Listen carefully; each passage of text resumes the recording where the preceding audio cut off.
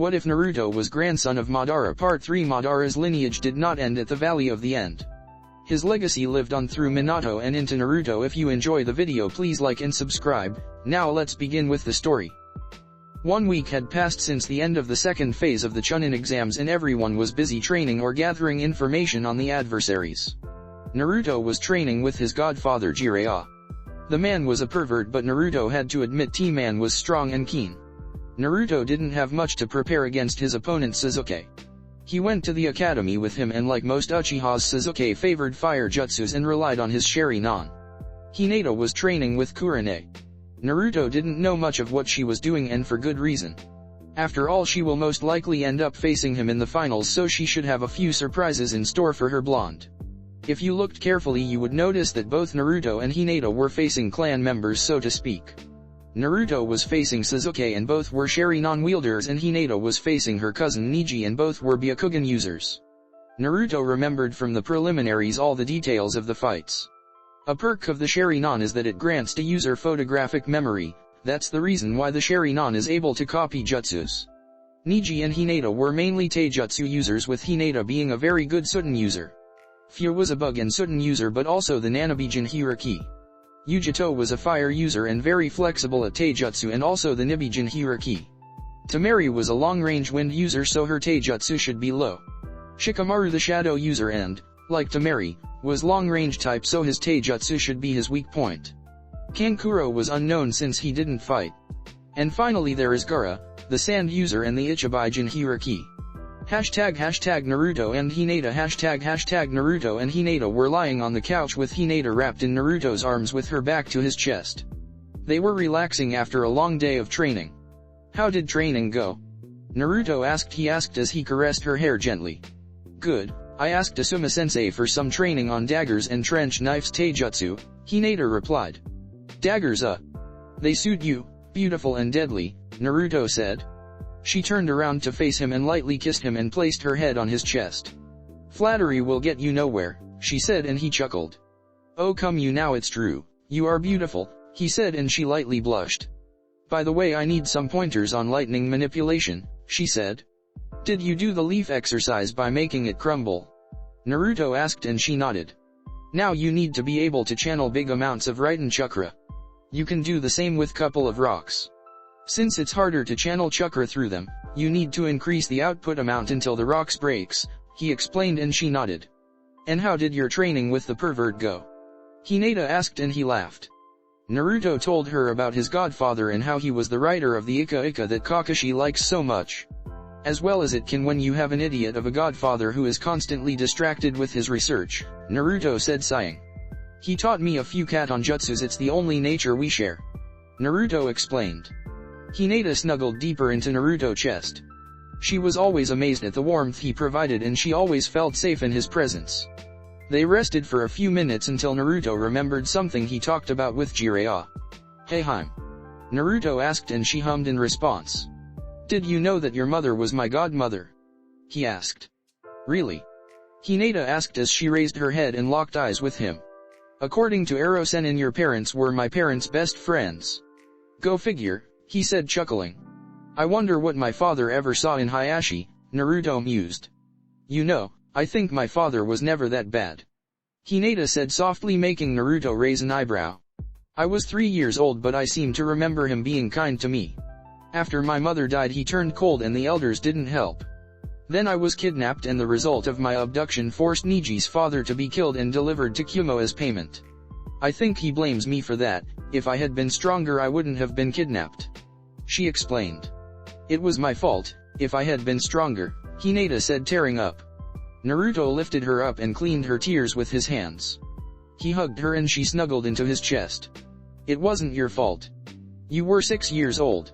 No one could have expected you to defend yourself against a Jonin, Naruto explained, easing her worries. But you managed to kill him, she replied in a weak voice threatening to break. That was luck, pure and simple. I had my Sharingan and Kurama. Without both of those I would have been killed instantly. I think he didn't kill me because he wanted my bloodline too, Naruto whispered to her, and she slowly nodded. He continued hugging her for a few minutes and he felt her tension slowly ease up. Hinata meant the world to him. People like Naruto, Jinchuriki, No matter where they live, they grow in a world of pain, of suffering, and hate. Living in an environment like this is never good, much less when you are a child growing up. To people like Naruto that are rarely showed any kindness or love, it makes them very protective of that person since they gave them something they never had. This is the case of Naruto. Hinata was the first person to truly love him deeply and unconditionally, so he is very protective of her and would anything to keep her happy and safe. Feeling better? Naruto asked while he cleaned her dried tears. She nodded and snuggled closer to him. She always found comfort and safety in him. Suddenly there was a poof of smoke in the middle of the room where they were. After the smoke cleared, it revealed to be a fox. "Hey there, Kyavyua," Naruto said. Flashback. #Forest of Death #Team 8 just entered the gates of the Forest of Death, getting ready to ace the exam. "Guys, wait up, I want to do something," Naruto said and flashed through hand seals. "Summoning jutsu," Naruto said, and Kyavyua appeared. "What do you need?" Kyavyua asked. "I need you to spy on Kabuto. Something about him isn't right. His chakra levels are close to Jonin and yet he flunked 6 times. Here," Naruto said and showed him a chakra card he secretly stole from Kabuto's deck. "Smell it and you will be able to fight him," Naruto said. "I have it. I'll be going," Kyavyua said, and Naruto nodded. End flashback. So what did you find out? Naruto asked. "That Kabuto guy is working with Orochimaru. I found them talking in the Forest of Death," Kyavyua said. "I told you he smelled of snakes," Kurama yelled, and Naruto mentally yelled. "Figures," Kurama said. "He smelled like snakes." Naruto said, sighing. He would inform the Hokage later. "Anything else?" he asked. "Yes, I also heard Kabuto talking the Sand Jonin about some invasion during the finals," Kyavyua said, and Naruto nodded. A few seconds later Naruto shot out of the couch and yelled, "What?" "Keep it down," Kyavyua sighed while nursing his sensitive ears. "Are you sure you heard right?" Naruto asked very seriously. "Yeah, I'm sure," Kyavyua said. "What time is it?" Naruto asked in a worry. "It's 7 p.m. Why?" Hinata asked, confused. "The old man should still be in his office." "We have to warn him," Naruto said, and Hinata nodded. They both picked up their jackets and Kyavyua jumped in Naruto's shoulder as they left the apartment and headed towards the Hokage's tower. #Hokage's tower #. The Hokage was in his office doing what he does best, paperwork. After Naruto told him the Kage Bushin trick, the old man's life improved very much. Now he could take pleasure in what he liked to do, which was drinking tea, smoking his pipe, reading Hyaika and walking through the village. Suddenly the door was busted open so fast that even the hidden Umbu jumped in front of the Hokage to protect him from the threat. "For Kami's sake, stand down, it's only Naruto-kun," the Hokage said, and the Umbu retreated with shame. They jumped into action without accessing the threat. "Naruto, is there a reason to why you entered my office like that?" the Hokage asked. "Actually there is. The Sand is going to invade during the finals," Naruto quickly said. "What?" the Hokage asked, thinking he misheard Naruto. "I said that the Sand Village will invade ours during the Chunin exams finals," Naruto said in a calmer tone. "What makes you think that?" the Hokage asked with his full attention towards Naruto. "This is Kyavyua," Naruto said, pointing towards the fox in his shoulders. "He is spy fox. During the second round I summoned him to spy on Yakushi Kabuto because he had Jonin-level chakra reserves and yet claimed to have failed the exam 6 times. KY found him talking to Orochimaru and yesterday found him talking to the Sand Jonin regarding the invasion that they are planning," Naruto explained, and Kyavyua nodded. "Are you sure, Kyavyua?" the Hokage asked in a serious tone. "Yes, Hokage-sama," the fox replied. "Inu," the Hokage said, and in front of him appeared an Umbu with the dog mask. "Summon Shikaku and Jiraiya," the Hokage said. "Hi," the Umbu said and vanished. "Now that you know, I'll be going, old man," Naruto said and waved him off. "No. Naruto, you and Hinata stay. We may need to know anything else that Kyavyua knows, and you deserve to hear this since you discovered it," the Hokage said, and they both nodded. Not even 15 minutes later everyone was assembled in the Hokage's office. Jiraiya, Shikaku, Naruto, and also Hinata. "Welcome and sorry for calling you this quickly, but the situation may be dire," the Hokage started. "Naruto claims that the Sand Village will be invading during the exams finals," the Hokage said, and everyone stared eyed-opened at Naruto, who was feeling a bit insecure. "That's a bold claim, Naruto-san, even more since the Sand Village is our ally. What is your proof?" Shikaku asked, and Naruto explained his doubt of Kabuto and his talk with Orochimaru and Baki the Sand Jonin. Actually is plausible. Jiraiya started. According to my spy network, the Wind Daimyo has been giving more missions to our country which will without doubt cripple the Sand Village. And if they are desperate enough they might try an invasion, Jiraiya concluded. What's the background on Kabuto? Jiraiya asked. He's the adopted son of our chief medic. He was found in an empty battleground a few years ago and the chief medic adopted him, the Hokage said. Should I capture him for interrogation? Jiraiya asked. No, if he's found missing they might invade straight away without giving us time to prepare, the Hokage explained, and noticed that Naruto wanted to say something but he found himself a little insecure. After all, this was almost a war meeting. Anything you want to say, Naruto-kun? The Hokage asked, and he nodded before beginning. Remember when I brought Rokusho Aoi? Naruto asked, and the Hokage nodded. Well, before I trapped him in the scroll I interrogated him and he said he belonged to the Sound Village and his cage was Orochimaru. So isn't it possible that the Sound and Sand Village formed an alliance to attack us? Naruto asked, dropping the idea out loud. It's true. I've heard of a new village formed a few months ago, and besides you had Sound Genin competing, Jiraiya explained. Also, it's very strange to bring the Ichibai Jinchuriki to participate in a Chunin exams when he's clearly mentally unstable, unless you were intending to release Shikaku in the middle of the village, Naruto said. Naruto is right. I've heard rumors of the Sand Brat. He's as unstable as it gets. It wouldn't need much for him to crack, Jiraiya said. So everyone agrees they will most likely invade? The Hokage asked, and everyone nodded. Well then, let's plan for it. I'll recall immediately most of our shinobi that are on missions. The Hokage said. What about our evacuation routes and shelters? The Hokage asked. They are always prepared, but we will stock some supplies just to make sure. Also, we can't evacuate earlier, otherwise they might suspect. Our best choice is a surprise counter-attack once they start the invasion, Shikaku explained. They will focus on the most important objectives like the academy, hospital, IT department, and the Umbu station. Shikaku continued but was interrupted by Naruto. I have a suggestion, Naruto started. I found a couple of barrier seals in my house that might serve our purpose. They can create a barrier dome around a building protecting it from damage. Also, people inside can leave freely, however for someone inside must open the barrier, Naruto explained. Barrier seals?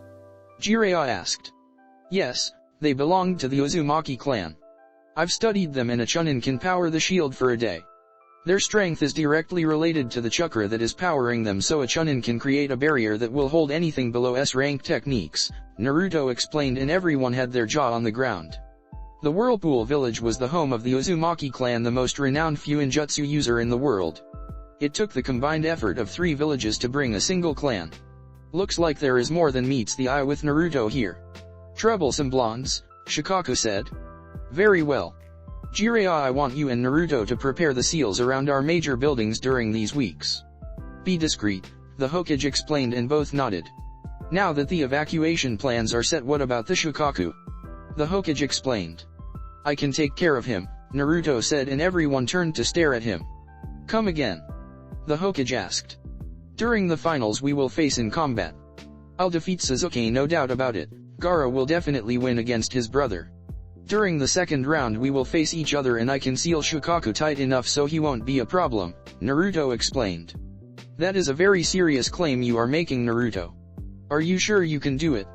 The Hokage asked. He had no doubt that Naruto was strong and skilled, but to take on a Baijuyu, a different matter. Absolutely, Naruto said, and stared at everyone in the room with his EMS glowing in its full power and gave shivers to everyone in the room. They could feel the power behind those eyes, the true power of the Sharingan, the power of Uchiha Madara. Troublesome blondes, Shikaku muttered. He would have asked, but it would be troublesome to know. Since when do you have a Mangekyo? Jiraiya asked, completely shocked with his godchild. He knew very well the powers behind eyes like those. I have it since I became Genin, but I'll tell you later, Naruto said. That is a very high risk you are taking, the Hokage said, and thought for a moment. I'll trust you, but I will have Jiraiya on standby if necessary, the Hokage explained, and Naruto nodded. Don't worry, old man. Have I ever let you down? Naruto asked. No, but don't forget this is a Baijuyu, the Hokage said. So? Mine is 8 more tails, Naruto said, smirking. Very well, the early arrangements are prepared. Summon the rest of the clan heads to inform them and be discreet always. The Hokage said, and Naruto and Hinata left the room. It was an interesting night. #Kumagakur, Raikage's office ##. The Raikage was in his office trying his best against the number 1 Kage enemy, paperwork. He is a tall dark-skinned man with a large muscular build, with his white hair combed back, a small mustache and beard. His face is very distinguished with pronounced cheekbones and tear troughs under his eyes, and a prominent crease across his forehead. He has pointed canines and his top lip also has a darker hue than the bottom one. The Raikage was called A and he was the son of the third Raikage who was demoted after the Hyuga affair. Curse you, father, for leaving this paperwork nightmare for me, a Kirsten thought as he signed another mission report when suddenly there was a knock on the door. Enter, the Raikage said. The door opened and a woman entered his office. Mabi was a dark-skinned young woman with green eyes. She wore very formal attire consisting of a long-sleeved, high-collared dress shirt and skirt, along with a pair of lawn earrings and sandals. She wore her light gray hair pulled back into a bun with 2 bangs that fall on either side of her face. Mabi was the Raikage's assistant in dealing with paperwork. Raikage-sama, it appears that Yugito-san has made the finals during Konoha's Chunin exams, Mabi explained.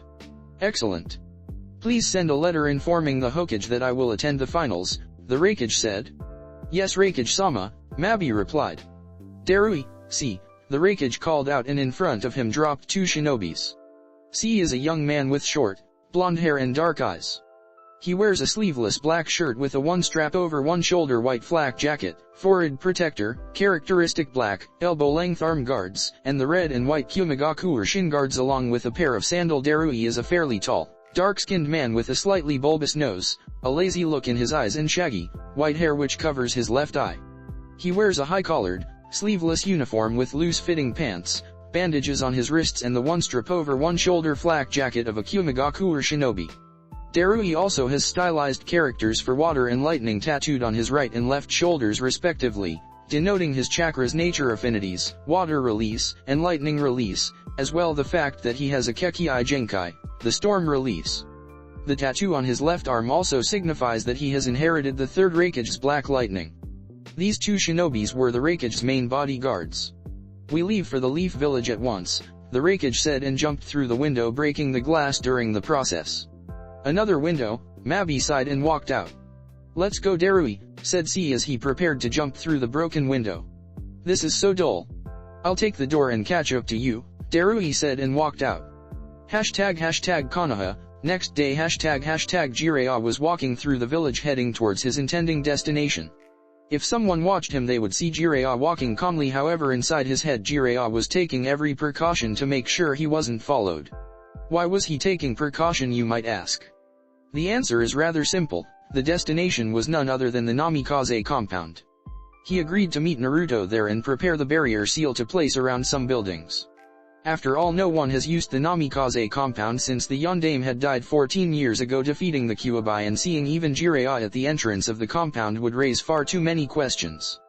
Jiraiya arrived at the gates at the compound and rang the bell. Naruto showed a few minutes later and unlocked the gate and added his chakra signature to the seals protecting the compound. Jiraiya entered, and when he spotted Naruto he looked at him and shivered. What's wrong?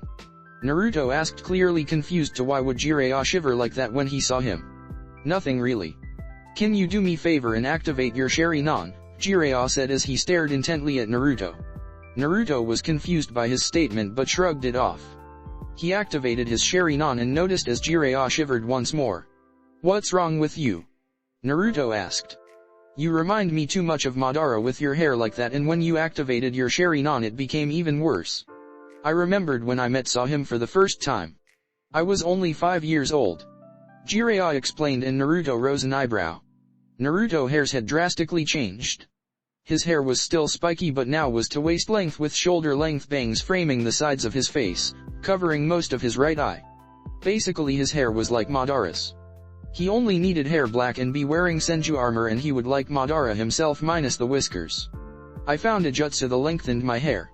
You said I should grow it out to use those jutsus you taught me. Besides, Hinata-chan likes it better this way and I kinda like it also, Naruto said, grinning, and activated his EMS, making poor Jiraiya feel a shiver running through his spine once again. Come inside and let's get the seals ready. Naruto said, and both walked inside. Jiraiya felt nostalgic as he remembered being inside with Minato. He was walking with Naruto when he suddenly remembered one particular scene when his living room. Flashback, it's an amazing book, Minato said as he finished reading the first book his sensei Jiraiya released. The Tale of the Utterly Gutsy Shinobi. That's why I want to name our son Naruto. I want him to become a great and brave shinobi like your main character, Minato said. Are you serious? That name came to me while I was eating ramen, Jiraiya replied. Naruto. It's a beautiful name, Kushina said as she came from the kitchen to join them in the living room. End flashback, what are you thinking about? Naruto asked as he narrowed his eyes in suspicion. Nothing, just remembering a few memories from this place, Jiraiya said as he sighed. Naruto nodded and proceeded to guide Jiraiya towards his library. The library at the Namikaze house was located in the basement and was protected by multi-layered seals to prevent any unauthorized person access. Naruto placed his hand in the seal. The seal seemed to recognize his chakra signature and blood and automatically slightly glowed before the door opened. These are the seals. Naruto picked them up and showed them to Jiraiya. He placed them on the table and started analyzing them. These are some high-quality seals. As expected from the Uzumaki clan, Jiraiya said after a few minutes. Kage Bushin no Jutsu, Naruto said, and appeared 100 clones. I want each one of you to replicate that barrier seal, Naruto ordered, and every single clone picked a small piece of paper and started writing the seal. Not even 5 minutes have passed and Naruto already possessed 100 copies of the barrier seal. That's some manufacturing speed, Jiraiya said, and Naruto chuckled. After all, once Naruto learned sealing, he never once again needed to buy explosive tags or sealing scroll since he could easily do them. Let's go Ero Sennin, Naruto said. Jiraiya's eye twitched. Stop calling me that, Jiraiya yelled. Naruto and Jiraiya shunshined towards the academy and arrived at their front gates. Naruto immediately picked 4 seals and placed one in each wall. They remained until Naruto channeled a bit of chakra and they disappeared into the wall.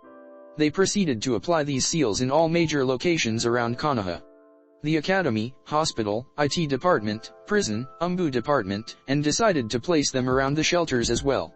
It's done, Naruto said after placing the last of the seals around the shelters which the civilian will be lead to once the invasion begins.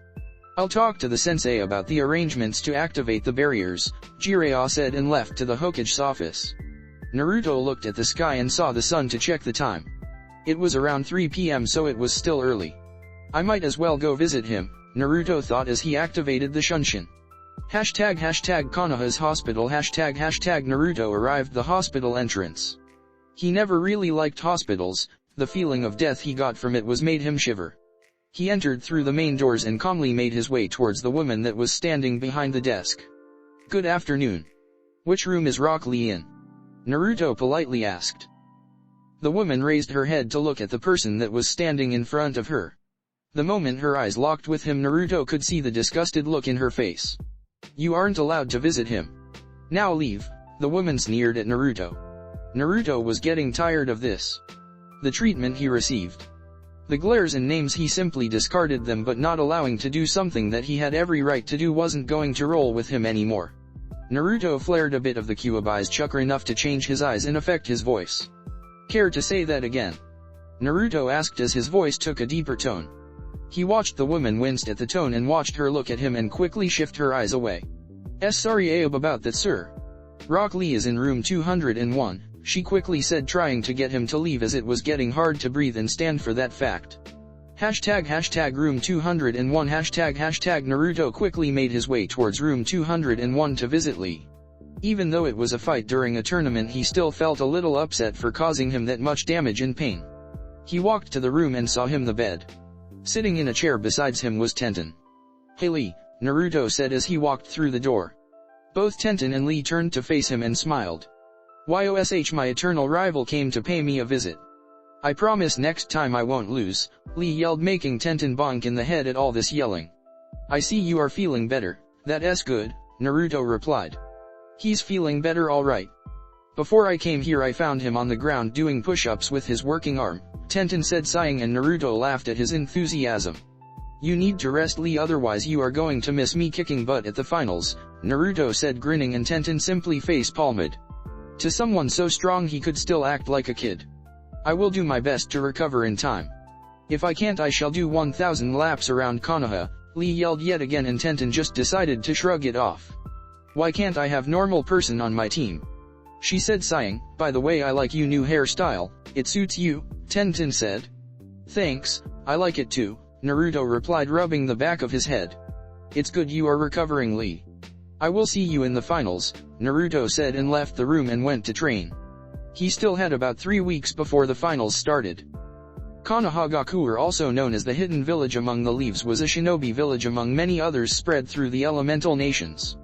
Normally one wouldn't find enemy shinobi walking around the village without a care in the world, but today was a very special day. Today was the Chunin exams finals. Today the competitors from various countries would face against each other in mortal combat to prove their worth and try to gain a promotion to Chunin. The sun was slowly rising on the horizon and a warmth breeze was felt flowing through the village. It was still early, but the village was already booming with movement. Stores were already open and many were seen walking through the streets. After all, the Chunin exams were a very important event anywhere. The early stages weren't anything special, but the finals is another matter completely different. During the finals, many nobles and the daimyo himself would watch the games. They served as an alternative to war and to prove the worth of the shinobi belonging to certain villages. What no one expected, at least from the civilian side, was that war was much closer than they thought. The sun was coming up, slowly making his up to the sky. A beam of light managed to get through the window and wake up our favorite blonde by hitting straight in the eyes. The sun, millions of kilometers away, and yet deadly accuracy to blind Naruto. Naruto grunted as he tried to shift his eyes away from the sun. He looked down and saw that his angel was still deep asleep. Awake up, Hinata-chan, Naruto said in his sleepy voice, slowly shaking her awake. Morning, she said, and gave him a quick kiss.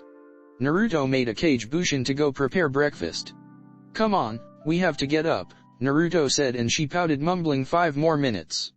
What to do, Naruto thought, and suddenly a light bulb flashed in his head, nearly blinding Kurama. Get up, Hinata-chan, you have your cousin's ass to kick, he tried to say with a straight face. Hearing that, Hinata perked up and immediately got up. Let's go then, she replied, and he chuckled. Then went to take a quick bath separately to freshen up and to truly awake, since Naruto tumbled his way towards the bathroom, bumping into a few things. They had a heavily caloric breakfast since they knew that there would be plenty of action. Toda, after all, shinobi can eat pretty much what they want and still look good due to all the train and work they do. After breakfast they began preparing their weapons, since they both knew that there was going to be an invasion sometime during the finals.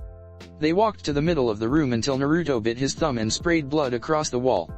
The react was instantaneous as the wall glowed for a moment until it seemed to disappear and show another room. In fact, Naruto drew a blood seal on the wall that created space rift between his normal house and the Namikaze compound, since he couldn't live there full time for now.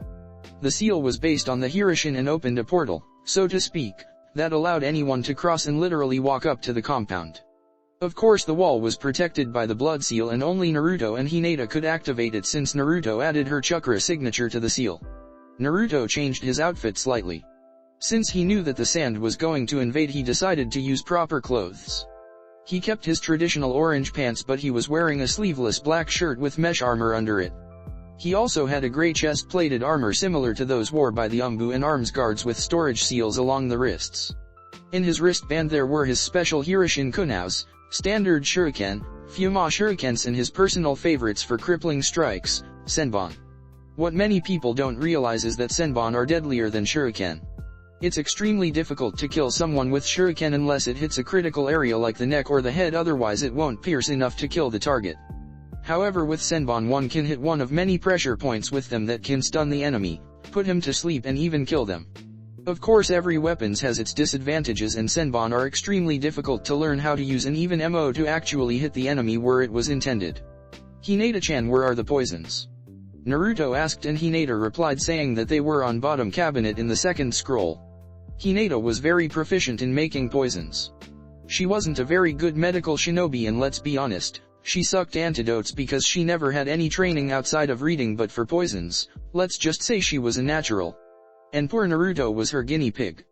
Since he couldn't die due to any poison that he might get injected because of Kurama, Hinata usually tested them on him. She would occasionally throw a senbon towards an unsuspecting Naruto and watch the results. Naruto knew that his shy Hinata must have a sadistic side to her. Naruto opened the cabinet and unsealed the contents of the scroll to show 3 small vials with different colors and labels. The first vial was white and was paralyzing poison. This particular poison will shut down the user's nervous system from the neck down, effectively paralyzing him. The second vial was yellow and was sleeping poison, and like the name says, it renders the user unconscious. The last and final vial was black and was killing poison. Once infected, it would spread extremely quickly and kill the user in a matter of seconds or minutes depending where the senbon hit the target. Naruto dipped his senbon in these multiple poisons and sealed them in different seals so he could separate them. It wouldn't be much good if Naruto killed the person he was trying to capture. Speaking of weapons, Naruto offered his sword, the Raijin no Ken, to Hinata so she could use it in conjunction with her water attacks, similar to how the Nidaime Hokage did, but she refused. Hinata preferred using her daggers she learned how to use Duri this month. Her daggers offered more fluidity in her taijutsu style and she could channel wind or lightning chakra through them. In the end, it looked like the Raijin no Ken was going to become what it was before it was stolen, a family heirloom, until anyone decided to pick up the sword. Concerning Hinata's daggers, they were somewhat special. Even thought they had a few missio. Both of them didn't have that much money to buy worthy daggers, so Naruto took upon himself and forged them to her. He bought chakra metal, which is cheaper than buying already made weapons. /N, check profile for picture of daggers. He really outdid himself with them.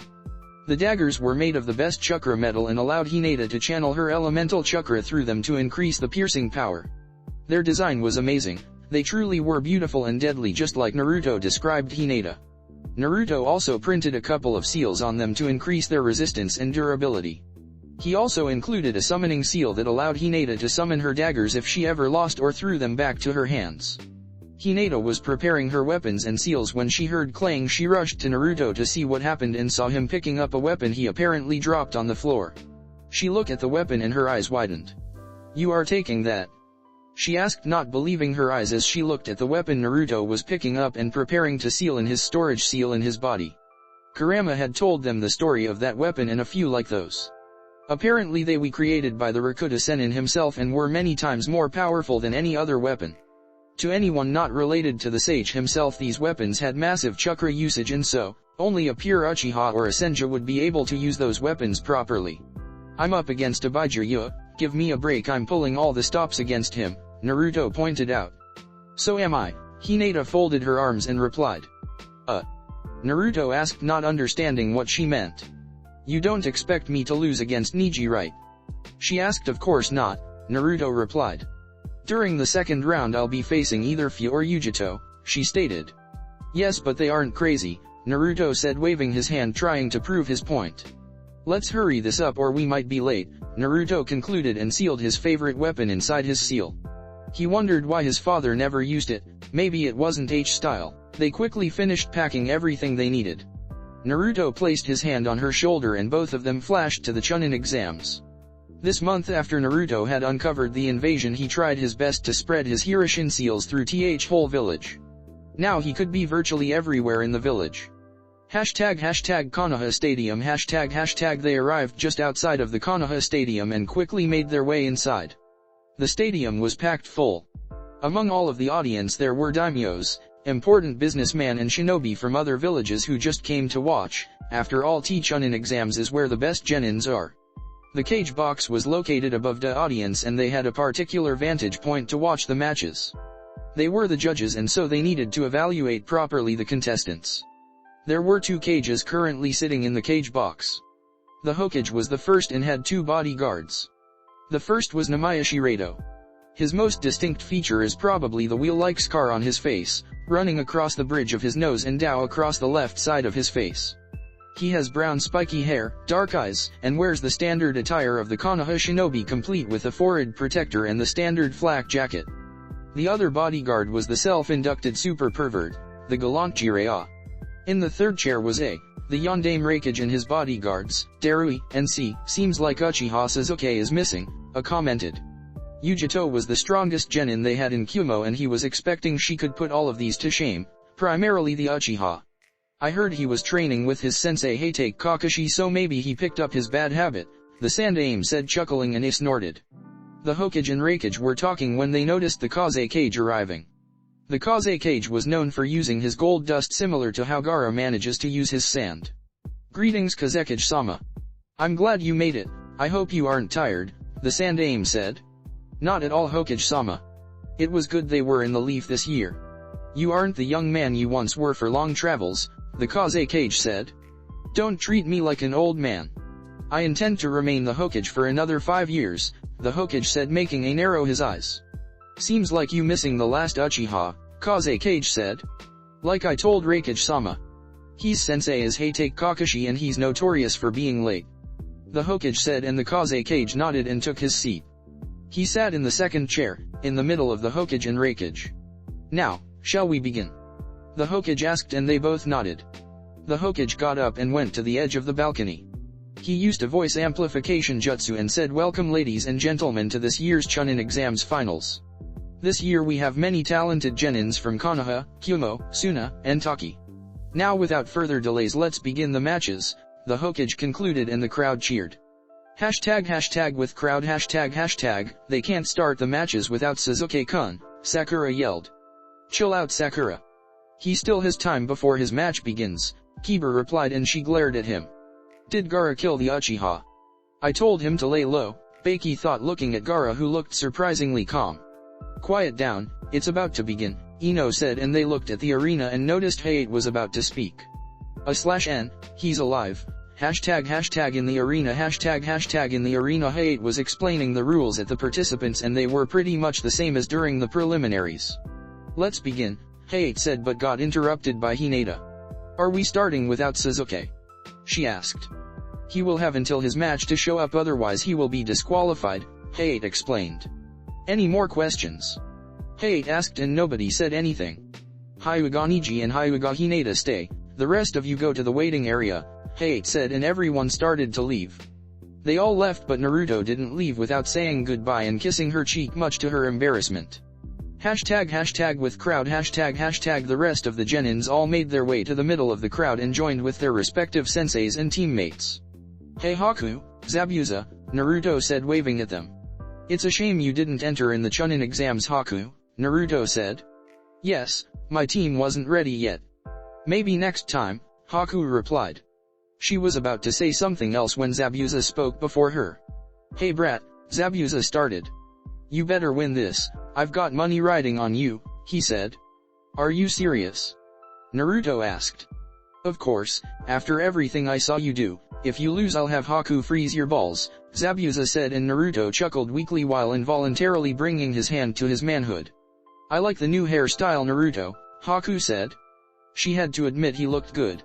He wasn't wearing any sleeves so she could see his muscles. They weren't large or bulky but they were of someone who trained hard and his hairstyle was quite unique and looked good on him. Thanks, he replied and gave her a thumbs up. Look closely Hanabi, there is no one who received the Hyuga blood like Neji, Hayashi said. Is he really that strong? Hanabi asked. She was the second daughter of Hayashi and the current heir to the Hyuga clan. He's very talented, nothing like your weakling of a sister, Hayashi said. You are in for a very rude wake-up call Hayashi. You are about to see the real Hinata, Naruto thought as he overheard Hayashi speaking with Hanabi. Hashtag arena hashtag, you should give up cousin, fate already declared me the winner, Neji stated in his smug smile. Hinata turned to Hayate and said your name is Fate. I thought it was Hayate, she said and everyone started laughing. Neji even glared at Hayate. What? Hayate asked. It was funny, he said. You are a weakling cousin, everyone knows that, Neji said and Hinata just shook her head in disappointment. She figured since she got kicked out Neji would at least sympathize a little bit with her. Fighters ready? Hayate called out and they both nodded. Hajime, he said and jumped back. You can't evade fate cousin. During the preliminaries you resorted to use ninjutsu. That only proved you aren't meant to be a Hyuga, he said. Then I shall defeat you using our taijutsu style, Hinata said as she took the standard Jukin stance, knees bent with left leg slightly forward. Her right arm extended with the palm facing Neji and her right arm coiled near her waist. Neji smirked and didn't even activated the Byakugan or took any stance. He simple ran forward and closed the distance in no time. He went for the traditional Jukin strike to the chest. Hinata waited for it to get close and faster than lightning she defleeked the strike. She crouched down and swept his legs. Flowing with the momentum, she completed her twist and gave him a strike to his chest and sent him tumbling to the ground. "You should take this serious, Neji," Hinata said as she activated her Byakugan without seals. Neji spat a bit of blood coming from his lips and removed the dirt and dust of his clothes as he got up. He decided to show her how it was done and activated his Byakugan and got into his stance. Hashtag with crowd hashtag, looks like they are getting serious, Naruto said. "Yes, that was nothing but a little skirmish," Asuma said. "Asuma," Kurane said, getting his attention, "you remember our bet, right?" she asked. "Yeah, I know, but I'm confident Shikamaru will be promoted," Asuma said, trying to convince himself. Hashtag arena hashtag Neji quickly dashed towards Hinata and threw a few strikes. Hinata dodged them all as if she was dancing.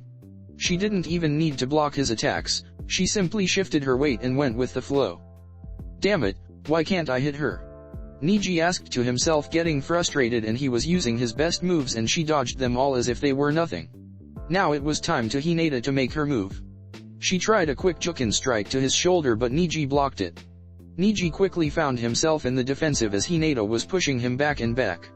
Each strike he blocked was a close call, and if it hit him was game over. She seemed to only be targeting his most important chakra points. Neji decided to gain some space and backflipped, but didn't expect Hinata to dash after him so fast. She went a Juken strike to his left shoulder. "I can't let her hit me or she will disable my left arm," Neji thought. Hinata watched him smirk and wondered what was so funny until she noticed he was starting to spin.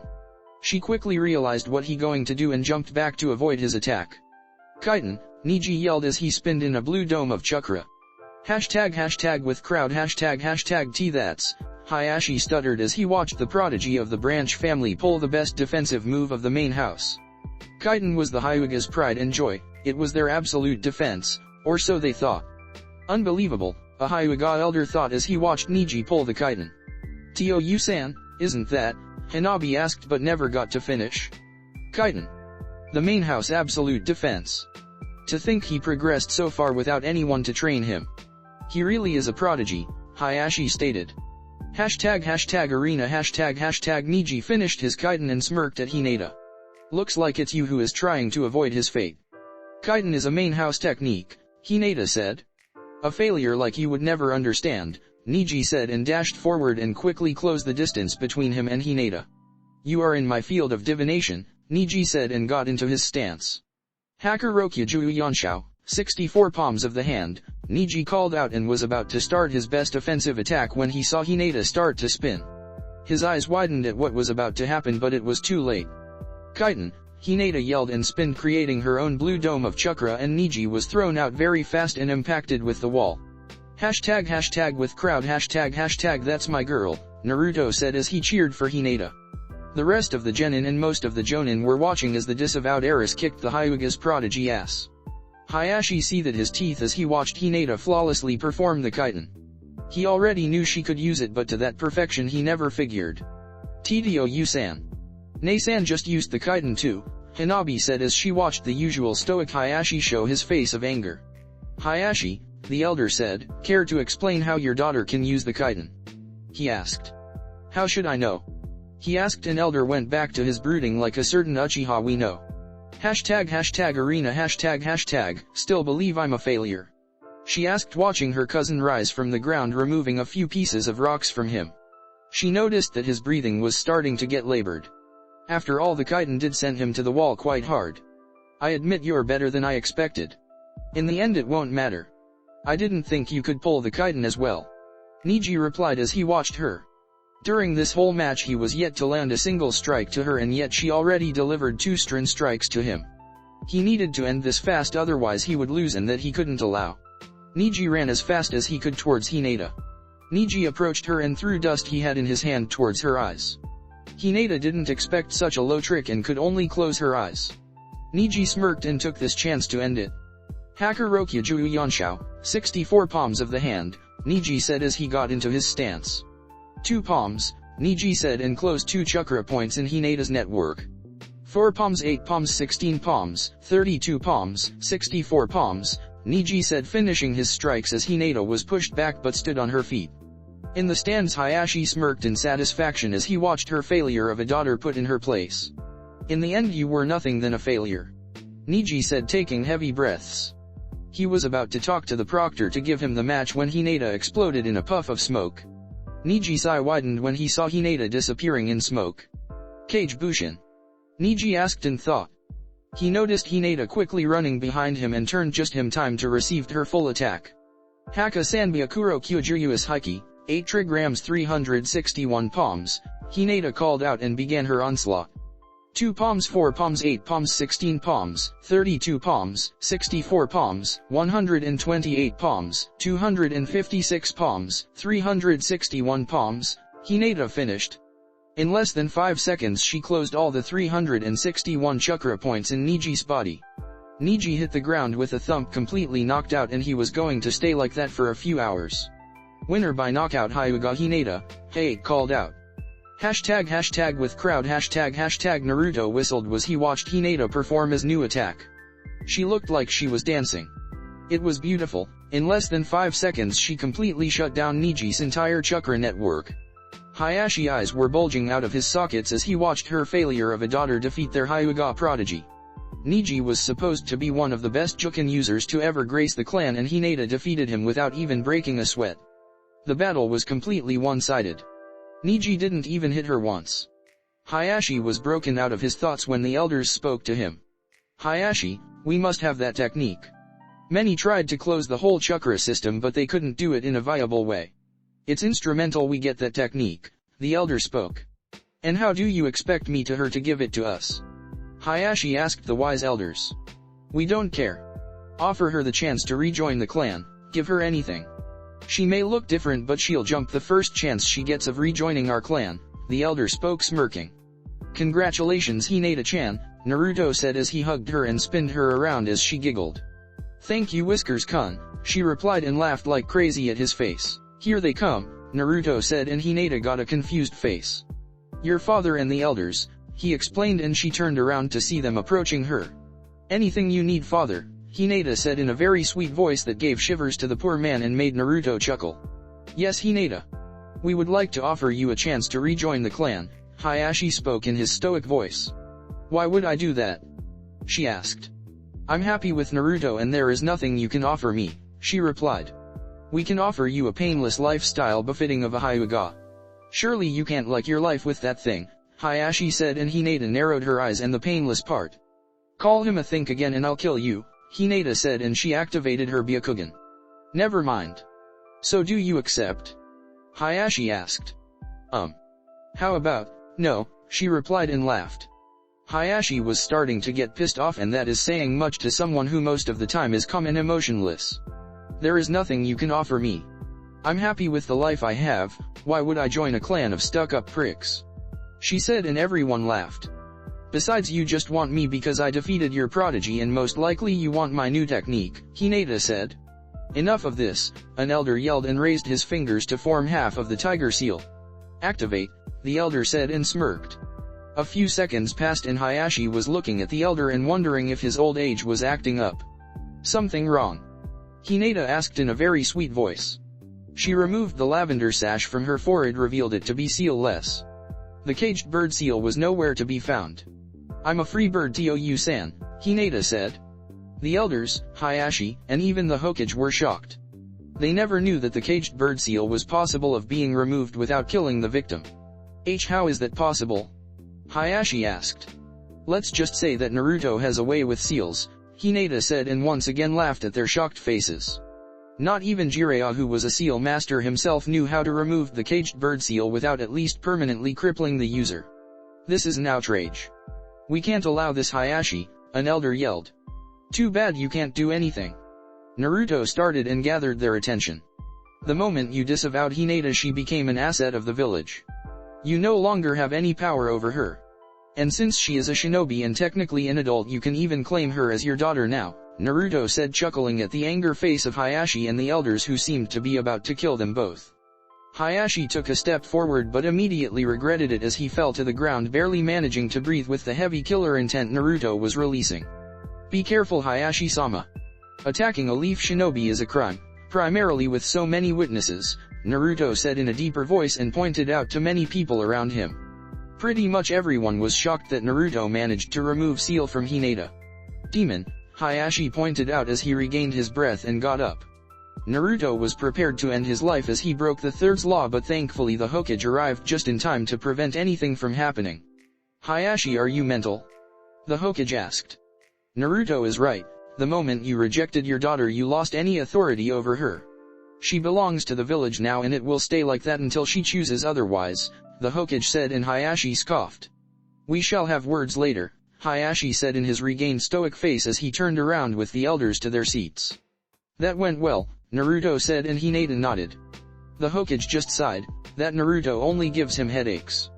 As if the civilian council wasn't enough, no, he had the Hyugas on his ass too.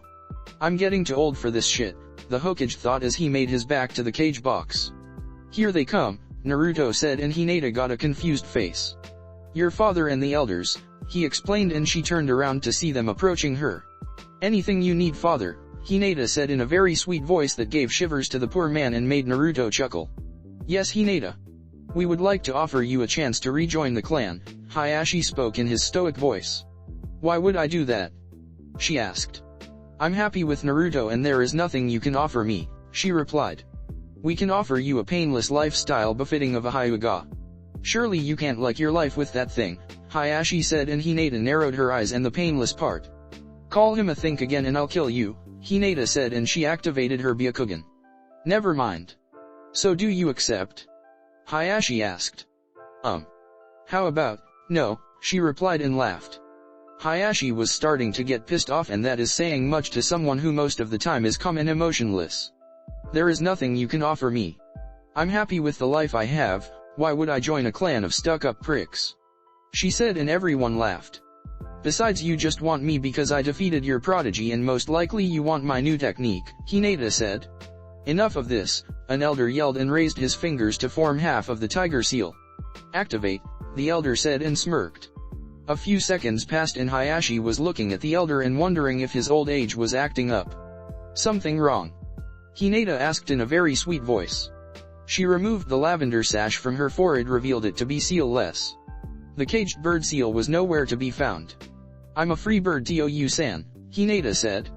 The elders, Hayashi, and even the Hokage were shocked.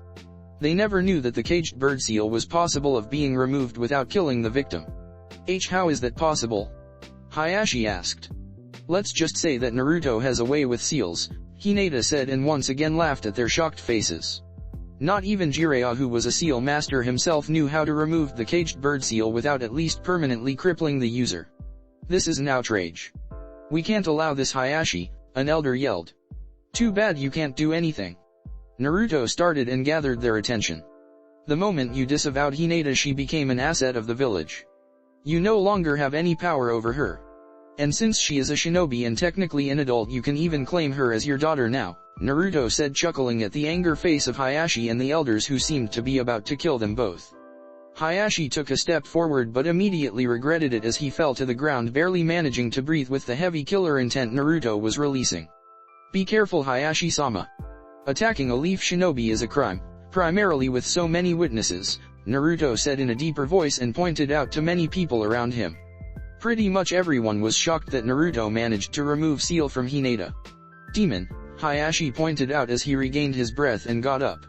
Naruto was prepared to end his life as he broke the third law, but thankfully the Hokage arrived just in time to prevent anything from happening. Hayashi, are you mental? The Hokage asked. Naruto is right. The moment you rejected your daughter, you lost any authority over her. She belongs to the village now, and it will stay like that until she chooses otherwise, the Hokage said, and Hayashi scoffed. We shall have words later, Hayashi said in his regained stoic face as he turned around with the elders to their seats. That went well, Naruto said, and Hinata nodded. The Hokage just sighed. That Naruto only gives him headaches. As if the civilian council wasn't enough, no, he had the Hyugas on his ass too. I'm getting too old for this shit, the Hokage thought as he made his back to the cage box. The old Hokage made his way towards the cage box and thought that Naruto, to think he was able to remove the cage bird seal with killing the host. You would be so proud, Minato, he has already surpassed you in seals. Everything alright, Hokage Dano? The Raikage asked. Yes, that Naruto always gives me headaches, the Hokage said, sighing. Now that Hinata revealed that Naruto is able to remove the cage bird seal, the Hyugas will have a field day. Especially the main house, since they treat the branch house like slave. If the branch house managed to get rid of the seal, they would surely rebel against the main house, and since they outnumber them almost 5 to 1, it wouldn't be pretty for the main house. In the end, Hinata got off well and only got thrown out of the clan instead of being sent to the branch side of the family. Indeed. To be that skilled with seals at such young age. He really honors the Uzumaki clan, the Raikage said. He will be a major threat in the future if he continues like this. What to do? The Raikage mused in thought. The Kage seethed his teeth and cursed the damn blonde in his thought. That brat is getting too dangerous. To think he managed to hold me long enough for the Umbu to arrive, even more is his work with seals. He might be able to remove the curse seal, and I can't allow that. I'll make sure he dies today, Orochimaru thought. You didn't even see the tip of the iceberg, Raikage. The Hokage said, making the Raikage narrow his eyes. Yes, I know he's the Kyuubi's Jinchuriki, the Raikage said, much to the shock of the old Hokage. How do you know? The Hokage asked, narrowing his eyes at the Raikage and studying him. You forget I have the Nibi Jinchuriki competing, and my brother, the Hakubi Jinchuriki, is their Jonin sensei. They all met before the beginning of the exams, the Raikage said, chuckling. But I wonder how much control he has over the beast, the Raikage said, eyeing the Hokage. Who knows? I never sensed him training with its chakra, so I wouldn't know. The Hokage replied. He's your Jinchuriki and you don't know? The Raikage asked in disbelief. Like I told you, Naruto is very secretive and special. I know he's been training himself since he was 5 years old, the Hokage said, lightly chuckling.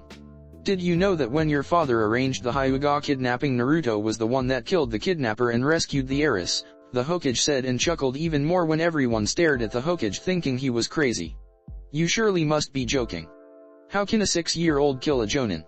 True, he wasn't an elite Jonin, but still, a 6-year-old that didn't even enter the academy. The only thing I can think of was the Kyuubi helping, the Raikage said. I assure you I'm not joking, Raikage Dano. When I arrived at the scene, Naruto was holding Hinata and the kidnapper had a kunao in his chest, the Hokage explained, and the Raikage seethed his teeth. Then the Kyuubi is the only explanation. The Raikage said, crossing his arms. I doubt it, the Hokage said, and everyone focused on him. When I arrived at the scene, there wasn't any trace of the Kyuubi's chakra being used. I didn't see the battle, but from what he told me, Naruto tricked him with a clone and finished him when got the opportunity, the Hokage explained. Looks like you have been hiding a diamond. The Kage said, if he was that skilled at such young age, why is he still a genin? The Kage asked. You all know how Jinchurikis are treated, right? The Hokage asked, and everyone nodded. Everyone seemed to be interested in the young blonde.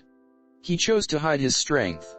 He decided to take the full academy course so he could have time to try himself and be able to protect himself and anyone he cares about, the Hokage finished explaining. Deception. The true shinobi way, the Kage said. You know something, Raikage? The Hokage asked, chuckling. What? Raikage asked. Your village tends to create some of our best couples. You kidnapped Uzumaki Kushina and she was rescued by Namikaze Minato, and they later became a couple. A few years ago you kidnapped Hinata and Naruto rescued her. Now they are boyfriend and girlfriend and are living together, the Hokage said, laughing. Are you saying you have another Yellow Flash and Red Death in the making? The Raikage asked. The Yondaime Hokage was something of a rival in terms of speed to the Raikage.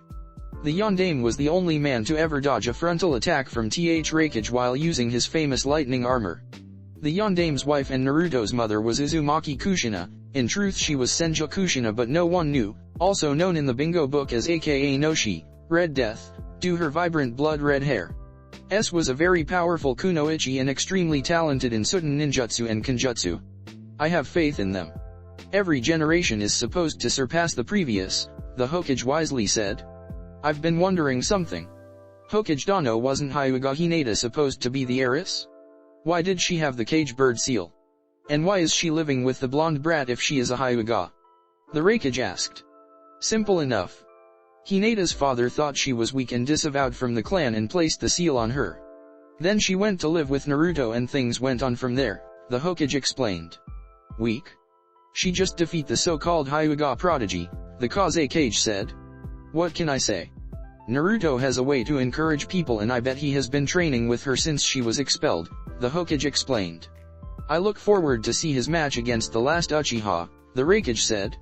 It will be an interesting match, the Hokage said. I wonder if he will reveal his Sharingan, the Hokage thought. Now let's continue watching the matches. It looks like it's the second match is about to start, the Hokage said, and everyone turned to the arena. Hashtag with crowd hashtag Fia from Taki and Nii Yugito from Kumo please came to the arena to begin your match, Hey called out from the arena. Good luck Fu, Yugito, Naruto said to both of them as they made their way towards the arena. Who do you think will win? Hinata asked. Naruto brought his right hand to his chin in a thinking pose. I don't really know what they can do, so it's hard for me to say, Naruto started.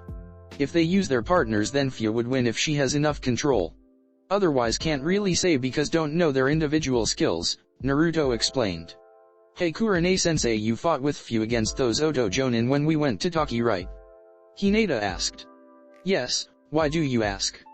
Kurane asked. She wasn't paying particular attention to their conversation since she was watching both Jinchuriki made their way towards the middle of the arena.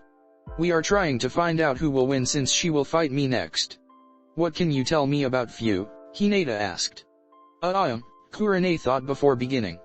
Well, for starters, she didn't need to use her Baijuyo's chakra. Her taijutsu was nothing special. I'd put her around low chunin level. However, her ninjutsu is far better. She was primarily a water user but had a few secret and bug techniques, Kurane explained. Hey, Naruto said and got their attention. I remember what Kabuto said about Yugito during the first stage of the chunin exams. He said she was good at both taijutsu and ninjutsu, so I would assume around mid-chunin level on both, Naruto said. Nothing you can't handle, Naruto said, and she nodded and looked to the arena. You sure have a lot of faith in her, Asuma said, and he joined the conversation since his curiosity was piqued when they began to talk. Of course I have faith on my girlfriend, Naruto said, grinning, and Asuma mumbled something about lucky blonde brats. Did you see what she did to Neji? He asked almost rhetorically. Everyone saw Neji getting his ass kicked by the supposed shy former heiress of the Hyuga clan. Yes, I saw, good job. It will be good to that arrogant ass, Asuma said, chuckling. Though I never expected her to win, he said honestly. Don't you faith in my teachings? Kurane asked in a dangerous voice. Of course not, Kurane-chan, Asuma quickly replied, waving his hands trying to dismiss the situation before she cast the genjutsu on him. Cough, whipped, cough, Naruto discreetly said, and Asuma narrowed his eyes at the blonde. What was that, Naruto-kun? Hinata asked in a very sweet voice. Nothing, Hina-chan, Naruto quickly said, and Asuma slightly laughed. Troublesome women, Shikamaru said. Hashtag arena hashtag, both contestants ready? Hayate asked. Hi, both replied. Hajime, Hayate said, and jumped out of their way. He knew they were both Jinchuriki and he didn't want to get caught in the middle of them. Shall we keep them out of the fight? Fu asked. Yugito thought for a while. Most of Yugito techniques rely on her using her Baijuyo's chakra. Not that she was weak without her cat, but the fact she trained primarily in using her Baijuyo, if removed, it would cripple her ninjutsu. How about we keep it to 2 tails max? Yugito asked. Sounds good, Fu replied, and took a kunao and got in her stance as Yugito pulled her sword from her back. Yugito quickly ran forward and tried a horizontal slash. Fu quickly ducked and rolled to the side. She quickly got up and tried to kick Yugito in the chest. Yugito, however, managed to completely bend the top of her body backwards almost to a 90-degree angle, avoiding the kick as it passed safely above her. Hashtag with crowd hashtag Naruto whistled when he Yugito bend like that. That kind of flexibility isn't possible for humans. Even if she is a shinobi, bending at such an angle should have broken her spine. That's the Nibi's effect. Her hosts have an extremely high flexibility due to the fact Nibi being a cat, Kurama explained to Naruto. How come I have nothing of useful from you? Naruto asked. Ungrateful brat.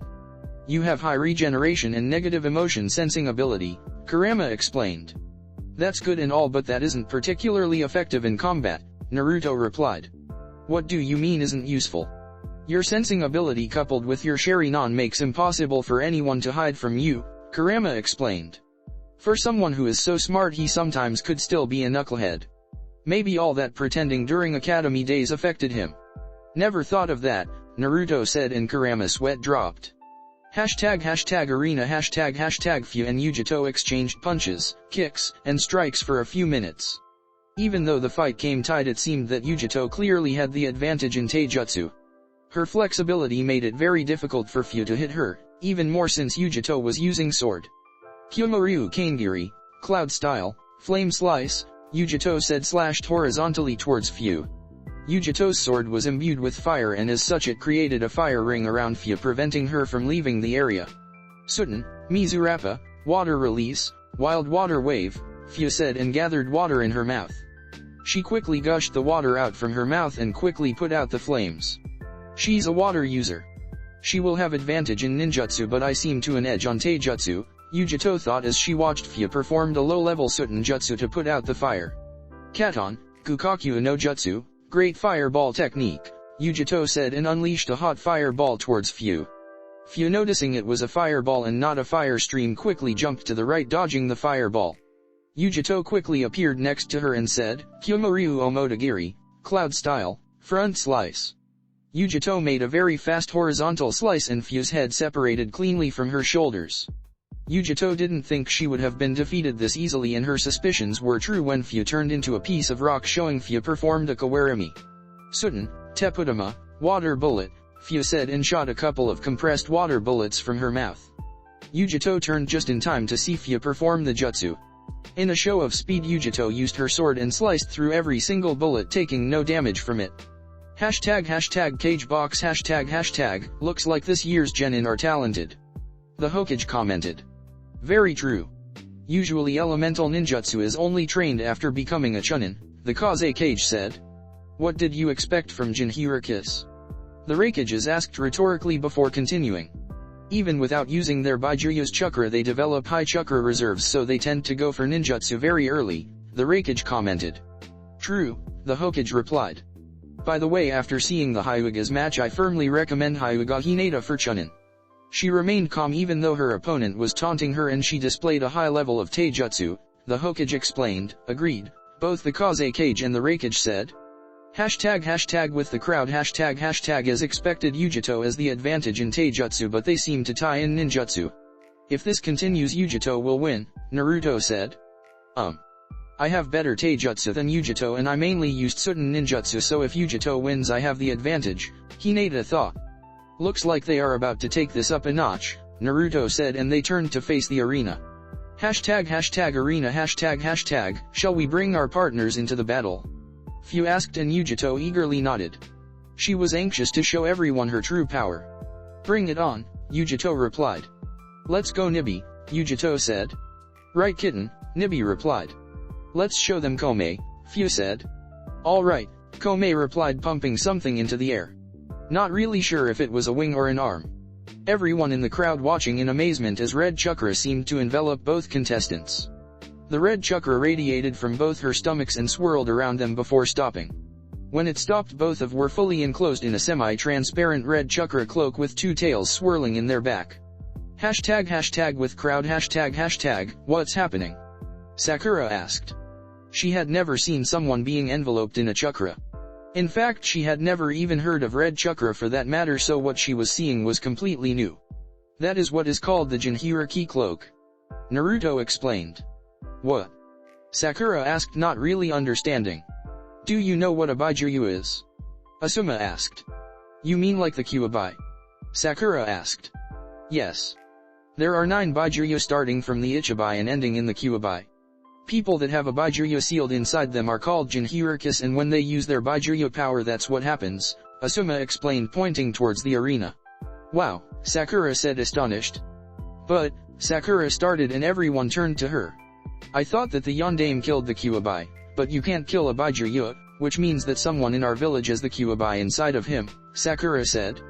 You are smarter than you look, Naruto said, chuckling. Shut up Naruto baka, Sakura screeched. Asuma-sensei, who is our Jinchuriki? Sakura asked, and Naruto looked at Asuma to see if he going to reveal it to her. Everything about the Kyuubi is a secret. Only Chunnins and above know about him, Asuma explained, and Naruto sighed in relief. He didn't want to have to explain everything to the crazy Banshee. Knowing her, she would probably want Naruto to release the Kyuubi and give it to Sasuke. Some secret, Naruto thought, not realizing he said it out loud. What do you mean, Naruto baka? Do you know him? Sakura asked, but it was more a demand. Keep it down, Sakura, and yes, I do know who he is, Naruto replied. How can a baka like you know? Sakura smugly asked. Shove a Baiju tailed beast ball, up her ass right here, Kurama said, and Naruto chuckled in his mind. Can't do a Baiju in here, but I can do a raise non, Naruto replied. Why do you want me to tell you? Naruto asked. I want to know who he is so he can give it to Sasuke-kun, Sakura said, and everyone stared at her. Is she crazy? Asuma asked in thought. I need to talk to Kakashi to see if he sends her to a few sessions with Inoichi, Kurane thought. That level of obsession is going to be her downfall sometime. Damn, that is some dedicated fangirl, Kurama said. How do you know about fangirls? Naruto asked curiously. Let's just say I was very popular when I was a kid, Kurama said, slightly embarrassed. Don't tell me you were chased by females kitsuns. Naruto asked incredulously. Yeah, Kurama replied, remembering his dark days. Looks like every race has fangirls, Naruto said, laughing. It's not a it, it's a him, Naruto explained. How would you know, baka? Sakura screeched once again. Hinata approached her and gave her a Juken strike to her throat, disabling her voice. You are too loud, Sakura, Hinata said, and Sakura tried to curse her, but no sound came from her mouth. Even though no one said anything, they were all happy that Sakura was silent for once. That Naruto seems to know a lot about Baijus. He said that there were only 5 people that could open the gates, and Hinata said that 3 of them were in the tower's arena. If Fu is a Jinchuriki and can open the gates, it stands to reason that Naruto is the Kyuubi's Jinchuriki. That would explain his treatment. Troublesome blondes, Shikamaru thought as he overheard the entire conversation. If you stop screaming, I'll open your tenketsu, Hinata said, and Sakura nodded sadly. Naruto, Sakura said calmly while looking at Hinata. She nodded and Sakura continued. How do you know that the Kyuubi is a he? She asked. I've read a lot about them. And even though they aren't humans, they aren't things. For instance, Yugito has the Nibi sealed inside of her. She's a cat. The Baijuyu have their own personality like every other animal out there. Naruto explained and Seiku nodded. So, Sakura began. Will you tell me who the Jinchuriki is? She asked in a very sweet voice, trying to know who he is. Why do you want to know so badly? Naruto asked. Oh come on, Naruto, I want to know too, Ino said. Everyone stared at the blonde, wondering if he was going to tell them who he was. The rookies were all oblivious about the Jinchuriki's identity, but among all of them there were a few that knew. The Jonins, of course, Hinata, and Shino, and the Sand team. Are you sure you want to tell them? Hinata asked. Yes, I do. They will find out eventually, might as well tell them now and get this over with, Naruto said, and everyone turned to him. Fine, I'll tell who he is. Naruto said, and everyone almost had star in their eyes. First I'll say that he's our classmate from the academy, Naruto said, and everyone was shocked. Naruto chuckled and continued. My name is Uzumaki Naruto, Jinchuriki of the Kyuubi no Yoko, he said, and an immediate silence followed his proclamation. Yeah right. The dead last has the most powerful Baijuyu sealed inside of him, Kiba said, and everyone snapped from their stupor and laughed. You want me to show you my version 1 cloak? Naruto asked, and they all stopped laughing. Are you serious? Kiba asked. Naruto summoned the Kyuubi's chakra and immediately went to his version cloak with 2 tails as well. His eyes were blood red with black vertical slit, his whiskers were more pronounced and his fangs grew bigger. Around his body the same semi-transparent blood red chakra cloak with 2 tails swirling behind him. Deadly, Naruto replied, but his voice was deeper than his usual due to the Kyuubi's chakra. Believe me now? He asked, and they all nodded, slightly scared of his new voice and appearance. Now that you know, what are you going to do? He asked. Nothing, Kiba said. You don't think I'm a monster? Naruto asked. Naruto didn't really care what they thought. As long he had the people that cared for him, he was happy. Of course not. I know the difference between Kunao and the scroll, Kiba said. Thanks, maybe you should tell that to the villagers, Naruto said, sighing as he focused on the fight that was going on the arena. #arena #the arena was almost totally destroyed from the battle between 2 Jinchurikis. The arena was filled with water, and yet the earth was scorched from Yugito's flames. Both of them were showing symptoms of fatigue. Even though they had plenty of chakra, they didn't the stamina to keep up. Katon, Aogukaku no Jutsu, Great Blue Fireball Technique. Yugito called out and sent a huge blue fireball towards Fu. The fireball was empowered by the Nib's chakra, giving a blue color and almost triple the power. Sutten, Daibakufu no Jutsu, Waterfall Vortex. Fu called out and water from the ground rose in front of her and formed a vortex of sorts. The water immediately blasted from the vortex and clashed with the fireball. The clash produced a big steam cloud that covered most of the arena. Yugito took this opportunity and channeled Nibi's chakra to her nails, increasing the length and resistance of them. As the steam cloud dispersed, she quickly dashed towards Fu. Fu didn't expect Yugito to come at her so soon and wasn't prepared for H-slash with her fingernails. Fu received the full brunt force of the slash from both hands to her chest and right leg. She jumped back and clutched her chest. Her mesh armor managed to absorb most of the damage, but it still managed to cut her pretty deeply. Fu focused Kome's chakra in her chest area and the wound immediately started to heal. A few seconds later there wasn't evidence of anything had even happened. Fu used Kome's chakra and focused to her back. From her back emerged two wings and Fu started to lift off from the ground and flew in the air a few meters above the ground. Fu continued to dodge multiple fireballs sent Yugito as she prepared her bugs to attack. Yugito quickly ran up the wall in the arena in all fours, much like a cat. Yugito propelled herself from the wall and tackled Fu while in the air. Yugito pinned Fu's legs and arms so she couldn't escape and stood above her as they plummeted towards the earth. Yugito focused chakra to her legs and just as they were about to crash, Yugito jumped up sending Fu to the ground even harder. Boom! The arena ground shook from the impact and cloud of dust emerged. Yugito's cloak vanished and she was breathing a bit heavily, nothing that a bit of rest wouldn't solve. The dust started to clear to show Fu completely knocked out. Hate approached Fu and noticing she was unconscious called the medics. Winner by knockout, NII Yugito, Hate said, and the crowd erupted in cheers. After all, the civilians can only watch genins fight, otherwise they wouldn't be able to keep up with the battle, and a battle like this is rare. Hashtag Cagebox hashtag that's my girl, Rakage said, proud that Yugito had won. Yugito was an orphan since her parents died when the Haxabi was accidentally unleashed, so the Rakage took her in and raised her like his own daughter. They both fought very well and both seemed to have good control over their power. I'd recommend both for Chunin, Kage said. Indeed, the Hokage agreed with both Kages. Hashtag with crowd hashtag congrats Yugito, Naruto said, giving her a thumbs up. Thank you. It was a hard fight, Yugito replied. I sensed the Kyuubi's chakra from down there. What were you doing? She asked. Just showing my friends my cloak, Naruto said like it was nothing. It will take a while for them to get used to me being a Jinchuriki, but I think they will warm up to me, he said as he looked at the smiling faces of his friends and surprisingly Inoue Sakura too. You told them you are a Jinchuriki? She asked, not believing her ears. Of course. I told them during your match as I explained them your two-tail cloak, Naruto explained.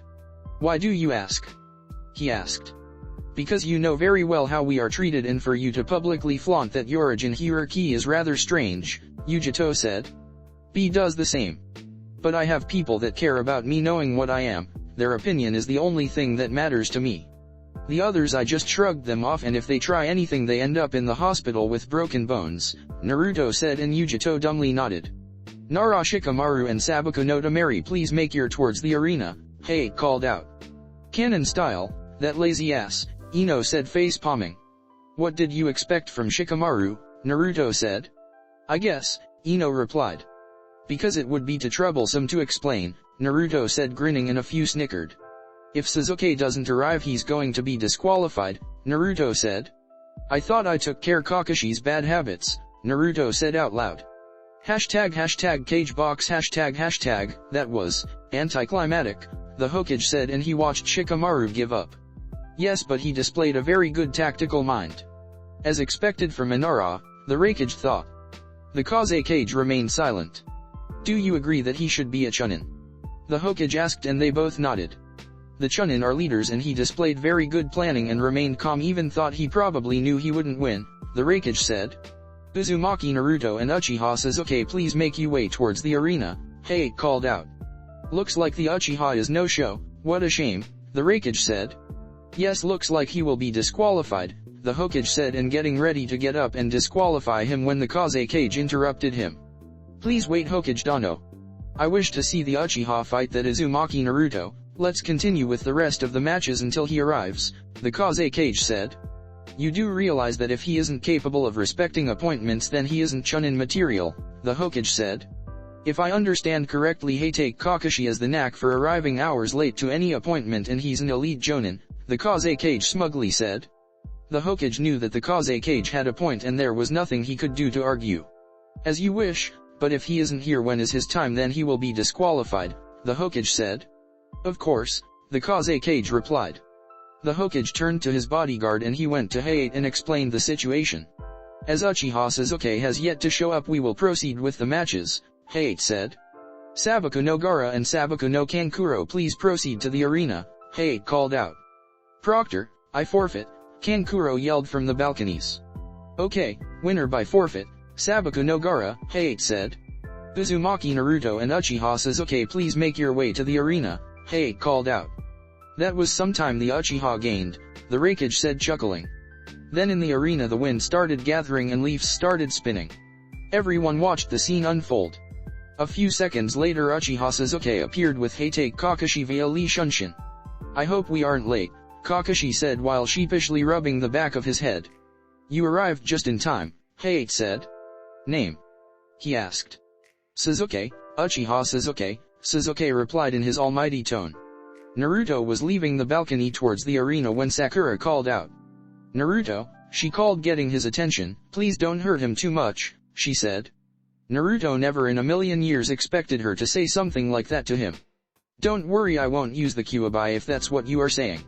I prefer using my own power, he replied but the worry face she had didn't change. I won't kill him relax, he said and she let out a breath she didn't even know she was holding. #arena #, I was getting the impression you wouldn't come Sasuke, Naruto said while approaching the three in the arena. Why wouldn't I come? I'm only fighting you, Sasuke said. I see your attitude hasn't changed, Naruto replied and turned towards Kakashi. I hope you didn't tell him about my bloodline, Naruto said and Sasuke scowled. Don't worry the only thing I told him is that he knows your bloodline as well he knows his own, Kakashi said. Ah, the word play, Naruto said chuckling and got a confused face from Sasuke. You'll know soon enough, he said and Kakashi left the arena. Uzumaki Naruto vs Uchiha Sasuke ready, Hayate called out and both nodded. Hajime. #Cagebox #, looks like the Uchiha arrived just in time, the Raikage commented. Indeed, the Hokage agreed. Let's see how much you grew Sasuke-kun, the Kage thought. Let's see what your prodigy can do, the Raikage said. In fact he was hoping that the Uchiha was humiliated. He read reports from his genin team that the Uchiha thought he was almighty. Prodigy, the Hokage started getting the attention of both Kages.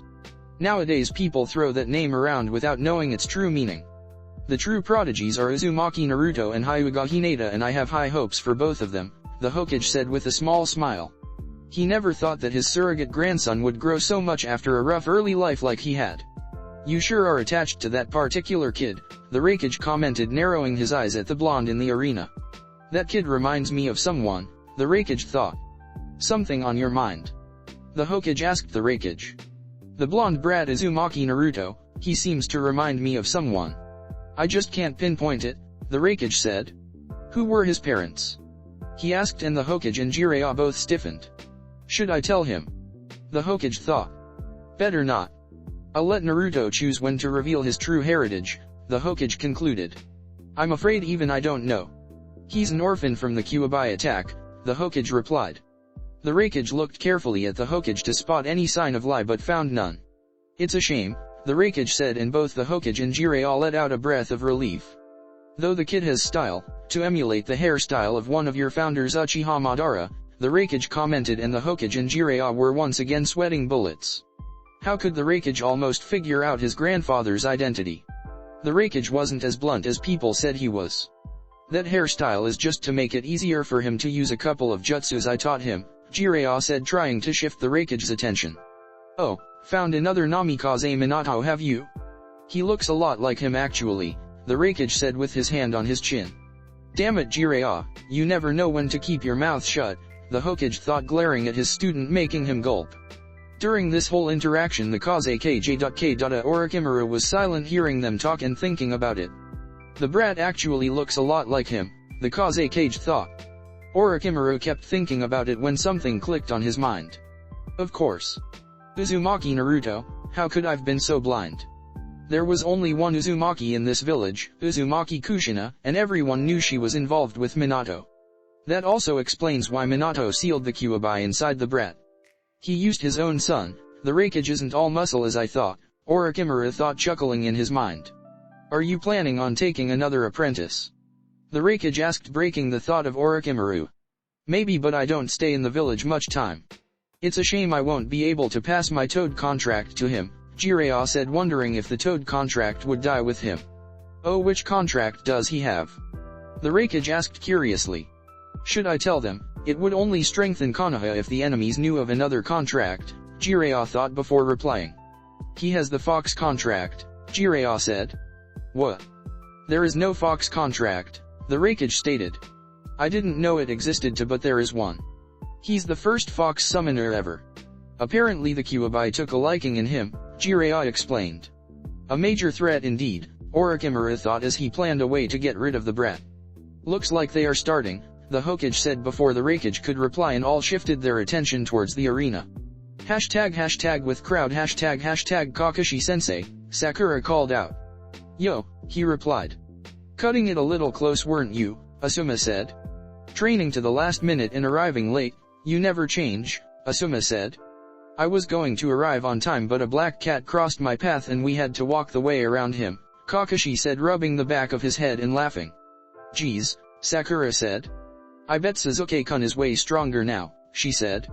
I trained him to my best extent during this month, but I don't think he stands a chance against Naruto, Kakashi said, much to the shock of a few genin. But Naruto was the dead last during the whole academy time. He just got lucky in the final exam. I don't understand, Ino said. Kakashi looked at her as if she grew a second head. Didn't you see what he did in the preliminaries? He asked rhetorically. It's true, Sakura said. Kakashi's eyes widened to the size of dinner plates when he heard Sasuke's #1 fangirl agreeing that Sasuke doesn't stand a chance. Sasuke fought Lee before the first stage, and even with his Sharingan he was defeated, and yet Naruto won and he didn't use the Kyuubi's power, Sakura said. How do you know about that? Kakashi asked, slightly surprised. He told us while Yugito was fighting against Fu, Sakura explained. Kakashi was surprised that Naruto would publicly announce he's a Jinchuriki, but he must have figured it would be public knowledge any day now. Never thought I would see another one, much less see 5 here, Zabuza said. What do you mean 5? Sakura asked. You don't know? Well, there is Naruto of course, Yugito, Fu, Kumo's Jonin sensei, and finally that sand brat Gaara, Zabuza explained. Gaara is one also? Sakura asked, not believing her ears. Yes, I believe he has the Ichibai, also known as Shukaku, Kakashi explained. That's why he's so strong, Sakura said in wow. She went from not knowing what Jinchuriki were to knowing 5 of them. You're wrong, Sakura, Kakashi said, getting her attention. Gaara is strong on his own. He doesn't need his demon to be strong. In fact, I believe he might be better without it, Kakashi said. What do you mean? Sakura asked. Each Baijiryu has their own personality and personal preferences. Shukaku tends to drive their hosts crazy, so they might set him free. That's why Gaara is so unstable, Kakashi said, and all of the genin shivered minus Hinata, who already knew all that. Don't worry, if that ever happened we would take matters into our own hands, Kakashi said. It's best they know about this so they can get out of the way when it begins, Kakashi thought. Sakura and the rest of the genins sighed in relief. However, the Jonins and even Zabuza himself knew what would happen, and they were all ready in case Naruto couldn't handle Gaara. Arena Hajime, hey, called out and jumped out of the 2. Ready, Sasuke? Naruto asked as he got into his Dragon Fist stance. Naruto looked at Sasuke and noticed he didn't move since the match started. He didn't even have any stance. Don't tell me you don't consider me worthy of fighting, Naruto asked. That's right, Sasuke said, pointing at him. I don't even want to waste any time fighting some clanless shinobi and trash like you, Sasuke said, and Naruto immediately dropped in stance. You won't be saying that when I grind your ass to the ground, Naruto said, grinning like an idiot. Just because you are wearing Umbu chest plate armor and you grew your hair doesn't mean anything against me. Sasuke said, you are nothing but a loser. I bet you're whore of a MOT dash. Sasuke didn't get to finish as Naruto blurred from his position and slammed his fist right into Sasuke's face and sent him tumbling to the ground. You can call me what you want, but I won't allow you to insult my parents, Naruto said, getting ready to smash his pompous face into the dirt. Sasuke got up and cleaned a bit of blood from his lip. He activated his Sharingan and got into his stance, the interceptor fist. Touchy are we? Sasuke smugly asked. Looks like the brat wants physiological warfare, Kurama said. Don't worry, I've a few things to give him back. I know some stuff about his massacre and his brother if need be, Naruto replied in thought. Looks like you are taking me serious, Naruto said. I don't need to worry about you, Dobe. Only an Uchiha can defeat an Uchiha, Sasuke simply said. Is that right? Naruto asked rhetorically. Sasuke smirked and went through a few hand seals and shouted, Katon, Kukaku no Jutsu, great fireball technique. Sasuke sent a medium-sized fireball towards Naruto, who remained in place and took the full force of it. Sasuke smirked as he watched his attack hit him head on and burn him in a pile of flames. With his Sharingan activated, he knew Naruto didn't dodge. The smoke cleared and Sasuke immediately dropped his smile, seeing Naruto completely wrapped in spiky golden air. Ninpo, hurry Jizu, Needle Guardian, Naruto said as his hair started to shrink back to his original size. Naruto immediately flashed trough hand seals of his own and said, Ninpo, Kaberi Senbon, Hair Needle Senbon. Naruto's hair extended once again and enlarged. Naruto bent slightly forward and sent a barrage of senbons made of his hair towards Sasuke. Sasuke said, Katon, Kukaku no Jutsu, great fireball technique, but this time instead of a focused fireball he transformed it into a constant stream of fire, much like a flamethrower. Sasuke's fire clashed with Naruto's senbon, vaporizing them, but Sasuke quickly ran out of air in his lungs and was forced to stop his fire. The senbon kept on coming and Sasuke was forced to start evasive maneuvers. I can't keep dodging with this speed or I'll tire out quickly.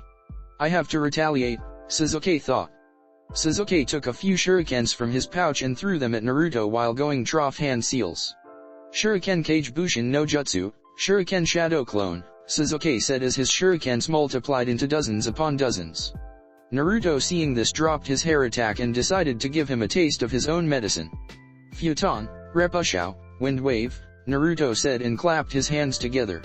He channeled chakra to the wind around him and suddenly a powerful gust wind emerged from his palms and crashed into the shurikens. The shurikens stopped mid-air and changed their direction before gaining speed and heading towards Sasuke. Sasuke saw the attack incoming and took a kunao to start deflecting. When he knew he was getting overrun by the amount, which ironically enough it was him that created that many, he jumped to right to dodge the rest. Why couldn't I copy those jutsu? Sasuke asked in thought, getting pissed off. Naruto saw the scowl on his face and decided to push him a little further. Said that you couldn't copy these jutsus? Naruto asked. Why the hell can't I copy you? Sasuke asked, losing his temper. You still don't know how to use your eyes, Naruto said, making Sasuke narrow his eyes at him. /n, no pun intended. Your two-tone mode Sharingan can't keep up with my hand seal's speed and because of that you aren't able to copy my jutsu. Simple as that, Naruto explained. A shame really, Naruto said sarcastically. How do you know so much about the Sharingan? Sasuke asked, yelling at him. Sasuke. I thought you were smarter than this, Naruto said, grinning. Naruto was picturing Sasuke's smug face when he showed another pair of Sharingan eyes. What do you mean? Sasuke asked, confused. First, I know a lot about the Sharingan. 2, I said people consider my bloodline the strongest in the world. 3rd, Kakashi said you knew my bloodline as well as you know yours. What do you get from this? Naruto asked, watching Sasuke's face suddenly light up in realization. Why, you don't mean? Sasuke asked, stuttering for the first time. Yes I do, Naruto said and closed his eyes. He slowly opened them to show a glowing pair of fully matured Sharingan eyes. You can't be.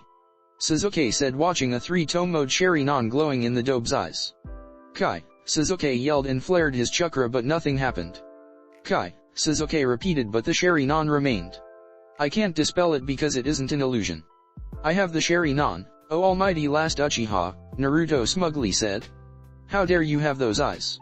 You don't deserve them, Sasuke yelled and ran to Naruto at full speed with a sloppy stance, losing his better judgment due to his anger. Sasuke was getting closer and closer to Naruto, and faster than lightning Naruto kicked Sasuke hard in the chest and sent him flying to the wall. Sasuke slowly got up, coughing a bit. "Now Sasuke-chan, don't get mad just because my eyes are fully matured and yours aren't," Naruto said, making Sasuke's eye twitch in annoyance. "You know Sasuke," Naruto started getting his attention. "I awakened my Sharingan at 5 years old and at 6 I already had them fully matured," Naruto explained, and Sasuke's eyes almost popped out of their sockets, but Sasuke managed to hold them in place, otherwise he would lose his precious Sharingan. Sasuke boiled. "If looks could kill, Naruto would be dust by now. I told you, you weren't as special as you thought. You only activated your precious eyes a couple of weeks ago while I already have fully matured Sharingan for almost 8 years, Naruto said, grinning and mentally congratulating himself. It felt so good to rub his fully matured eyes on Sasuke's arrogant ass, and if Naruto showed him his EMS then Sasuke would more likely faint, but he would keep the EMS as an ace. His EMS might not have any powerful direct attack for now, but it was his ultimate defense. Unless I send my enemy to my pocket dimension and let him starve to death, Naruto thought, chuckling, considering what types of attacks he could use with his Kamui, but quickly refocused on the battle at hand. "Now Sasuke," Naruto started with his Sharingan spinning. "Let me show you the true power of the Sharingan. #Cagebox another Uchiha," Raikage said, stupefied. "Now I understand when you said he was special. To think you had another Uchiha hidden," Raikage said, chuckling. "Another pair of Sharingan eyes, delicious. A shame I can't risk using his body due to the Kyuubi," Orochimaru said, sighing as he watched Naruto's eyes glow in all their power. "He would be a much more appropriate vessel than Sasuke-kun." "Oh well," Orochimaru sighed, knowing you can't have everything you want, but, in the end, Sasuke's Sharingan would suffice. The Hokage laughed. "Yes, he's very special and powerful in his own way," the Hokage said. "Make me proud, kid," Jiraiya thought as he watched his godson present his Sharingan to the last Uchiha. #with crowd Kakashi watched with pride as Naruto unveiled his bloodline. The Sharingan, it's said to be the most powerful bloodline of all, capable of seeing chakra, copying any taijutsu, ninjutsu, genjutsu, and giving the user the ability to cast genjutsu with their EY, but that doesn't even scratch the bottom of the Sharingan's true power, Kakashi thought as he remembered when Naruto told him about his eternal Mangekyo Sharingan. Kakashi frowned when he noticed how Sasuke didn't keep his head cool, but then again when it's something related to his clan Kakashi knew Sasuke would snap. "SSH Sharingan," Sakura said. "And like Kakashi-sensei they have 3 black things," she said in wow. "The black things are called tomos and the eyes are fully matured when they have 3, Kakashi explained. Every single genin was shocked minus Hinata and Shino, of course. The elders of Konoha had their jaw in the ground as most of the civilians. "That brat, now I understand how he could keep up with me," Zabuza commented as he remembered a few spars he had with him.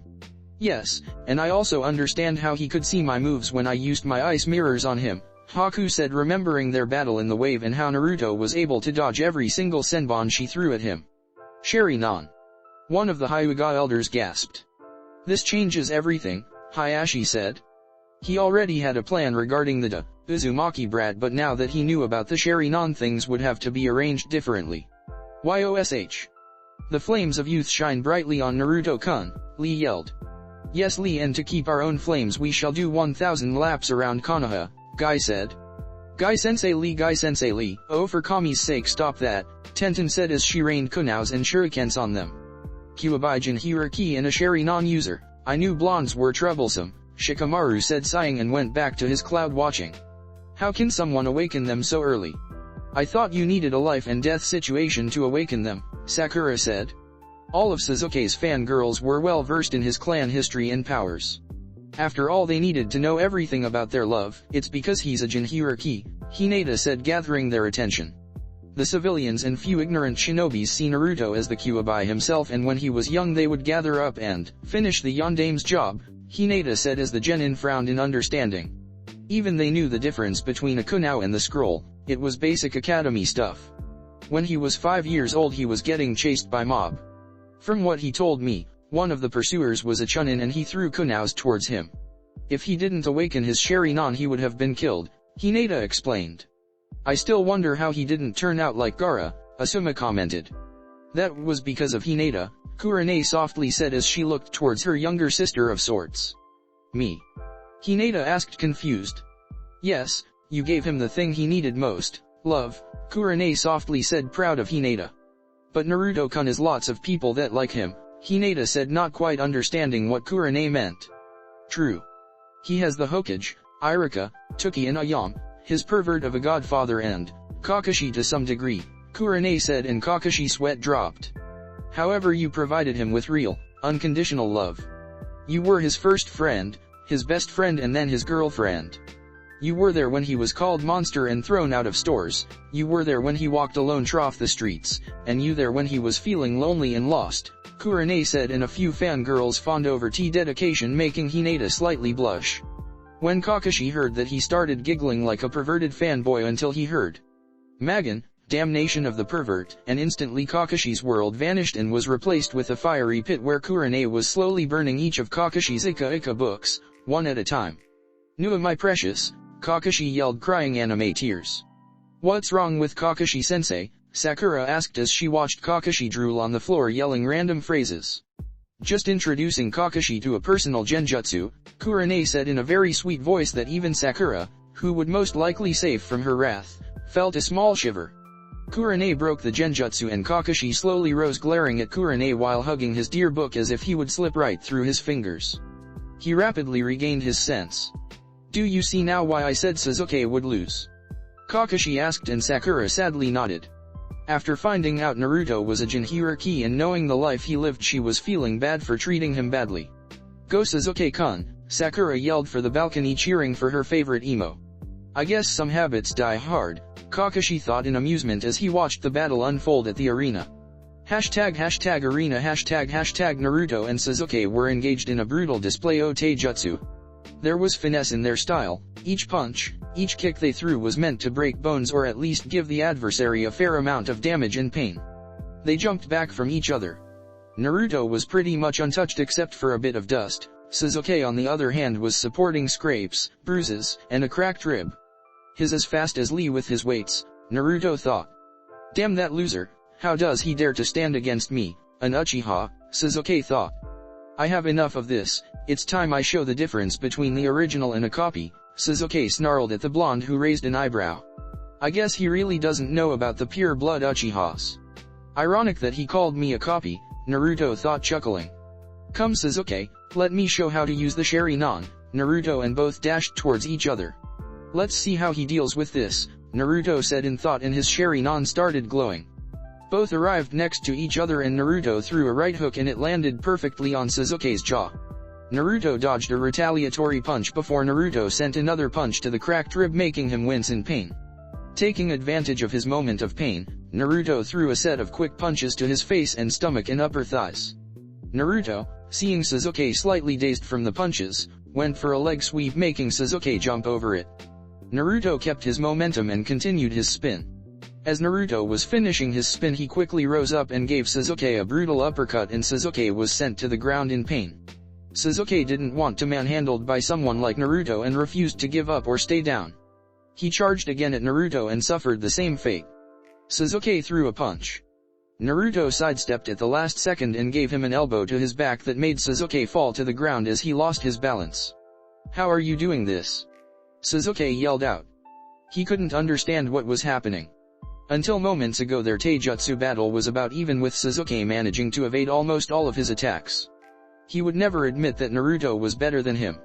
Sasuke didn't understand how suddenly Naruto was able to dodge every single hit and yet every single strike Naruto sent would hit Sasuke dead on.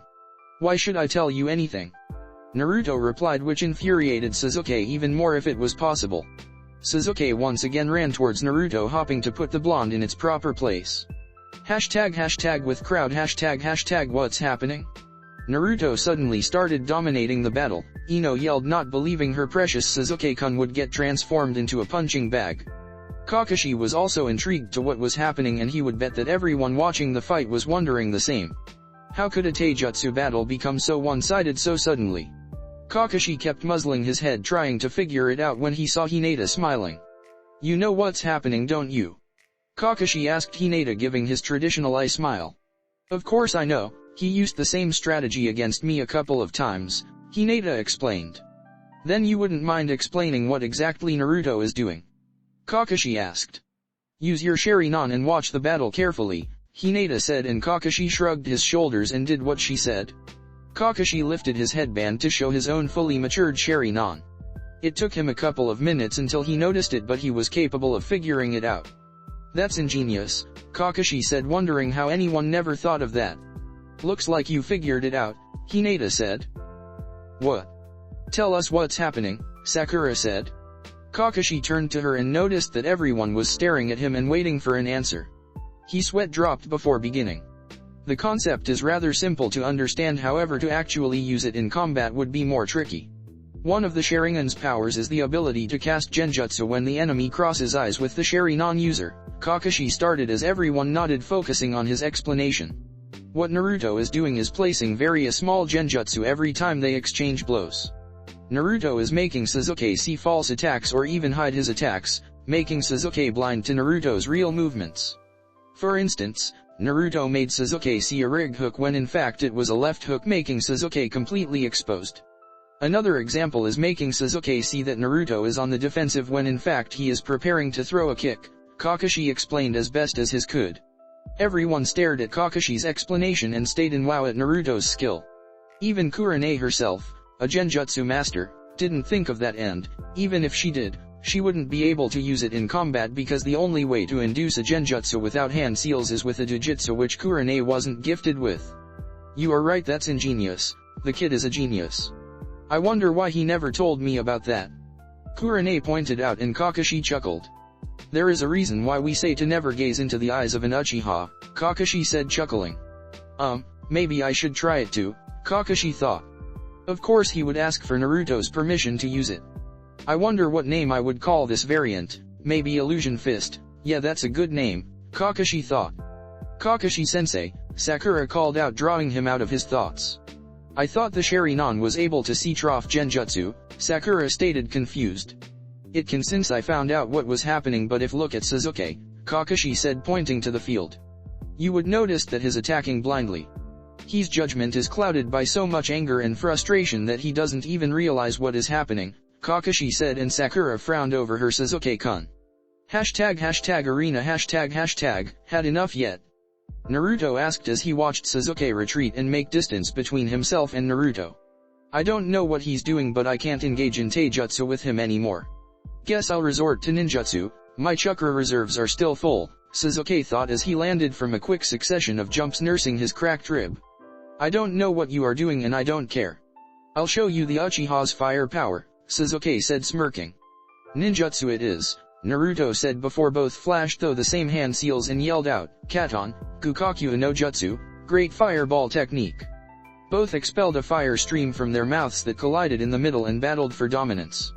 Seconds passed and the clash was at a standstill.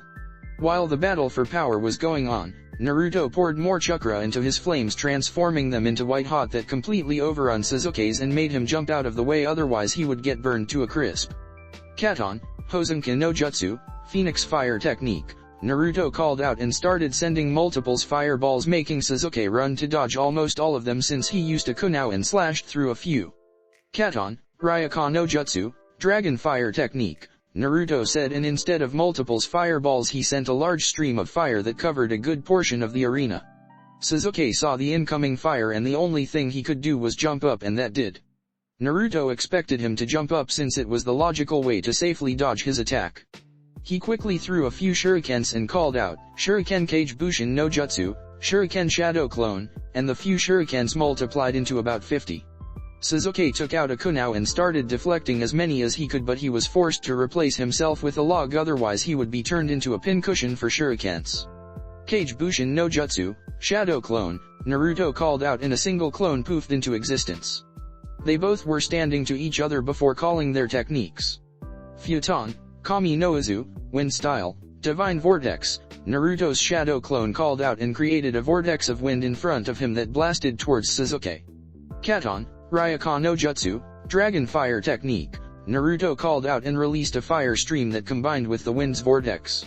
Fire/wind collaboration jutsu, Divine Blazing Vortex, they both said at the same time. An enormous vortex of hot flames burned his way to Sasuke fast. Sasuke dodged to the side but still got scorched in his right arm. The vortex continued its path and drilled a good hole in the arena wall before stopping. How can he have so much chakra to throw around jutsus like nothing, Sasuke thought as he analyzed the blazing inferno that Naruto just unleashed. #Cagebox #, such control over the fire element, the Kage said. As expected from members of the Uchiha clan, the Raikage agreed. Yes, they do have rather good control over it, however it isn't Naruto's primary affinity, the Hokage explained. Oh. The Raikage asked surprised. All members of the Uchiha had a rather high affinity towards fire. And what would be his primary one? He asked. Lightning, and he's rather good with it, the Hokage commented. Raikage raised an eyebrow. After all, lightning attacks were his village's strength. Let's see what he has then, the Raikage said as he turned his attention towards the arena. So he's skilled in lightning, let's see, Darui thought. Darui is the only person in his village to wield the legendary black lightning that was taught to him by the Sandaime Raikage and the Yondaime Raikage's father. #arena #, I'm tired of playing games with you, Sasuke said and activated his curse mark. Immediately as he activated it, he felt a burst of chakra, strength, and speed inside himself. As the black marks started spreading through his skin covering almost all of his body, he felt like he could take on the world. With this power I'll grind you to dust, Sasuke said, laughing like a crazy bastard that he is. It's no use, Kurama said, shaking his head. He's bananas, Kurama said, and Naruto chuckled. I told you not to use that power. It consumes you and blinds you, you turn into nothing more than an anger-driven lunatic, Naruto said, and as he expected, Sasuke rejected him, saying that he was jealous of such power. Sasuke ran forward at the top of his speed, but Naruto was able to predict where it would hit him, so he just tilted his head to the side. Sasuke was about to kick him when Naruto started glowing. Shit, Sasuke thought as he didn't have enough time for a kawarimi. Sasuke just jumped back as far as he could and coiled himself with his arms in front of his face, bracing himself. Boom! Naruto's clone exploded and sent Sasuke flying. Sasuke didn't receive much damage but for a bit of scorched skin. His curse mark and quick reflexes allowed him to block the attack with little to no damage at all. I should have known he knew that variant of his shadow clone jutsu, Sasuke thought, smacking himself for not realizing it. Sasuke was watching Naruto very carefully for any types of move when Naruto suddenly poofed in smoke, revealing it to be a Kage Bushin. Right? Left? Up? Sasuke thought as he searched for said blonde and jumped back just in time to avoid Naruto's hand popping from the ground. You really think I would fall for that? Kakashi-sensei used that during our Genin test, Sasuke explained, but Naruto didn't say anything. Both just stared at each other, plotting their next move. Raiden Reikaku, Flash Pillar, Naruto said as flashed through hand seals. Just as finished, a very bright light emerged from his hand, blinding Sasuke, who didn't move an inch from his spot, still eyeing Naruto. Sasuke quickly flared his chakra, breaking the Genjutsu in an instant. Genjutsu doesn't work against me, Sasuke boasted about his Sharingan. His curse mark kit, Kurama said, snapping Naruto from his thoughts. The curse mark put his chakra in constant fluctuation. Only a very powerful Genjutsu would be able to affect him while the mark is active, Kurama explained, and Naruto nodded. Let's try this, Naruto said and eyed Sasuke's eyes. Kokwangayu no Jutsu, Bringer of Darkness, Naruto said, and Sasuke's world went black. Sasuke found himself in a dark place. Sasuke couldn't even see his own hands in front of him. It was pure blindness, the biggest fear of Jujutsu users. Kai, Sasuke said, but the technique didn't even waver. Sasuke tried once more, but it failed. Sasuke got pissed and flared as much chakra as he could, and his curse mark glowed. On the third try, Sasuke unleashed a pulse of chakra that cracked the FL and broke his illusion. Sasuke was left panting after releasing that amount of chakra. You are right, Kurama. He even broke an A-rank Genjutsu, Naruto said to Kurama. After all, the snake's gifts were useful to something. I told you. Genjutsu is useless against me, Sasuke said, smirking as he popped a soldier pill to regain some chakra. What to do? Naruto mused in thought. He couldn't pull his big weapons, otherwise he might accidentally kill the Sasuke. Something unpredictable, Naruto thought as he chose what he was going to do against him. The Hyugas will have a field day after this. I pity the old man, Naruto chuckled in thought. Naruto raised his right arm facing Sasuke, who raised an eyebrow in confusion. Naruto smiled and said, Haka Kyushou, air palm. Naruto channeled chakra to his arm and sent an air palm towards Sasuke, who would never expect a Hyuga attack from him, and got hit right in the chest. Naruto's unpredictable attack finally broke Sasuke's cracked rib and made him chuff a bit of blood, but he wouldn't surrender just because of that. He channeled more chakra to the curse mark, trying to get as much as he could. Sasuke disappeared from view and appeared right in front of Naruto. Sasuke sent a kick to his chest but is surprised when the kick was blocked. Sasuke saw Naruto smiling just before he started spinning in a blue dome of chakra. Kaiten, Naruto said as he spinned, blocking Sasuke's kick and sending him flying to the wall. Sasuke should have expected that after seeing Naruto using the air palm, but apparently his arrogance knows no boundaries. Enough, Sasuke roared as pushed as much chakra as he could towards his curse seal, making it completely cover his body. Sasuke dashed forward towards Naruto with tremendous speed. Naruto's eyes widened and he brought his hand just in time to block a straight punch to his face that would mostly likely hurt quite a bit. Man, he picked up speed. I may need to disable my gravity seals, or, Naruto thought as he dodged another fast kick from Sasuke. Chidori Nagashi, Chidori current, Naruto called out, and his body was enveloped by an electric flow that sparked in every direction. As soon as Naruto unleashed the lightning jutsu, Sasuke was shocked and thrown backwards and left twitching. Damn it. I can't fight in close quarters with him, and he didn't use hand seals for that jutsu, so I can't copy it. Damn that loser, Sasuke thought as he planned another way to approach the blonde without coming in contact with his defensive electric coat. Hashtag with crowd hashtag, I've never seen that one, Hinata said as she activated her Byakugan and watched in wow as the electricity danced and flowed around his body, almost making a protective layer around him. Neither did I. It seems to be derived from my Chidori, Kakashi commented as he watched his brother with pride. You taught him the Chidori? Guy asked, surprised. No, he copied it during a mission and asked me for permission to use it. Since he had the Sharingan and lightning affinity, I didn't see why not, and besides he taught me his own creation, the Kirin Jutsu, Kakashi stated with pride in his little brother. What? He taught you that jutsu? Kiba blurred out. He remembered very well the power of that jutsu as it was imprinted very well in his memory. Yes, he did, but I think I might not be able to use it properly. I still can't gather the energy in the atmosphere and hold it without dispersing, Kakashi explained in a bit of shame. I need to train my lightning affinity further if I want to be able to use TH jutsu, he summarized, sighing. Thank God for that, Zabuza said, chuckling. Damn you, Hayashi, one of the elders said. Did you see what you have done? You expelled your daughter instead of sending her to the branch family, and now an outsider knows our clan's best techniques. He said, glaring at the clan head. If I'm not mistaken, you agreed and even pushed for her removal from the clan, Hayashi calmly replied, and the elders scowled.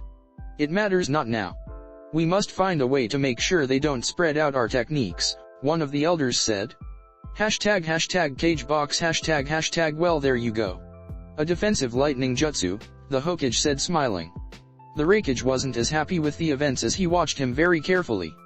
That brat, that looks like a bastard version of my lightning armor.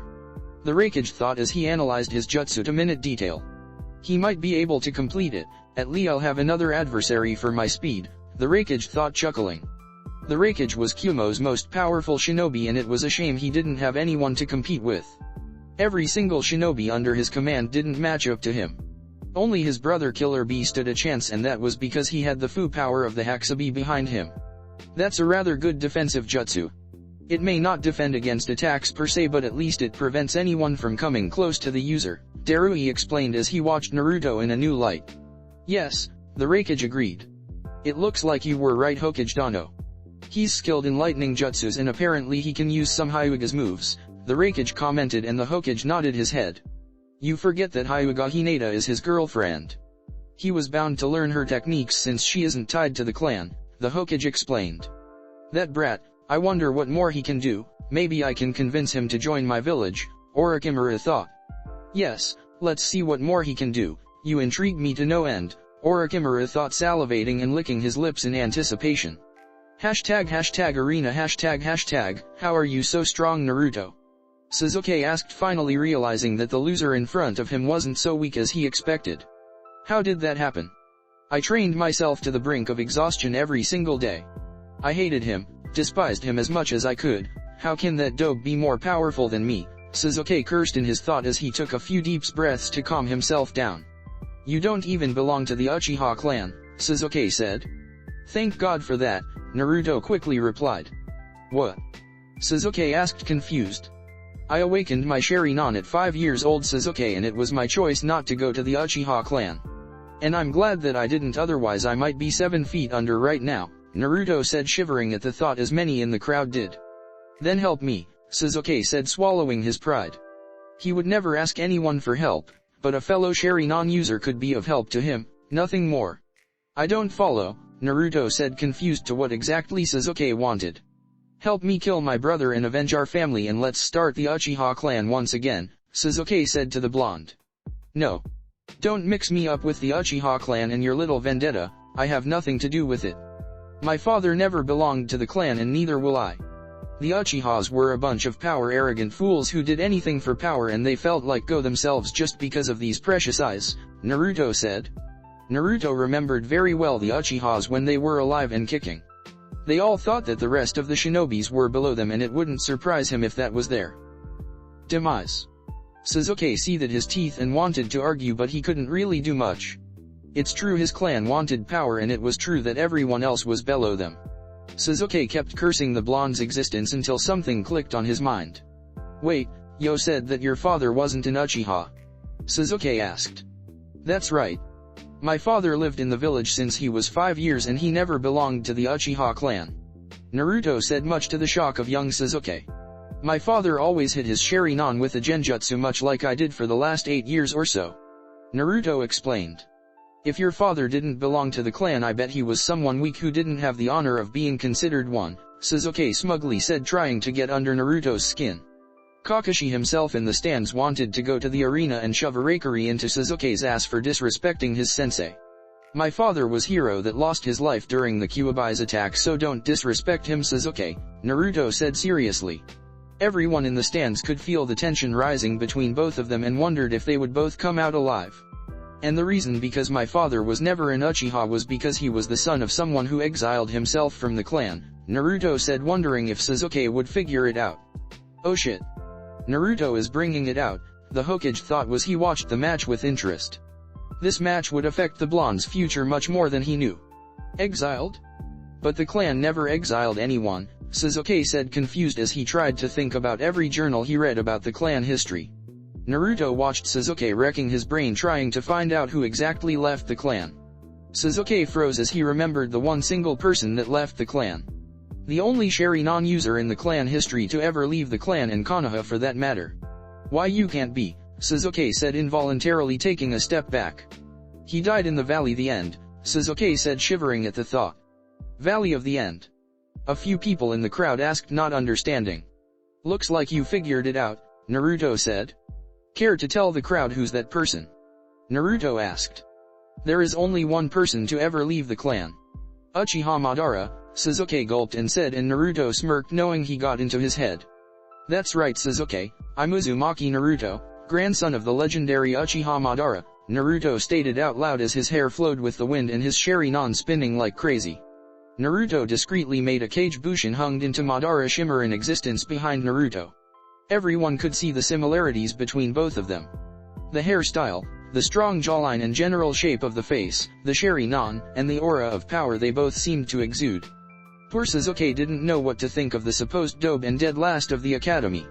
He was the grandson of the most powerful Uchiha to live. Hashtag Kagebox hashtag what? The Kage K.K. Orochimaru yelled out from the balcony, jumping from his seat as he stared at the blonde. Careful, Orochimaru, or you might blow your cover, the Hokage said in his thought. Your lust for power and immortality will be your downfall. Unbelievable, to think Madara would have a son and later on a grandson, the Raikage commented. Wait a minute, the Raikage thought as he looked towards the unsurprised Hokage in Jiraiya. You said his hair looked like Madara's. You didn't know how right you were, Naruto said, lightly chuckling. You knew about this, didn't you? The Raikage asked, almost rhetorically, looking towards the Hokage in Jiraiya. I'm the Kage of this village, don't you think I would know? The Hokage replied. Though if Naruto didn't tell me I wouldn't have known, he thought, chuckling to himself. You lied to me, Hokage Dano. You know very well who his parents are, don't you? The Raikage asked. Perhaps I was economical with the truth. Yes, the Hokage said and chuckled lightly. I don't suppose you will tell me. The Raikage fished around the Hokage for information. In time. I will make it public knowledge when Naruto chooses it. The Hokage replied.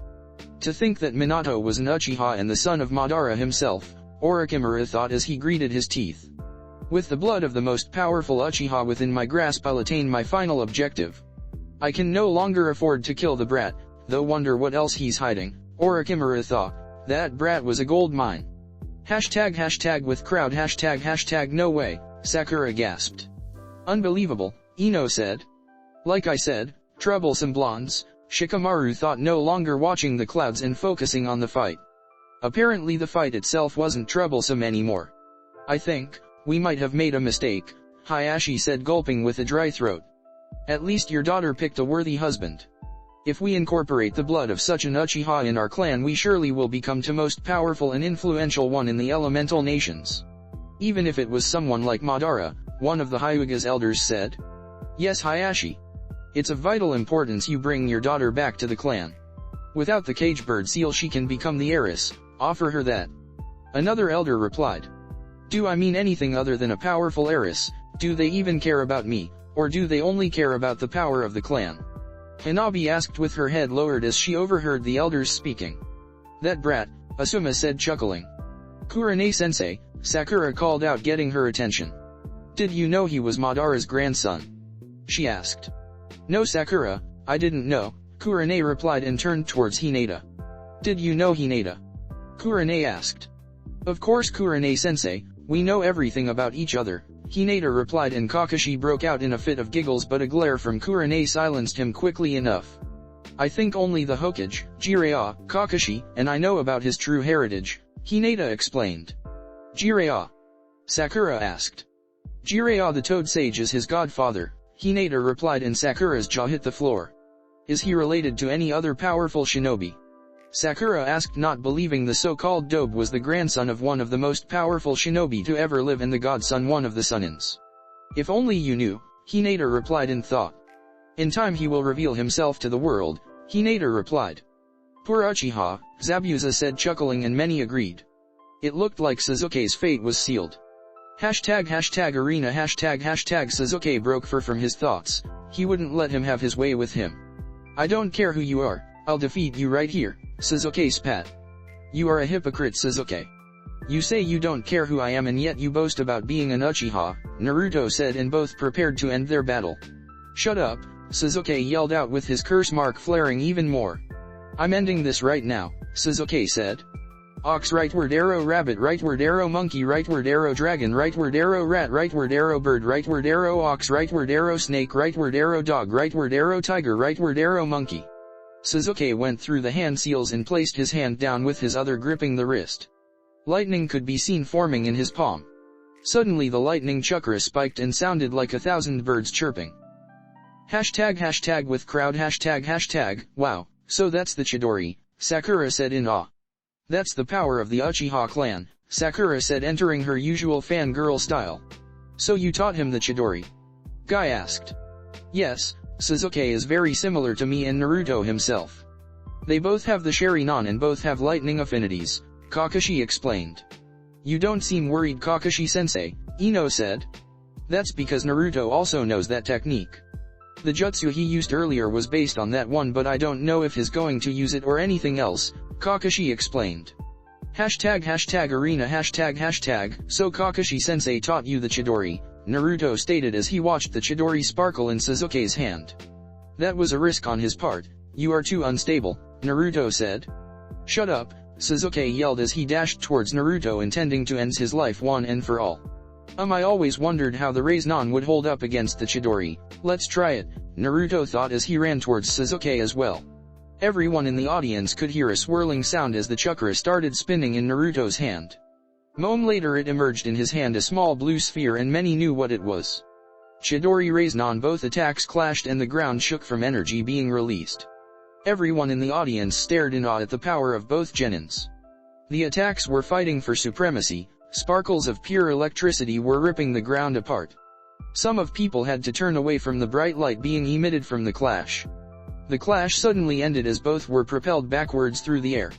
Sasuke stumbled into the ground while Naruto regained his balance mid-air and landed on the ground, but hard enough for it to crack.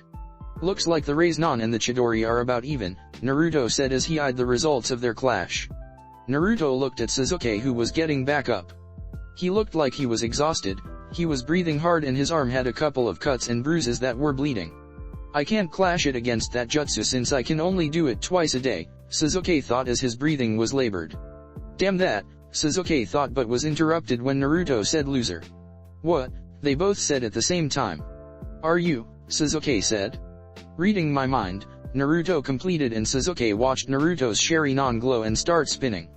"I've looked into your future and its defeat," Naruto said, making Sasuke boil. Sasuke flashed through the same hand seals, completely discarding the fact he could only do it one more time. "Looks like it will be his last attack, his chakra reserves are almost empty," Naruto thought as he watched Sasuke with his Sharingan. Both ran forward intending to clash one final time, however Naruto had a different idea. To any other spectator, the clash that was about to ensue was pretty much like the previous, with Sasuke wielding a Chidori and Naruto a Rasengan. However, the moment they were about to clash, Naruto activated his EMS, without letting Sasuke see it, otherwise he would fuss about it, and phased right through Sasuke, who still had his Chidori active. "What the hell is he?" were Sasuke's thoughts as he watched Naruto pass right through him with his Chidori activated. It's like Naruto turned into water and Sasuke flew right through it. The moment they separated, Naruto quickly turned back and slammed his Rasengan into Sasuke's back, and he was sent flying into the wall and ended in the ground, barely awake. "Cough how cough can you be so cough strong?" Sasuke barely asked as he noticed the blonde approaching him. "Because I fight to protect." "I know what you fight for, Sasuke," Naruto said, pausing. "You fight for vengeance and you train in order to be strong enough to kill your brother," Naruto said, and watched Sasuke glaring at him before continuing. "But, if you want to truly be strong, then train, fight, and die for your precious people. Drop your attitude and find someone to care for, and then your true strength will be revealed," Naruto concluded, and watched Sasuke close his eyes and embrace sweet unconsciousness. Hey quickly hurried towards Sasuke and poked him with a stick. Sasuke made no sound as he was completely out. "Medics!" Hate yelled, and immediately a couple of medics entered the arena and placed Sasuke in a stretcher to be brought to the infirmary. "Winner by knockout, Uzumaki Naruto," Hate called out, smiling at the blonde brat. He never liked the Uchiha much. Hate declared the winner, and an intense silence followed afterwards. Not even birds could be heard as Sasuke was being carried to the infirmary. Naruto left the arena and was walking towards the balcony when crowd suddenly erupted in cheers, bringing a small smile to our blonde. "There will a 30-minute break until the next round begins," Hate explained. #Cagebox #the will of fire burns brightly in him. "I only wished you were here to see him, Minato," the Hokage sadly thought. "Not an apprentice, my ass. If I'm not mistaken, that was the Rasengan," the Raikage said. "Well, I did teach him a few things," Jiraiya said, chuckling a bit nervously and rubbing the back of his head. "To see a genin using that jutsu, amazing," the Kage commented. "That Orochimaru must be interested in Naruto since he has the Sharingan as well. So much greed," the Hokage thought in shame. "Your thoughts on the match and the promotions?" the Hokage said. "Naruto easily deserves Chunin rank. He stayed calm and came up with different strategies to counter the opponent's strengths. Besides, he's strong on his own," the Raikage said, and the Kage agreed with the Raikage's reasoning. "Chunin it is." "What about Sasuke?" the Hokage asked. "He doesn't deserve the Chunin rank. Even though he has the strength, he was unable to keep his head cool, and I seem to agree with the Uzumaki. He seems a bit unstable," the Kage explained. "If Sasuke believes the village his holding him back will be another reason for him to join me," Orochimaru thought. "I agree. Even though there were some revelations, he should have tried to keep his head calm and focused."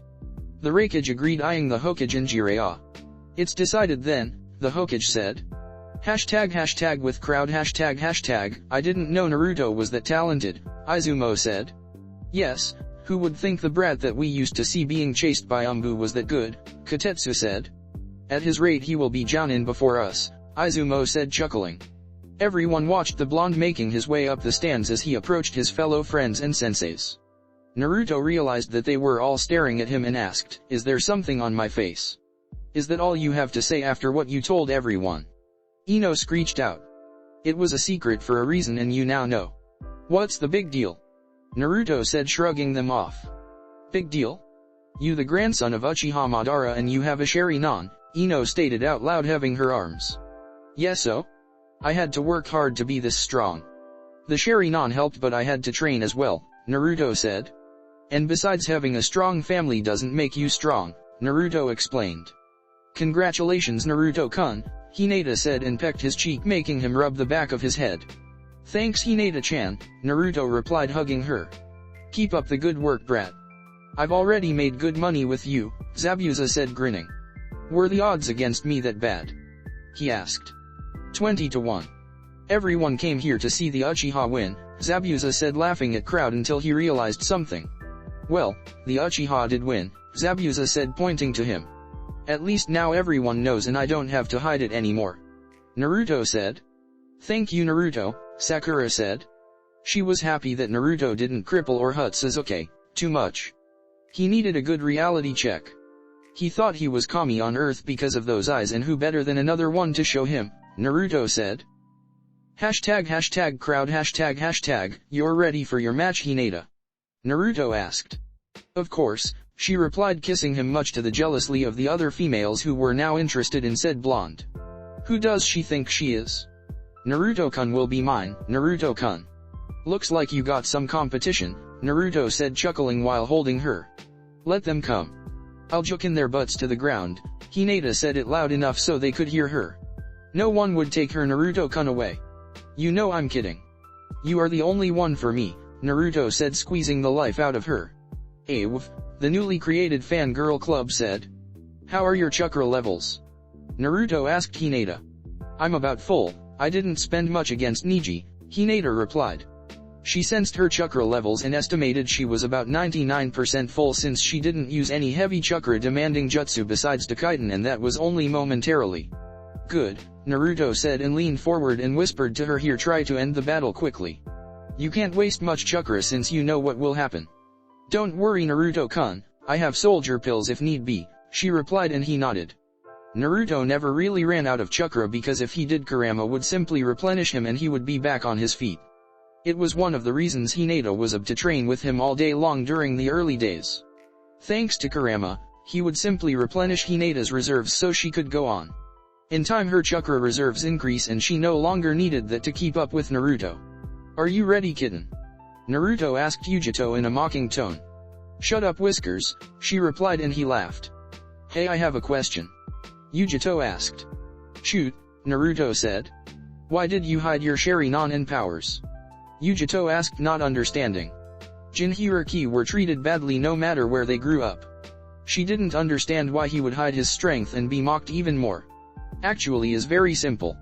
Most of the civilians treat me as a demon and tried to hurt and kill me on several occasions, Naruto said, and got gasps from his fellow classmates.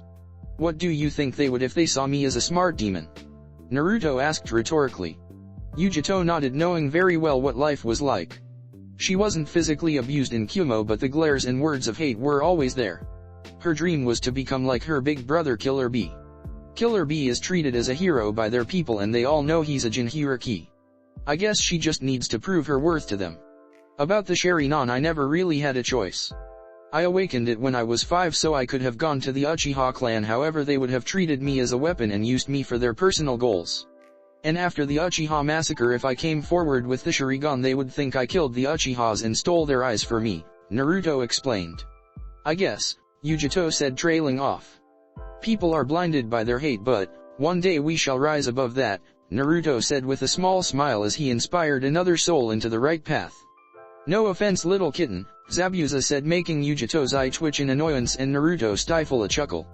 But Hinata, he said looking at her, you better win this as I have money riding on you, Zabuza said, making her raise an eyebrow. Just in whom else have you placed bets? Naruto asked. Just you and Hinata, since I know very well these wet behind the ears genin don't stand a chance against you, Zabuza said, laughing while counting a pack of bills in his hands. I take offense to that, Yugito replied, but Zabuza shrugged her off. How are the odds for the next matches? Naruto asked. We are still on break so they might change, but I guess they were impressed with both of you. Yugito and Hinata both have equal odds since Hinata defeated the Hyuga prodigy and you, Zabuza said pointing to Naruto, have slightly lower odds against Gaara since he's hailed as undefeatable and he's son of the Yondaime Kage, Zabuza said. Ironic, Naruto muttered. Gaara and me, we are both Jinchurikis and both sons of the Yondaime of our villages, Naruto thought. What? Zabuza asked, not getting what Naruto said. Nothing, Naruto replied, but Hinata got the meaning from that single word. By the way Naruto, Ino said, getting his attention. Who was your father? Ino asked as if it was a normal question. Maybe Naruto would have stiffened at such random question, but not anymore. One day I will tell you, but not today, Naruto said. Why not? Ino asked, whining. Because my father was a very powerful man and had many enemies that I would like to keep away for now, but one day, I will take my family name, Naruto said, smiling. You will take the Uchiha name? Ino asked. No, I don't want to be mixed up with them. I may have Uchiha blood and respect my grandfather, but I won't take that name, Naruto replied. Why not? The Uchihas are respected and feared everywhere even though there is only Sasuke left, and you, Ino said. Because I never liked their attitude, to put it simply. The Uchihas were feared, true, but they were also known for their arrogance and willingness to do anything for power, Naruto said. When I choose my clan name it will either be my father's name or my mother's name, Naruto explained. Wait, you mean Uzumaki isn't your real name? Ino asked, not believing her ears. Yes, my real clan name was hidden to protect me, so I was named after my great-grandmother who was an Uzumaki, Naruto replied.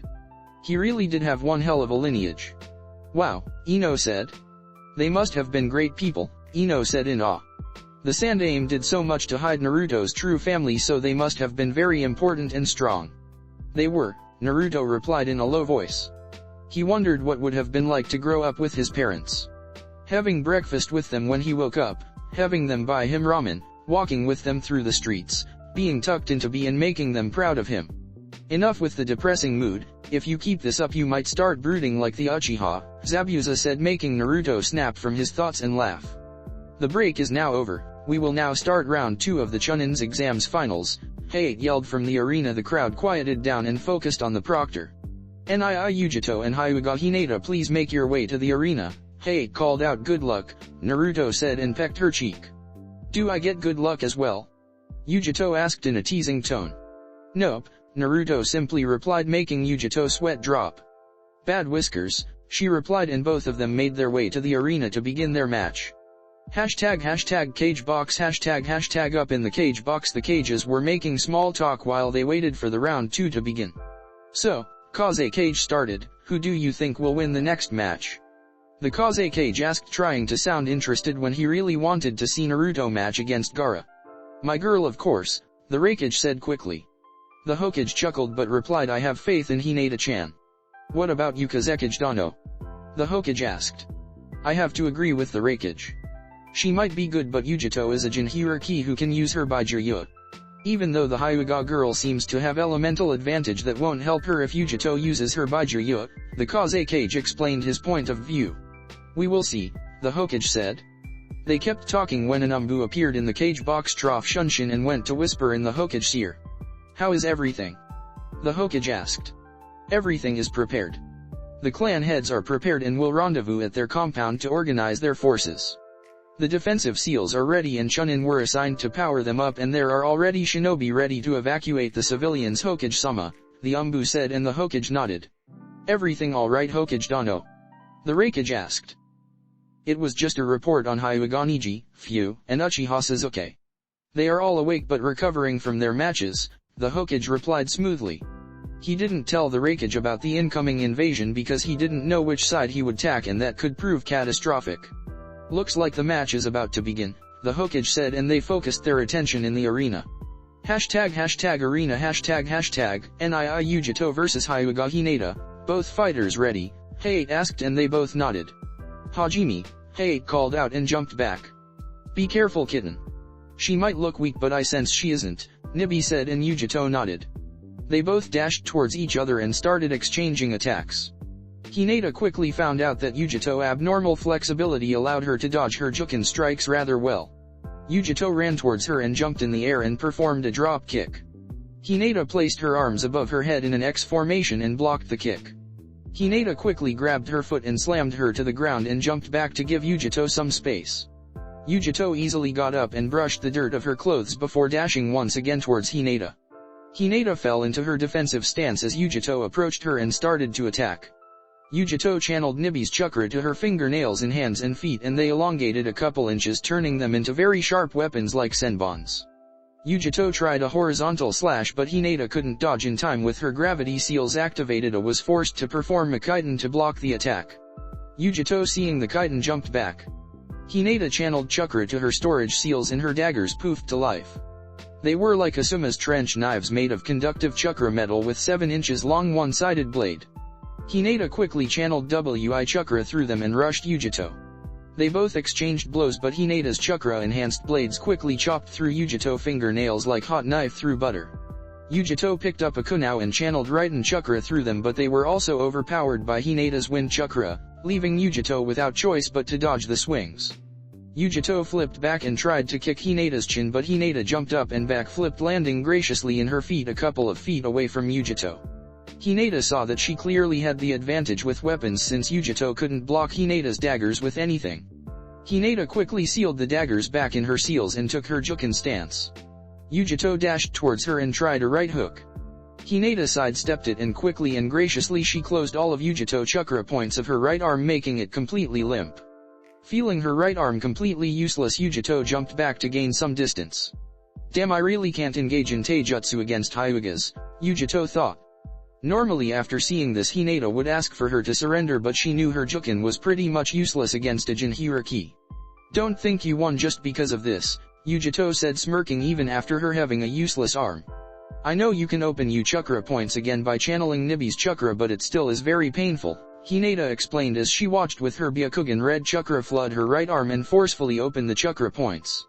Yugito winced and flexed her arm to get rid of the stiffness and numb the pain. She quickly forgot taijutsu and decided to focus solely on ninjutsu because her being a Jinchuriki made genjutsu pretty difficult for her to learn. She envied Naruto and Sasuke due to his Sharingan being able to cast illusions very easily. Katon, Gukaku no Jutsu, great fireball technique, Yugito called out and sent a medium fireball towards Hinata. Hinata easily jumped to the side to avoid them and flashed trough hand seals and said, Suten, Tepudama, water bullet. Hinata sent multiple small water bullets towards Yugito, who managed to avoid them all. Suten, Baku Suishao Urha, great exploding water wave. Hinata pumped her chest full of chakra and expelled a giant wave of water. Hinata rose from the ground from the amount of water being released and rode the wave that came crashing on Yug, leaving the poor cat drenched. I told her to preserve chakra and she pulls an S-rank jutsu, Naruto said, shaking his head. I guess I'll refill her when she comes back, Naruto thought. Hinata took a deep breath to regain her breathing after changing the battlefield to her advantage. Both Yugito and Hinata eyed each other, and they stood above the water that was a couple inches high and covered the entire arena ground. Hinata decided to break the tension and began with, Mizu Shuriken no Jutsu, water shuriken. Hinata said, and the water rose in the air and took the form of shurikens who gained speed and went towards Yugito, who blocked all of them with a kunao. I'll give her something she can't block, Hinata thought before going trough hand seals and saying, Sensatsu Suisho, 1,000 flying water needles of death, and sent 1,000 water senbons towards Yugito, who couldn't dodge all of them all. Katon, Kane Senpyu, Flames Vortex, Yugito called out, and fire started spinning in front of her, suddenly exploding towards the incoming senbon, completely vaporizing them. Katon, Aogukaku no Jutsu, great blue fireball technique, Yugito called out, and using Nibi's chakra sent a massive fireball towards Hinata, who couldn't dodge in time. Suten, Sujin Hiki, water wall, Hinata called out and enveloped herself in water to block the fireball. The blue fireball collided with the water wall and erupted a cloud of steam that covered the center of the arena, blocking the vision of the crowd. I can't compete in ninjutsu against a Jinchuriki, I'm only stalling this match, Hinata thought as the cloud of steam began to disperse and showed Hinata unharmed and Yugito facing her a couple of feet away. Hinata suddenly came up with the perfect plan. She placed her right arm making half tiger sign while holding her left arm vertically. Kirigaku no Jutsu, Hinata called out, and the entire arena was covered in a mist that blocked the vision of everyone. Hinata could see rather well due to her Byakugan, and Yugito being a Jinchuriki, she was like a candle during the night. Hinata knew this jutsu from the training she did in Suten Jutsus with Zabuza. This can't be good, Yugito said to herself as she tried to relax her senses and find where her adversary was. Damn, I can't sense her anywhere, Yugito thought as she tried to feel anyone around her, but she could only sense the proctor. She saw a small shimmer of light before jumping to the right and avoiding a volley of shurikens that were thrown by Hinata. The shurikens were concealed by the mist and even Yugito with enhanced senses couldn't hear or see them. What do I do to clear this mist? Yugito wondered when she felt a very sharp pain from her shoulders and legs. She looked at her body and saw 4 senbon sticking out. Where did that come from? Yugito thought until a realization hit her. The shurikens were only a distraction. I need to find her soon, Yugito thought, wrecking her brains out to find some strategy to counter this mist. She was thinking, but she was started to feel very weak and sleepy. She removed the senbon from her shoulder and smelled the tip, detecting a faint metallic smell. Poison, Yugito concluded. Nibi, I've been poisoned, Yugito said to her partner. Already on it. It looks like a sleeping poison, but it seems highly potent, and she hit a blood vessel with those senbons, injecting it directly into the bloodstream. Those eyes are very dangerous in the middle of this mist. Yune. To find a way out of this, Nibi replied as she powered a bit of her chakra into Yugito to flush out the drug. I know, but what can I do? I'm not a futon user, so I can't clear the mist, Yugito thought. They were both trying to find ways to take away Hinata's advantage. To be able to use the Juken, one needs a very good chakra control, which can be applied to stealth by suppressing your own chakra signature.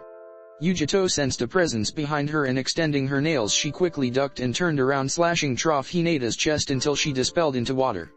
Mizu Bushin, water clone. Yugito asked, surprised by that, and turned just in time to see Hinata speeding towards her through the mist. Hakuhyakuniju Hashishao, 8 trigrams 128 palms, Hinata called out as she got in her stance. 2 palms, 4 palms, 8 palms, 16 palms, 32 palms, 64 palms, 128 palms, Hinata finally said, and Yugito was thrown backwards, coughing with half of her chakra network closed.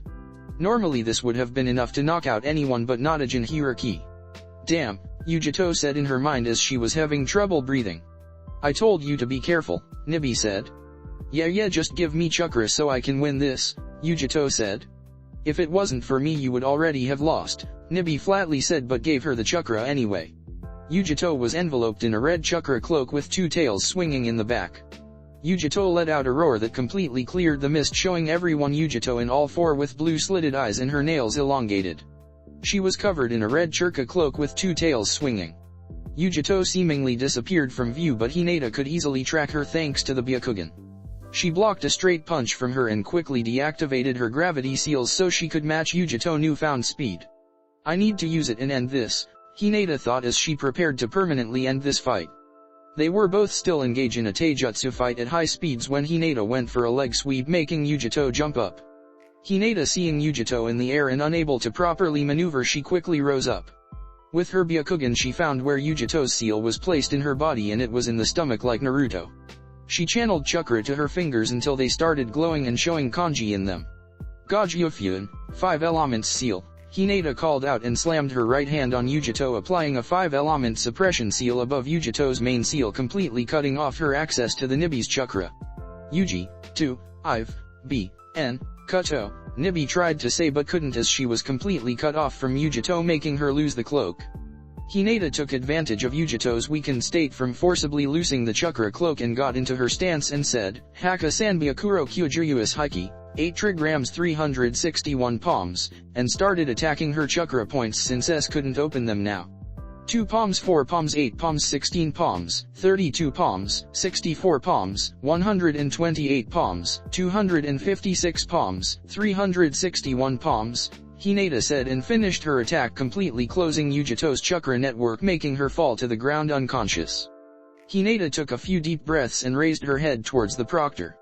Winner by knockout, Hyuga Hinata, Hayate called out, and Hinata started making her way towards the crowd, slowly regaining her breath. Hashtag with crowd, hashtag, would you look at that? Kakashi said as he watched Hinata place a 5-element seal to disable her Baijiryu and win the match. What did she do? Sakura asked, obviously not knowing what happened. She placed a seal over Yugito's main one to block her ability to use the Nibi's chakra, Kakashi explained. Wow, Sakura said. She and everyone else were in awe as they watched a genin win against a Jinchuriki using its Baijiryu. Obviously it wasn't full power, otherwise Hinata wouldn't stand a chance with that particular seal. I guess Naruto must have taught her since he knew she might be facing a Jinchuriki since there were 4 in the exam, Kakashi said looking towards Naruto, who nodded. Hinata finally made her way up to the stands and joined her friends and senseis. That was awesome, Hinata, you kicked her ass, Kiba yelled. Thanks, Kiba, Hinata replied and then looked at Naruto, who knew what was coming. So, you need a refill, right? Naruto asked. Yes, my chakra levels are slightly above half, Hinata asked. Naruto switched with Kurama. His eyes became blood red and slitted, his whiskers marks more pronounced and his fangs increase in length and sharpness. You know what to do, Kurama said, and Naruto picked her hand and held her while Kurama transferred chakra to her. It was a matter of seconds before Hinata was back to full. Who's that? Ino asked fearfully. That voice wasn't Naruto. The Kyuubi. He was refilling Hinata's chakra reserves for her next fight, Naruto explained. He can use your body? Sakura asked. Well, he's inside of me, so we can switch anytime I want, Naruto asked, and Sakura gulped drily. Scary, Sakura said, shivering from the thought. By the way, Naruto-kun, I think I need another taijutsu style besides the Juken, Hinata said. What brought this up? Naruto asked. My match against Yugito. My Juken was pretty much useless until I disabled her Baijuyo chakra, and my taijutsu style is again useless if the enemy can form some protective shell around their bodies. I need something that gives real damage like the Goken, strong fist, but I will have to train my strength, Hinata explained. Careful with what you say, Naruto whispered to her. Why? Hinata asked, not understanding. If you announce that the Juken style is flawed, Hayashi might haunt your dreams, Naruto said, trying not to laugh. That's true, Hinata laughing. I'm just picturing his stoic face hanging in the air like a ghost, she said, making him chuckle. All kidding aside, I think I know what you want. We will talk about it after the exams, Naruto explained, and she nodded. I'm up against Gaara next, Naruto said. I'll enjoy spilling your blood, Uchiha, Gaara with a twisted smile that made his brother step away from him. You only care about killing, Naruto said, shaking his head. I will prove you wrong when we face each other, Naruto said. I will be waiting to prove my existence, Gaara emotionlessly said. #cagebox ##. I didn't expect that, the Raikage said when he watched Hinata seal Yugito's Baijuyo chakra. Naruto is talented with seals, so he must have taught her. The Hokage said. I suppose, the Raikage said, ashamed that none of his genins would win the Chunin exams. Not that it would even reach the finals, but he didn't know that. You have talented genins this year, Hokage Dano, the Kage said. Yes, but you do as well. We both have 2 genins each competing in the semi-finals, the Hokage replied. Yes, but I don't think Might Mary can win against the Hyuga girl. However, I am confident that Gaara will win against the blonde brat, even if he has the Sharingan, the Kage said. Like I said, I have faith in them. They are very talented young shinobi, the Hokage said. Due to this being a double bracket tournament, we will have Uzumaki Naruto versus Sabuku no Gaara and Sabuku no Tamari versus Hyuga Hinata for the semi-finals, Hayate explained. Uzumaki Naruto and Sabuku no Gaara, please make your to the arena so we can begin the semi-finals, Hayate called out, and they both shunshined to the arena. Gaara used his sand and Naruto used his lightning shunshin. Both fighters ready? Hayate asked, and they both nodded. Hajime. #arena #Naruto and Gaara were standing a few feet from each other. Each one of them had emotionless faces as they eyed and studied their opponent. The proctor had already started the match, but neither of them moved, not wanting to make any mistake. Even though Gaara knew that his sand would defend him, he somehow knew that Naruto was strong. Gaara's mother A.K. Ichibai or Shikaka had warned Gaara to be careful around Naruto since he was also a Jinchuriki and had the Kyuubi, the strongest of the 9 Baijuyo. The silence in the arena was uncomfortable. There was no sound, no birds, no wind. The crowd itself was silent, watching what it was the most anticipated match since the first round. Want help? Kurama asked. No, I want to this on my own. I just need a refill. Should I go empty? Naruto replied, making Kurama smirk at the devotion of his vessel and proving that he can be strong alone. Suddenly a small breeze lifted up and signaled the start of the match. Gaara's sand slowly started leaving his cord on his back and started dancing around him. Naruto saw the sand starting to move and jumped back to gain some distance. Both of them were ready for their fight. Gaara already had his sand outside ready to crush our fellow blonde and Naruto was watching it very carefully with his Sharingan blazing.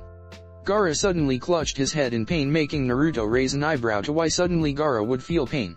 It must be the Ichibai, Naruto thought as he watched Gaara clutching his head trying to relieve his pain as best as he could. Just as it began, the pain suddenly stopped and Gaara slowly raised his head to show Naruto his face angry for blood. "Prove my existence, Uzumaki," Gaara shouted and sent forth a wave of sand towards Naruto intending to crush him instantly. Naruto started evasive maneuvers and he watched the sand splitting into various waves trying to outflank Naruto. However, Naruto's speed coupled with his Sharingan made sure Naruto could predict the path of each wave, making sure he would never be caught. It's a shame they removed the water from the previous match.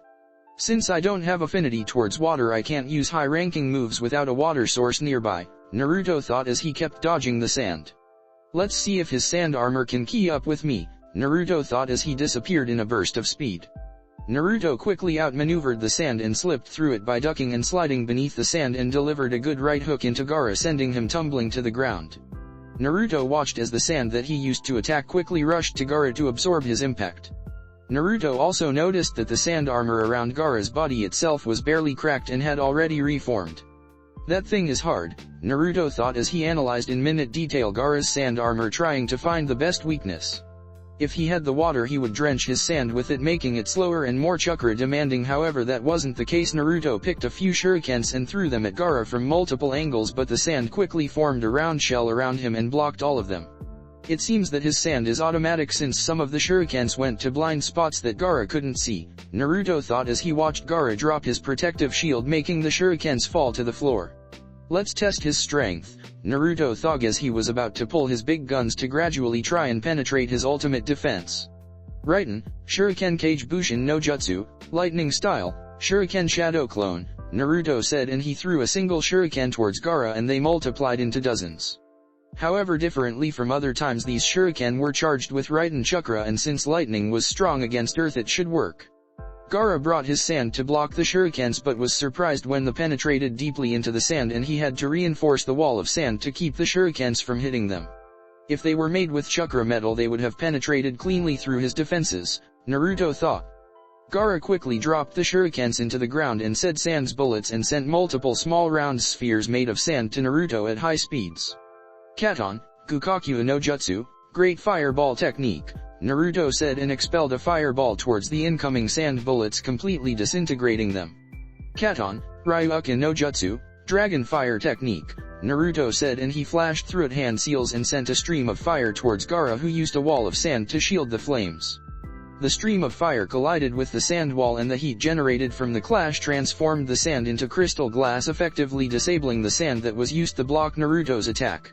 Would you look at that, how come I didn't think of that, Naruto thought before he said to Gaara, Chemistry 101, what happens when you superheat sand?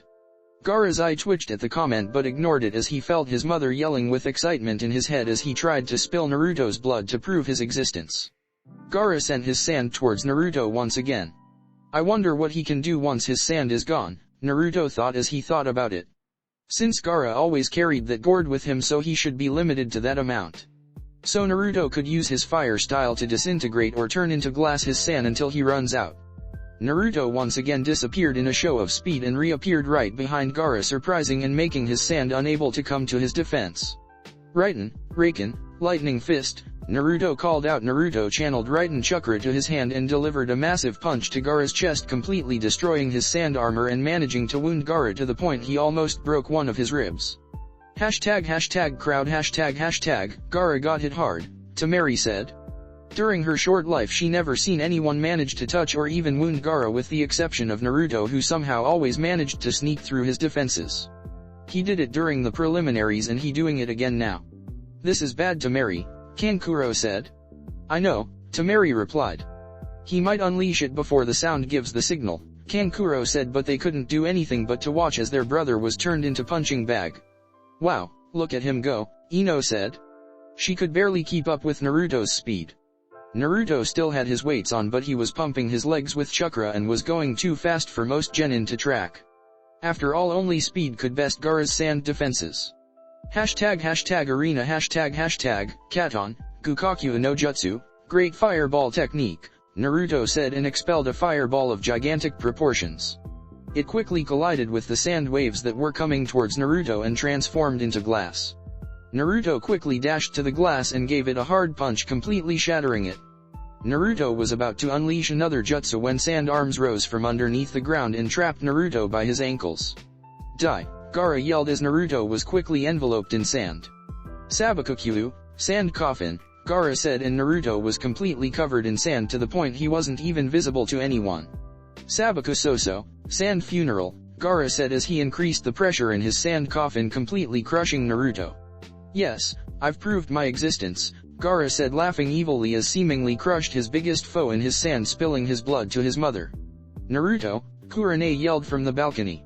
Aside from her, everyone was silent, waiting for something to happen. Everyone was frozen in complete silence when Naruto's voice echoed from within the sand. Really, Gaara? You know I'm better than this. Gaara's eyes widened in shock as he watched Naruto very calmly walk out of the sand prison. The sand didn't even move as Naruto walked out, as if Naruto was nothing more than a ghost or the basic Bushin. It's time I got rid of your sand, Naruto said before he made two shadow clones, each one taking Naruto's side, one on the left and the other on the right. All three Narutos moved in perfect synchronization.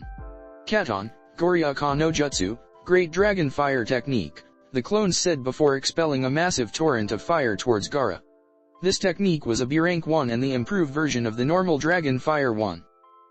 Futon, Daitapa, Great Breakthrough, the original Naruto said from the middle of the clones and sent a gust of wind that mixed with the fire and created what could only be described as an inferno.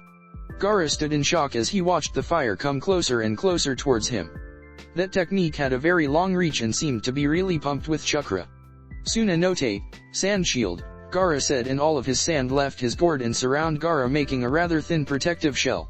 It seemed that Gaara already lost quite a bit of sand to Naruto's previous attacks. The fire clashed with the shield and Gaara disappeared from the audience view as they could only see a torrent of fire completely enveloping Gaara. Naruto ran out of air in his lungs and dropped his techniques to see Gaara smirking inside a glass dome. Gaara quickly shattered the glass and eyed the blonde. What can you do now without sand? Naruto asked. Fool, Gaara said before going trough hand signs. Tsunashijir, sand rain, Gaara said, and strangely enough it started raining. However, instead of water it started raining sand, and a good deal of it. I can easily create new sand by compressing the mineral underground as well, and as long I have sand I can do anything, Gaara said before restocking his supplies of sand and preparing to restart his attacks. Looks like destroying the sand is useless, Naruto thought, sighing as he realized all that work was for nothing. #Cagebox they are very skilled, the Raikage commented.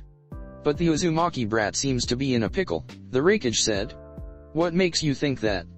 The Hokage asked, confused.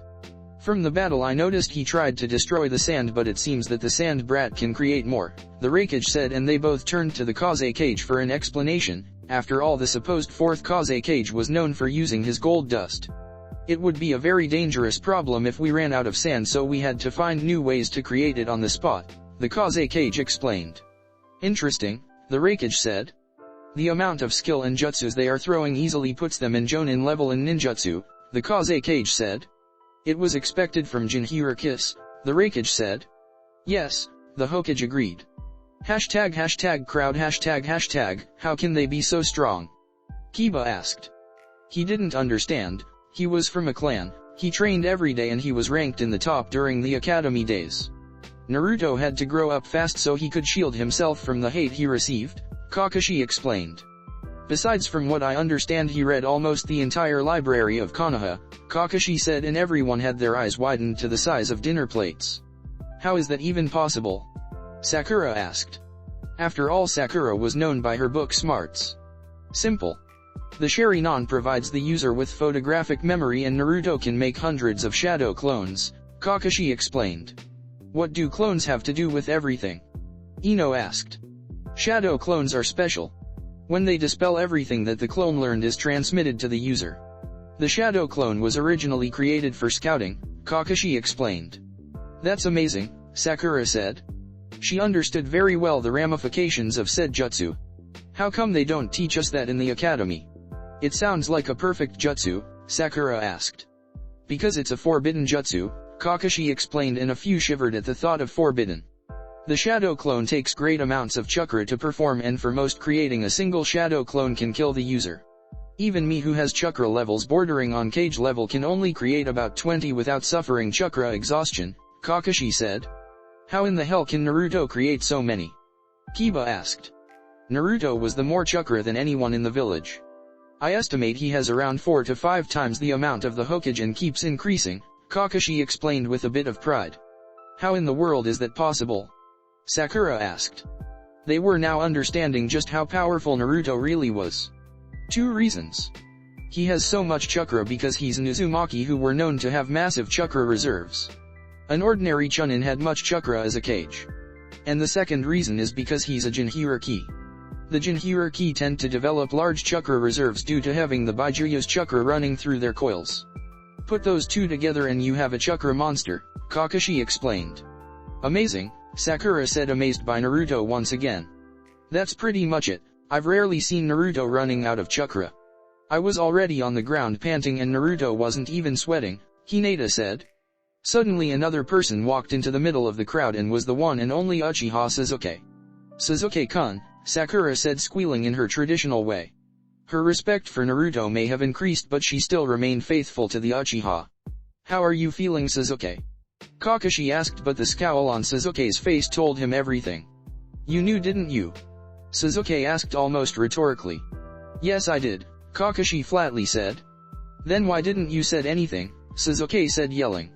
Because he asked me not to, and I wasn't going to betray a promise to someone no matter what.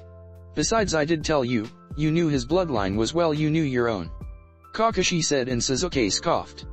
What was the first thing I taught you?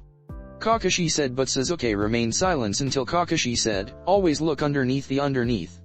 Sasuke simply crossed his arms and started cursing mentally at his sensei. #arena #, this is the end, Gaara said before going trough hand seals. Ryasabakuryu, sand tsunami, Gaara called out, and gigantic wave of sand erupted in front of him, going towards Naruto at high speeds. The wall of sand had the height of the arena walls and covered its entire width, leaving no room for evasion. It was a few seconds before the entire arena was covered in sand. Even the proctor had to leave the arena ground and made his way towards the crowd, as it seemed the safest place to be. Naruto was nowhere to be seen, and Gaara thought his plan worked and Naruto was trapped beneath all that sand. Sabakutaiso, giant sand burial, Gaara said, and slammed both of his hands on the ground, and shockwaves erupted from his palms and spread through the whole arena, shaking it.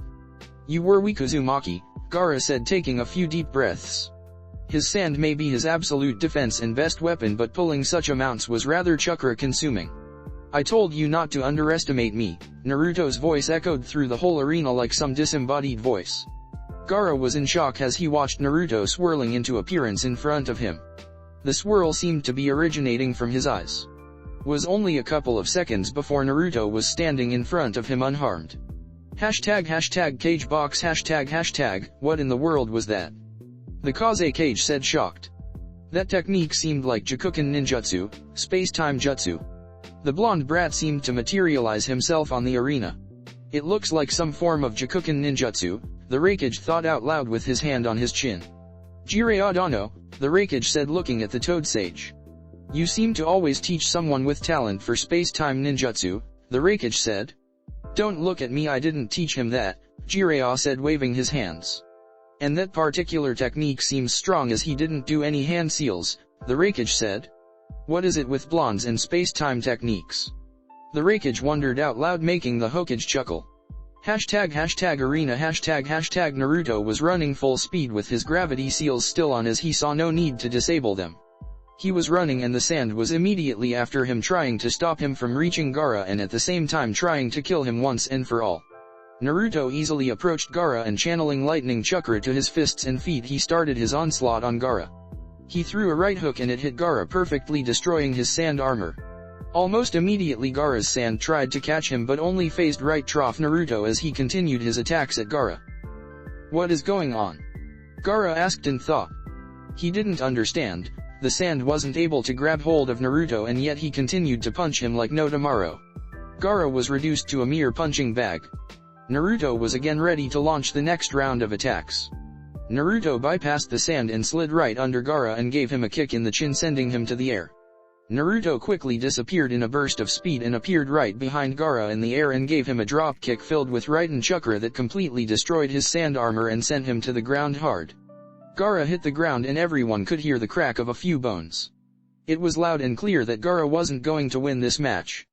Naruto landed on the ground and jumped back a few feet so he could watch the state of Gaara as the cloud of dust was settling.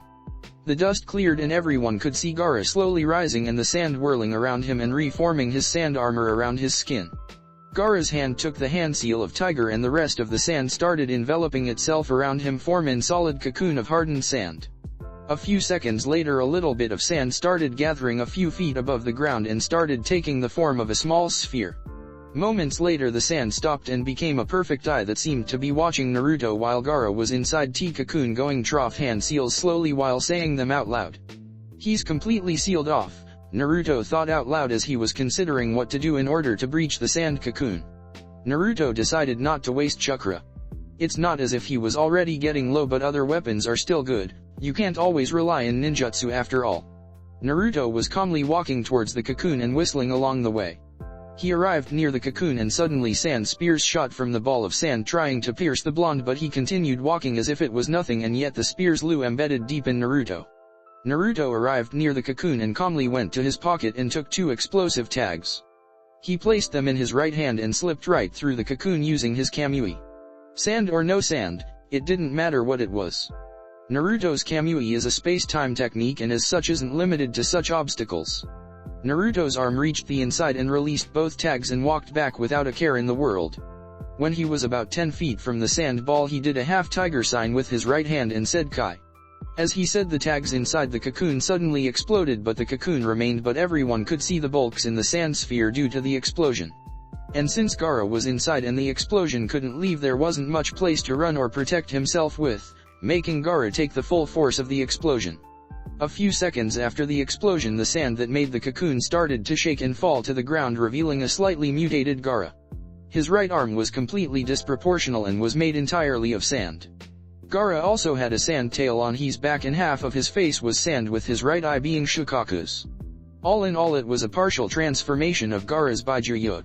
Make me feel alive Uzumaki, Gaara yelled as he slightly moved to test his new appearance. There was no sand on the ground of in his gourd as it was used to his partial transformation, so the lack of sand would be a plus. I guess it's time I pull it off, Naruto thought before channeling chakra to his storage seals, his wristbands, and pulled his favorite weapon. Clang, the weapon sounded as Naruto grabbed it by the handle with his right hand and rested it on the ground. It was a wide fan with 3 blood-red tomos on each side. It had a long handle with bandages wrapped around the base. The main part of the weapon was light brown with the edges being black. Flashback, Naruto was 9 years old and was exploring his true house, the Namikaze compound if you could call it that. In fact it was a fairly big house built for harboring a medium family or a couple intending to build one. Naruto was looking through the various rooms around the house and started going down the stairs into the basement. When he arrived he saw a lot of weapons. Swords, shurikens, daggers, hundreds of 3-pronged kunais, but from all of that there one weapon that was standing out of all of them. Kurama, who was looking through his vessel's eyes, immediately recognized it. Holy shit, Kurama said out loud, making Naruto jump from the sudden sound spike. Damn, Naruto said, nursing his head. Keep it down, Naruto said. Do you even know what that weapon is? Kurama asked. Naruto knew exactly what that weapons was, but he didn't seem particularly surprised by it. After all, his grandfather was known for using it quite extensively during his time. There, hanged in the wall, was Uchiha Madara's Gunbei, war/battle fan. It's my grandfather's trademark weapon, so what? Naruto asked, clearly not understanding just what he had. You fool, that is no ordinary weapon, Kurama said, and seeing Naruto's confused face he decided to elaborate. Just listen, Kurama said and entered his lecture mode. You know the legend of the Sage of 6 Paths, right? I did tell you about him a couple months ago, Kurama asked. Yes, I remember, Naruto replied. My father, Orochimaru Sennin, Sage of 6 Paths, as you know, had special eyes known as the Rinnegan, the eyes of the gods. He used the power of his eyes extensively during his lifespan. During his life he created the 9 Biju, that's why we call him father, understand so far? Kurama asked and Naruto nodded. However, that wasn't the only thing he created. During his life Orochimaru Sennin created a special set of tools and weapons he used. In total there were 6 tools and that particular fan is one of them, Kurama said, and Naruto's eye widened. I see you understand the implications. For starters, those weapons are several times more powerful than any others. You can't even compare them. However, there is a downfall in those weapons. Anyone other than a direct descendant of my father, that is a Senju or a pure-blood Uchiha, those weapons require massive amounts of chakra to use and would kill a regular human just by them lifting the weapon, Kurama said, finished his explanation. Awesome, Naruto said as he eyed the weapon. He would definitely learn how to use it properly. Since I'm a pure-blood Uchiha, I can use it without that heavy chakra usage, right? Naruto asked. Yes, also I forgot to mention that those weapons are pretty much indestructible as they are made of a special metal that my father himself created, Kurama said. Naruto hesitantly placed his right hand on the hilt and lifted the weapon from the wall holding it. It seemed as though it was made of metal. It wasn't particular heavy and it wasn't even draining Naruto of chakra, for now it seemed as nothing more than an ordinary weapon. As Naruto removed the fan from the wall, a piece of paper fell to the ground. Naruto bent over and picked it up, and there was writing in it. Minato, it's good to see that you are still alive and well. I heard you are making quite a name to yourself. I guess you will be next in line for the Hokage position. I'm proud of you. I've sent you my favorite weapon as a gift since there is no Uchiha alive that can wield it properly besides you and me. Also, my time is nearing its end. Use it if you wish, but I guess that with me being your father it would destroy your credibility if word would leak out. A word of warning, I still intend to bring peace to this world and I hope we don't find each other in opposite paths. Good luck in your future and never forget your origins.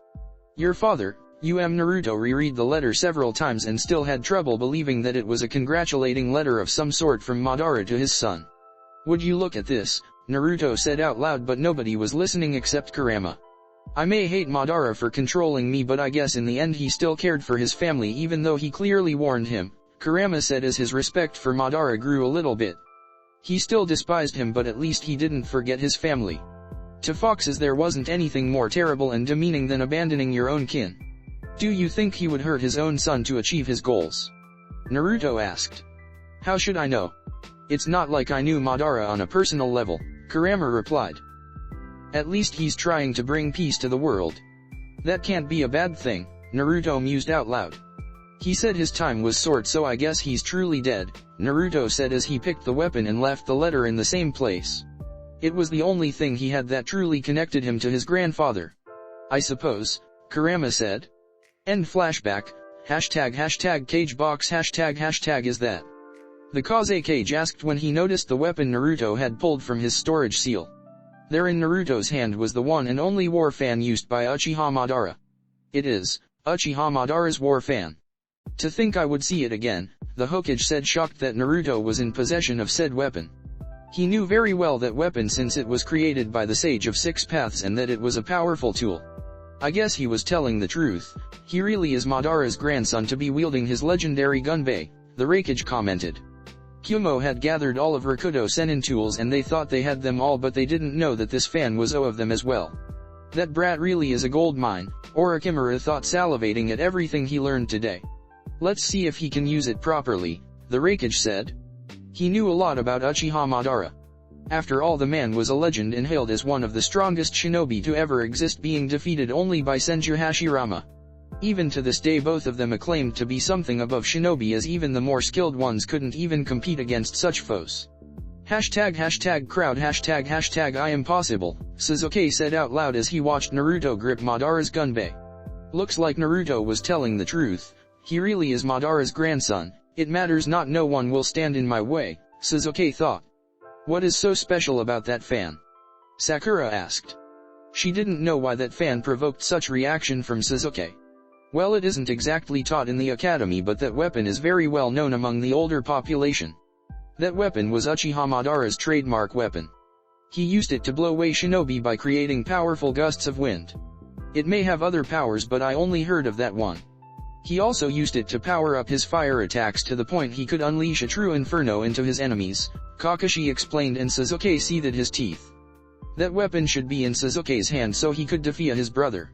Unbelievable, Sakura said. Naruto seemed to be an endless pit of surprises. Where did he get it? I know from history that Madara left the village, Sakura asked. That I don't know, Kakashi replied while eyeing Hinata. Hinata sighed before she started explaining. It seemed that today she was the narrator in Naruto's story. It was a gift Madara sent to his son and Naruto's father, Hinata briefly explained, not wanting to go into much detail. He had it all this time. Kakashi asked to no one with eyes widened. He never in a million of years would have thought his sensei had possession of such weapon. He had been to his house several times but never saw it. Well, he never actually went to the basement for that fact. I don't know what else to expect from the brat, Zabuza said, chuckling. He could never figure out the brat no matter how hard he tried. I'm sort of glad I didn't join this year's Chunin exams.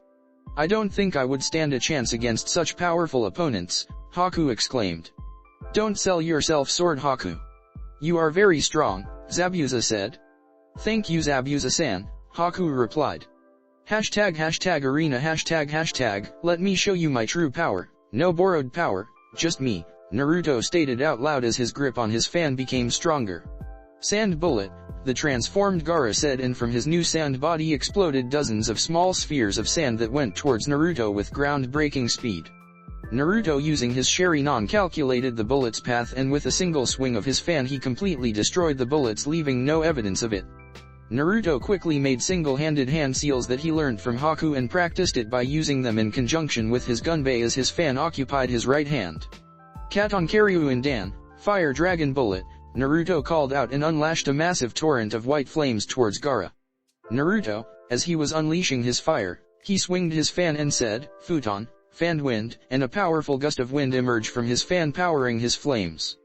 That was Naruto's most powerful fire attack. An A rank attack, however this attack was powered by the fan's wind, easily making it jump to S rank. Gaara coiled himself with his tail protecting his head and was engulfed in the flames, completely disappearing from view.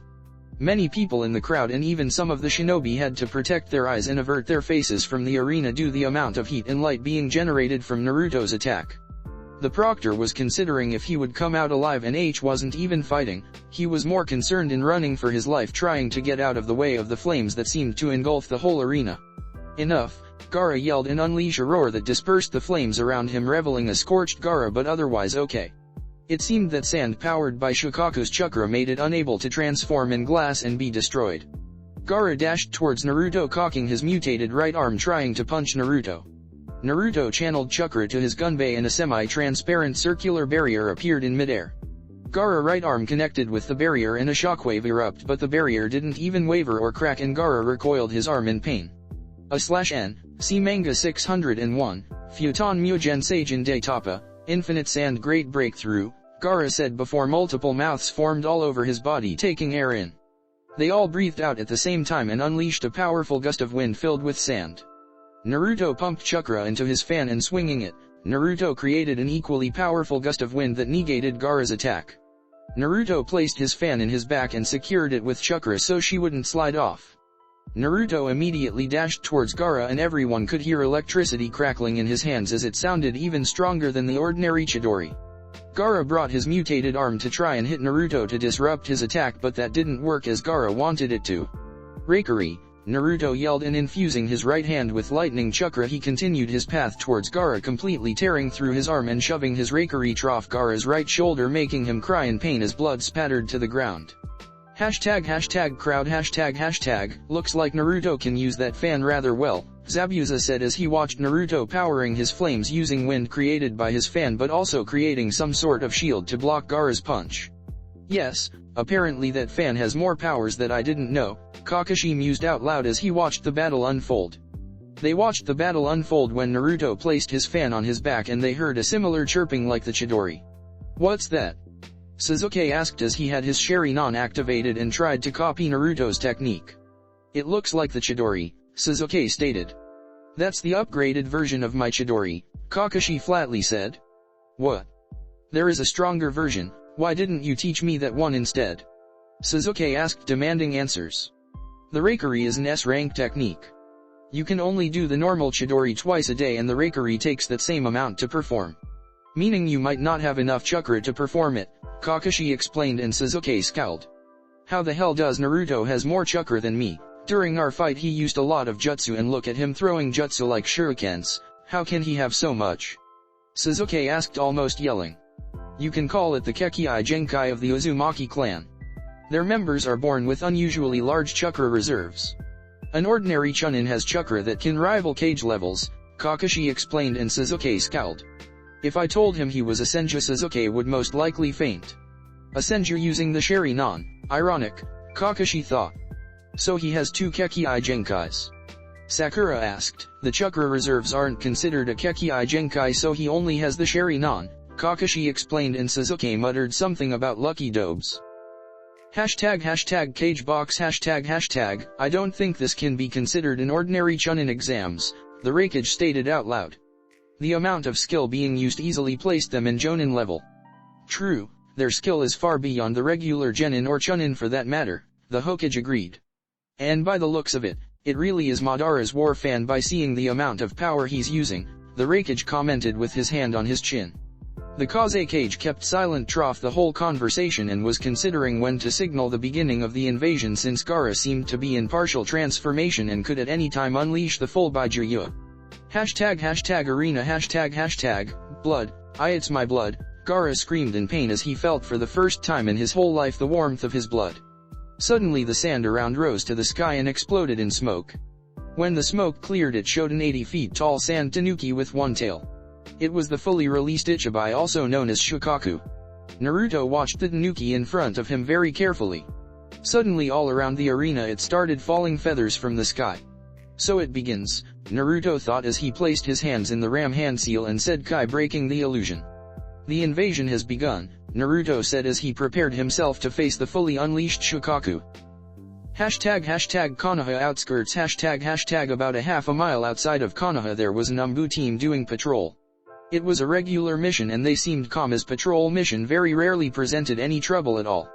Although they seemed calm on the outside, all of the Anbu personnel was warned about the incoming invasion, and as such they were all in high alert, they just didn't show it. Suddenly an Anbu of said team stopped and looked around. Sense anything? Another Anbu asked. No, Captain, the Anbu that stopped replied, while replied another thing to his team leader using the Anbu sign language. Possible shinobi group, the Anbu said, and the leader nodded. The Anbu quickly and stealthily approached the encampment and say 8 sand shinobi fathered in a circle. In the middle of the circle was kanji spread through it and stopping just near each of the sand shinobi's feet. Each of the sand shinobis had a small scroll in their mouths and was going trough hand seals very slowly. From the looks of it the technique seemed awfully complicated and it seemed they must not get it wrong. Looks like a summoning ring, one Anbu said to their captain. Yes, we can't allow them to summon anything. Get in your positions, the captain ordered. I can't allow that, a voice suddenly said behind them. They all turned around and saw a man. He had auburn hair, dark eyes, he wore a simple black jacket and pants with mesh armor underneath. He carried a small canister strapped to his hip. It was none other than the Yondaime Kage himself. Suddenly, what appeared to be sand started flowing out of his canister, and quickly and swiftly it wrapped around all 4 Anbu, crushing them to death. Let's get this over with, the Kage commanded. #stadium, crowd #, what's this? Sakura asked as she watched feathers start falling from nowhere, making her sleepy. Genjutsu? She asked right before breaking the illusion. Genjutsu? Sasuke wondered as he also broke the illusion. We are being invaded by the sound and sand, Kakashi explained as he fought against a couple of sound shinobi. What? Sakura yelled. The sand is our ally, she stated. They are no longer our allies. We knew about this invasion since the end of the second phase of the Chunin exams, so we are prepared, Kakashi said, trying to ease the worries of a fresh genin. Then why didn't we know? Sasuke asked, getting pissed off by being kept in the dark. We had to keep it a secret so they didn't find out we knew, Kakashi said. Sakura was pretty much terrified from what was happening. She never had any real type of mission aside from the wave mission that got bumped into an A rank, so she was pre-fresh.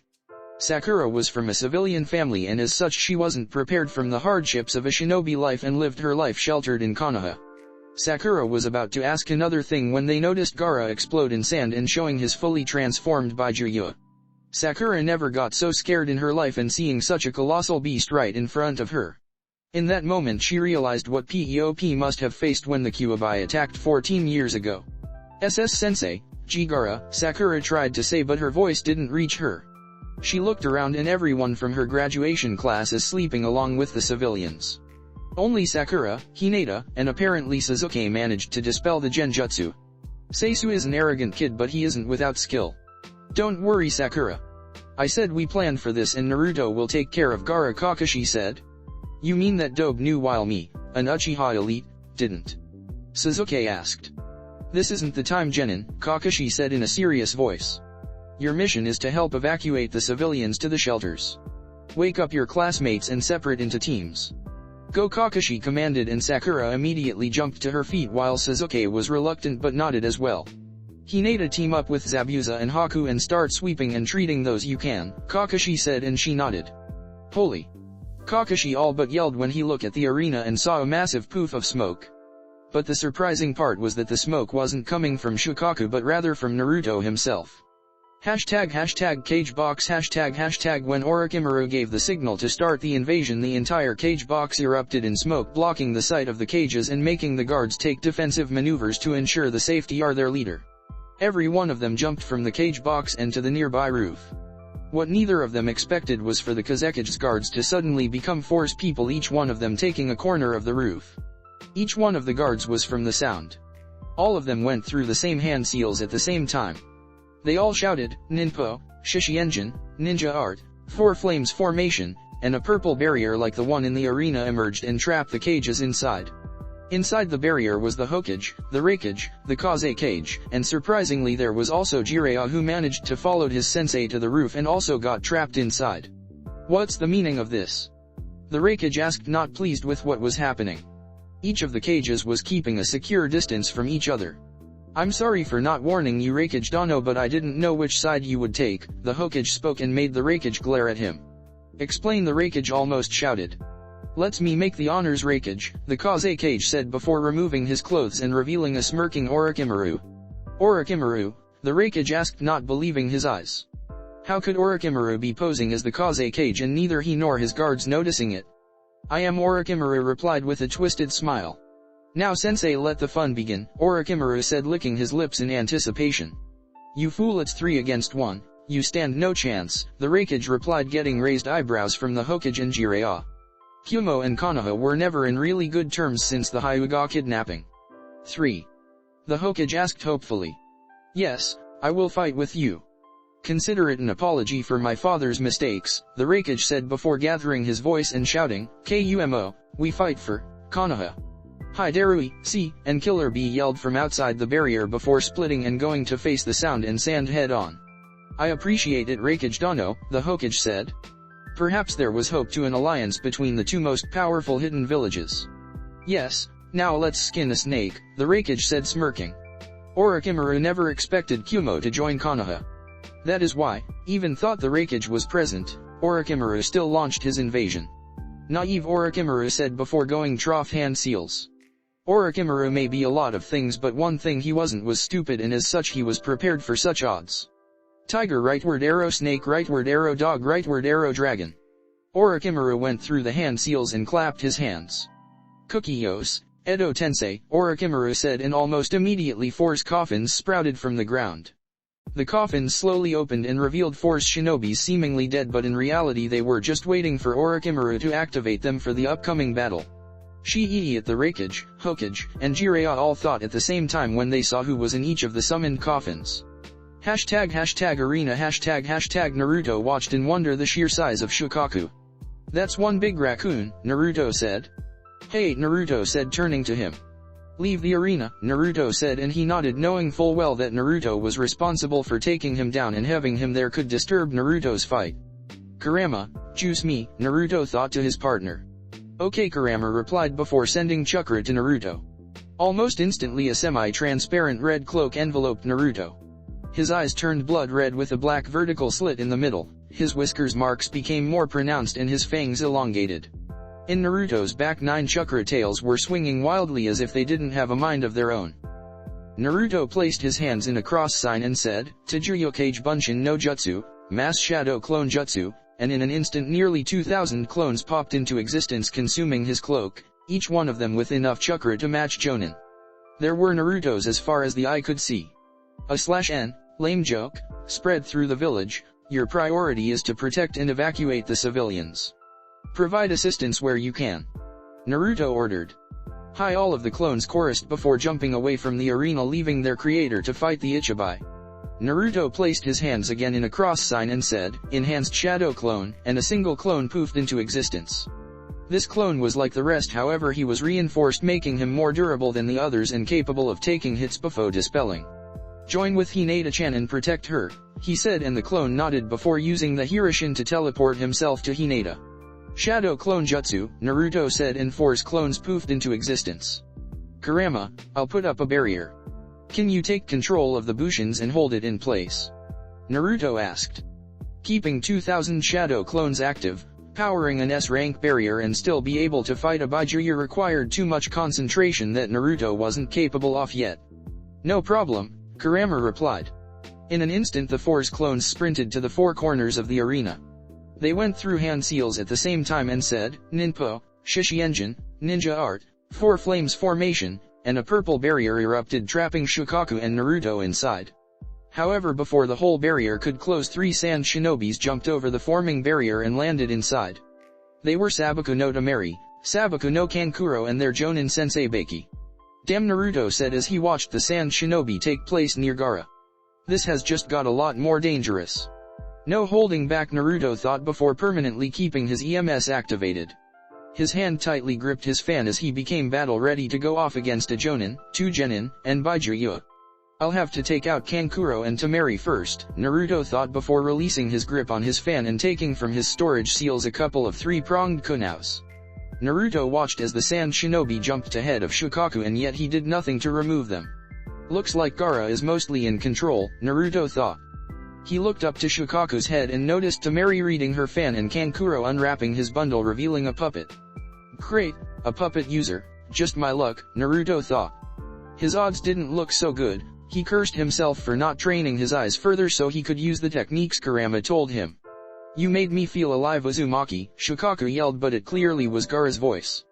"Crazy bastard," Naruto thought as he launched his 3-pronged kunao towards the enemy, but was blocked by Baki's kunao.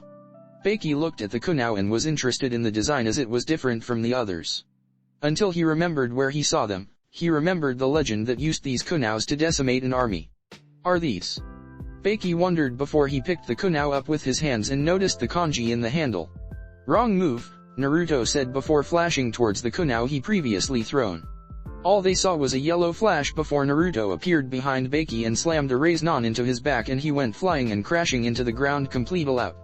Naruto ducked under a fan swing from Tamari and gave her a punch to the stomach, making her buckle in pain. Naruto punched Tamari and jumped to the side to avoid a barrage of senbon thrown by Kankuro's puppet. Naruto quickly picked another kunao and threw at Kankuro's real body. Kankuro fumbled between his weapons when he saw Naruto throw the same kunao he used to take out his sensei, who was Jonin. Kankuro did the only thing he thought and jumped away far enough from the kunao's reach. Naruto jumped from the Ichibai as sand was starting to gather around his feet, trying to snare him in place. He approached Baki. He was still alive, although barely. Naruto picked Baki up and quickly stored him in a stasis seal. "What the hell was that?" Kankuro asked with fear clearly splashed in his voice. The blonde in front of them just took out their sensei like he was nothing. "Idiot, don't you remember history from the academy?" Tamari asked as she recovered from the blow Naruto delivered her. Seeing Kankuro oblivious face, Tamari decided to explain. "That technique, that yellow flash, is the same the Yondaime Hokage used that gave him the name of Yellow Flash. He used a technique of his creation that allowed him to teleport to the kunao's H through and used it to kill almost 1000 shinobis from IWA in a flash. He alone won the war," Tamari explained, and Kankuro turned to the blonde who was busy dodging the sand. "I see you know history very well," a voice whispered just behind Tamari's ear. She turned her head slightly and was greeted by no one other than Naruto. Kankuro just had enough to blink. He was watching Naruto dodge the sand when suddenly he appeared right behind Tamari. "How?" Tamari asked, stuttering, clearly afraid of Naruto. He possessed a technique that allowed the Yondaime to kill an entire battalion of shinobi in an instant. "When I punched you in the stomach, I left my mark on you," Naruto simply replied before giving her a quick chop to the back of her head, knocking her out.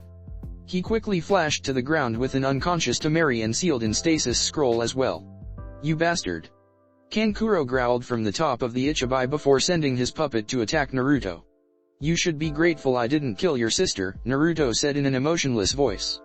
Kankuro simply gazed upon Naruto's blood-red eyes and was starting to feel sleepy. Kai Kankuro said and flared his chakra breaking Naruto's hypnotic eye. Futon, Ronkyudan, vacuum wind bullet, Shukaku said before slamming his hand in his stomach and expelling a very large ball of compressed wind. The ball itself was bigger than Naruto himself. Naruto gripped his fan and, channeling chakra Trogget, he swatted the bullet away making the ground shake from the pressure and power. Naruto jumped to the side to avoid Kankuro's puppet and he noticed that the puppet's blades were filled with poison. I need to take him out so I can focus on Gaara, Naruto thought before he dashed towards Kankuro's puppet. Naruto used his Sharingan and quickly found the chakra strings Kankuro was using to control his puppet. Naruto channeled chakra trough one of his kunaus and used it to sever the strings making the puppet fall limp to the ground. Naruto quickly appeared next to the fallen puppet and drove a raise onto it shattering it to pieces. Bastard Kankuro said to Naruto as he lost his best weapon. What can you do now? Naruto asked pissing off Kankuro and making him jump from the Ichibi's head and run straight for Naruto. Naruto smirked when he noticed how easy it was to rattle Kankuro. Kankuro quickly arrived near Naruto and tried a horizontal slash only to Naruto duck. Naruto quickly rose up and trapped his arms disarming him of his kunao. Naruto grabbed him tight by the arm and flinged him through the air and slamming him into the ground. Naruto quickly placed his hand into Kankuro and placed a sleeping seal. Once Kankuro was disabled he sealed him as well inside a stasis scroll. Now that's done, it's only you, Naruto said eyeing Shukaku. Shukaku yelled as he fired a few more wind bullets that in this case were more like the size of people themselves. Naruto swiftly dodged them and watched as they collided with the barrier but it didn't even waver. Good, the barrier is holding even though it's powered by clones, Naruto thought. Naruto analyzed Shukaku and noticed he was very slow. He hadn't moved since he was released so Naruto would take that as an advantage. Naruto took out a single shuriken. He placed it on his pointer finger in his right hand. Naruto molded wind chakra and slowly expelled it to the shuriken. Soon enough the shuriken started spinning and around it the wind started spinning as well creating circular saw. Shuriken wind blade, Naruto said and threw the shuriken. The shuriken went flying with impressive speed towards Shukaku who remained in place as his mobility was inexistent. The shuriken arrived near Shukaku and swiftly and without much trouble, cut right through his right arm severing it completely and making it fall to the ground. The arm fell limply to the ground and started crumpling away until it remained nothing but sand on the ground. Although Shukaku just had his left arm severed he didn't seem to be in any type of pain. You entertain me Uzumaki, Shukaku yelled and the sand above Shukaku's head started moving and something could be seen popping out. Naruto narrowed his eyes to the figure emerging and saw that it was Gaara himself. Gaara placed his hands in the tiger seal and said, "Play possum jutsu," and promptly fell asleep. Gaara leaned forward and his body went completely limp. Just as Gaara fell asleep, Shukaku's eyes glowed yellow and stayed like that showing that it was Shukaku who was now in control. I'm free. I am going to kill you and then destroy everything, Shukaku yelled as he was happy to be free once again. He looked down and saw Naruto staring at him. Seeing Naruto, Shukaku immediately went into action trying to crew the blonde and leave the barrier so he could have fun. Futon, Ronkyudan, vacuum wind bullet, Shukaku said and started expelling compressed wind bullets towards Naruto who was forced to start evasive maneuvers. Naruto watched very carefully as they hit the barrier. He couldn't allow Shukaku to roam free through the village or he would destroy it. Katon, Goryaka no Jutsu, Great Dragon Fire Technique, Naruto said and unleashed a big fire dragon towards Shukaku. Naruto swinged his fan and empowered the flames making them wider and bigger.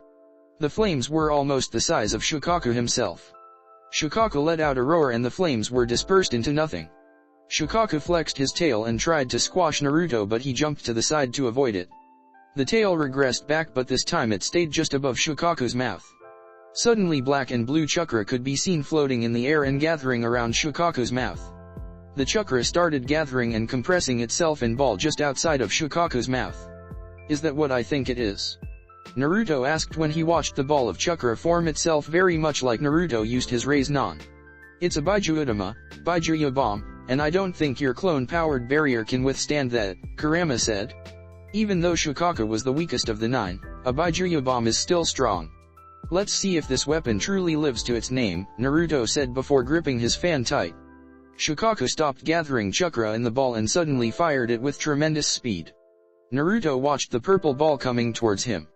Naruto grabbed his fan and placed it in front of him, his right hand grabbing the hilt while his left hand grabbed the other end. The fan was acting like a shield in front of Naruto. Gaishi, reflection, Naruto said just before the bomb hit the fan. The Byakuya bomb collided with the fan and at first nothing happened, but suddenly the bomb exploded, but, instead of blowing Naruto, it was completely reflected towards Shukaku. The amount of pressure being put in the fan made Naruto kneel and grew beneath crack, but he was able to withstand the bomb and the force of the explosion was sent towards Shukaku. Naruto placed the fan in his back and cleaned a bit of sweat that was dripping from the side of his face. That went well, Naruto thought. Now you believe what I said about the fan, Kurama said in a sarcastic voice. Yes, now let's end this, Naruto replied and watched as the smoke cleared and revealed a fully scorched Shukaku with his right arm missing as well. Naruto concentrated and focused his chakra. Suddenly right beneath Shukaku golden chains erupted from the ground and pinned him to the ground. Shukaku was fully trapped. He had chains wrapped around his tail, mouth, and the majority of his body, making him unable to do a single movement. Rat, ox, dog, boar. Naruto went through the hand signs and clapped his hands together. He slammed his right hand on the ground and kanji started flowing out of it and going towards Shukaku and forming a ring around him. 5-point demonic suppression seal, Naruto said, and the kanji started glowing. Shukaku yelled in pain as his chakra was being forced back into the seal. All the shinobis stopped their fighting and looked at the arena where Shukaku was howling in pain. You are not going anywhere, Naruto said. Naruto reinforced the chains as he could feel Shukaku trying to break them free and get away from the seal. Shukaku's form started to waver and the sand slowly started crumpling and flowing back into Gaara. A few seconds later and there was nothing but a ball of sand floating in the air. The ball of sand was becoming smaller and smaller by the second when suddenly all the sand disappeared and Gaara fell to the ground completely unconscious. Naruto approached Gaara and saw his new seal in Gaara's neck. It formed a complete circle around Gaara's main seal. Naruto looked carefully at him and noticed a few irregularities. The main seal had no suppressive seals in it and no safe hatch. At T-point, Gaara's seal was nothing more than an advanced storage seal. This is why Gaara is so unstable, Naruto thought before approaching him and also placing in a stasis scroll, putting him with his team. Naruto took a few deep breaths and dropped the barrier while shifting his eyes towards the roof where the Kage's battle was taking place.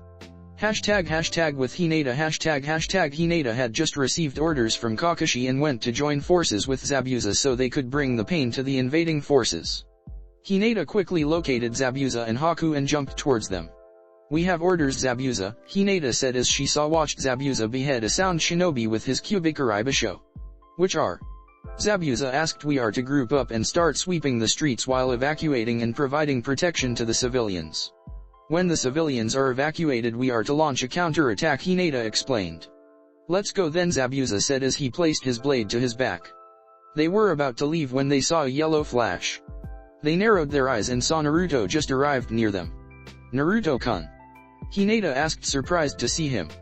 What are you doing here? She asked. I'm a reinforced clone. Boss sent me to team up with all of you and provide protection to you as well, Naruto explained, and they all nodded. They all withdrew their weapons. Naruto picked a couple of three-pronged kunais, Haku took out senbon and Hinata picked her daggers. They quickly left the arena and made their way towards the middle of the village, indicating the evacuation paths to the civilians. They were about to leave when a group of 10 sound shinobis jumped in front of them. Naruto quickly sensed their chakra levels and they were ordinary chunins. What do we have where? The obvious sound leader asked. A jonin and a couple of kids, he said while the rest of the crew laughed. Obviously these sound shinobi weren't watching the chunin exams or they would have seen just what these kids could do. It's time for the flash to resurface, Naruto said and got confused looks from Zabuza and Haku. He smirked and threw one of his special kunais towards the enemy. They all laughed when the kunai didn't hit anyone and simple landed harmlessly on the ground in the middle of them. Don't blink, Naruto said to his team and disappeared in a yellow flash. All Zabuza was able to see was a yellow flash. Naruto disappeared from view and when Zabuza saw him once again all of the sound shinobi fell to the ground dead, their throats slashed. That was. Zabuza said but trailed off as he pieced together who Naruto really was. You are the son of the Kiroi Senkau, Yellow Flash, aren't you? Zabuza asked but the answer seemed pretty obvious. Yes, my father was Namikaze Minato, Konoha's Kiroi Senkau and the Yondaime Hokage and also Uchiha Madara's son, Naruto explained and got disbelief looks from Zabuza and Haku who had her eyes widened. I'm done trying to figure you out. Zabuza said laughing. Tell me, how long can you use that technique? Zabuza asked. It was a pain in the ass to create the seals. I can use it since I became Genin, Naruto explained. Unbelievable, Zabuza said while shaking his head in disbelief. Let's continue, Zabuza said, and they grouped together and dashed once again off the streets. Hinata, Naruto said, turning to her, use your Byakugan and see where we are needed. This section is cleared, Naruto explained, and Hinata nodded before activating her Byakugan without any seals. She gasped to what she saw. The academy is under siege, she said, and got disbelief looks from Naruto. The academy? He asked incredulously. What about the barrier? He asked. There is no barrier. There's Sound and Sand Shinobi trying to force entry, but Iruka-sensei and couple other Chunnins are holding them off, she explained. Let's hurry then. I can't teleport all of you with the Hirishin since I'm only a clone and we will take too long if we walk. Naruto said and got confused looks from the rest of the team. If he couldn't transport them and they couldn't walk, what else were they going to do? This might feel a bit uncomfortable, Naruto said before activating his Kamui and sucking Zabuza, Haku, and Hinata into it. He quickly disappeared as well, leaving no trace of either of them. #academy #. At the academy things weren't looking pretty. Iruka and the other teachers were trying to hold off the enemy until Shinobi could arrive, but they wouldn't last much longer. The Chunin that was powering the barrier was tricked when a Sand Shinobi hung into a Konoha Shinobi and infiltrated the barrier, killing the one powering it. The students were all scared. The enemy managed to collapse the tunnels leading to the bunkers, and since the barrier was down, the only keeping them alive were the teachers that were battling fiercely to protect the lives of their students by preventing the enemy from entering the academy. Iruka, this doesn't look good, one of the teachers said. He was clearly tired, he was sweating from every place and was breathing very hard. Even thought he wasn't fatally injured, he was filled with small cuts and bruises from their fight. We can't do much. We must hold it until reinforcements arrive, Iruka said. Iruka was also running low on chakra.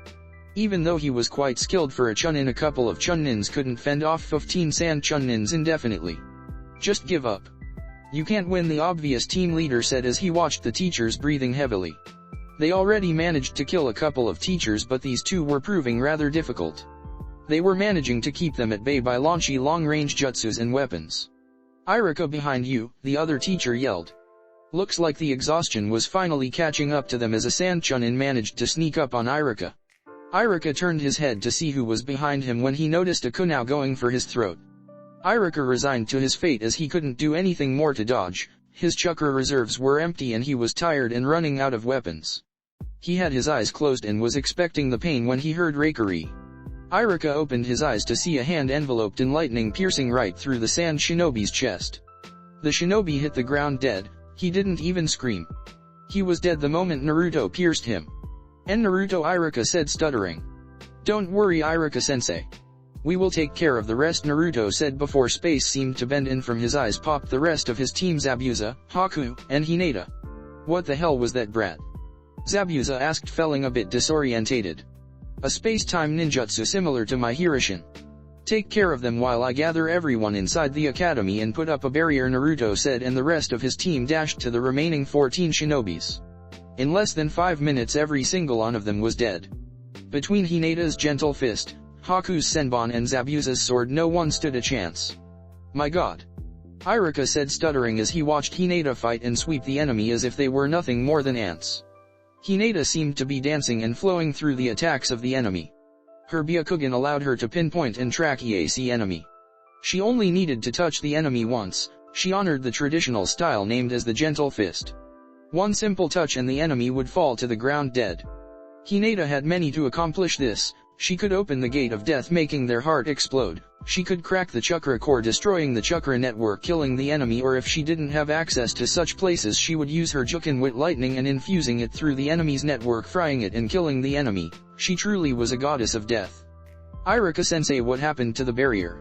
Naruto asked, breaking Iruka of his thoughts. The barrier seals he created weren't supposed to come crashing very easily. It would require a powerful attack to destroy it. One Sand Shinobi hung into a Konoha 1 and infiltrated the academy. He also managed to collapse the evacuation tunnels, Iruka explained. I understand. It's very dangerous to evacuate so many students through the middle of the streets, so I'll put another barrier up, Naruto explained, and Iruka sighed in relief. It looked like his students were going to pull through. Zabuza, hold them off while I replace the barrier, Naruto said, and he nodded before his team took defensive stances, watching for any hostile shinobi while Naruto was doing his work. Naruto noticed all the seal tags in the all were destroyed and he needed to create new ones. He quickly took out a few empty tags from his storage seals and started writing seals. Iruka just watched in fascination the speed and quality at which Naruto drew the seals. It obviously proved that Naruto was very skilled in Fuinjutsu. Naruto quickly finished the tags and Iruka examined them. Each kanji was perfectly drawn, not a speck of imperfection could be seen. It almost looked like a work of art. Get inside, Naruto said, and Iruka went to collect to the other teacher that was unconscious but not severely hurt. Once inside, Naruto made a shadow clone and he made his way towards the outside of the academy. He slammed the tag on the wall and said, "Four-corner barrier," and yellowish barrier erupted, completely covering the academy grounds. Naruto's clone sat down in lotus position and started concentrating to increase the power of the barrier. The reinforced clone on the outside on the barrier said, "Iruka-sensei, you are safe now. We will continue to look through the village."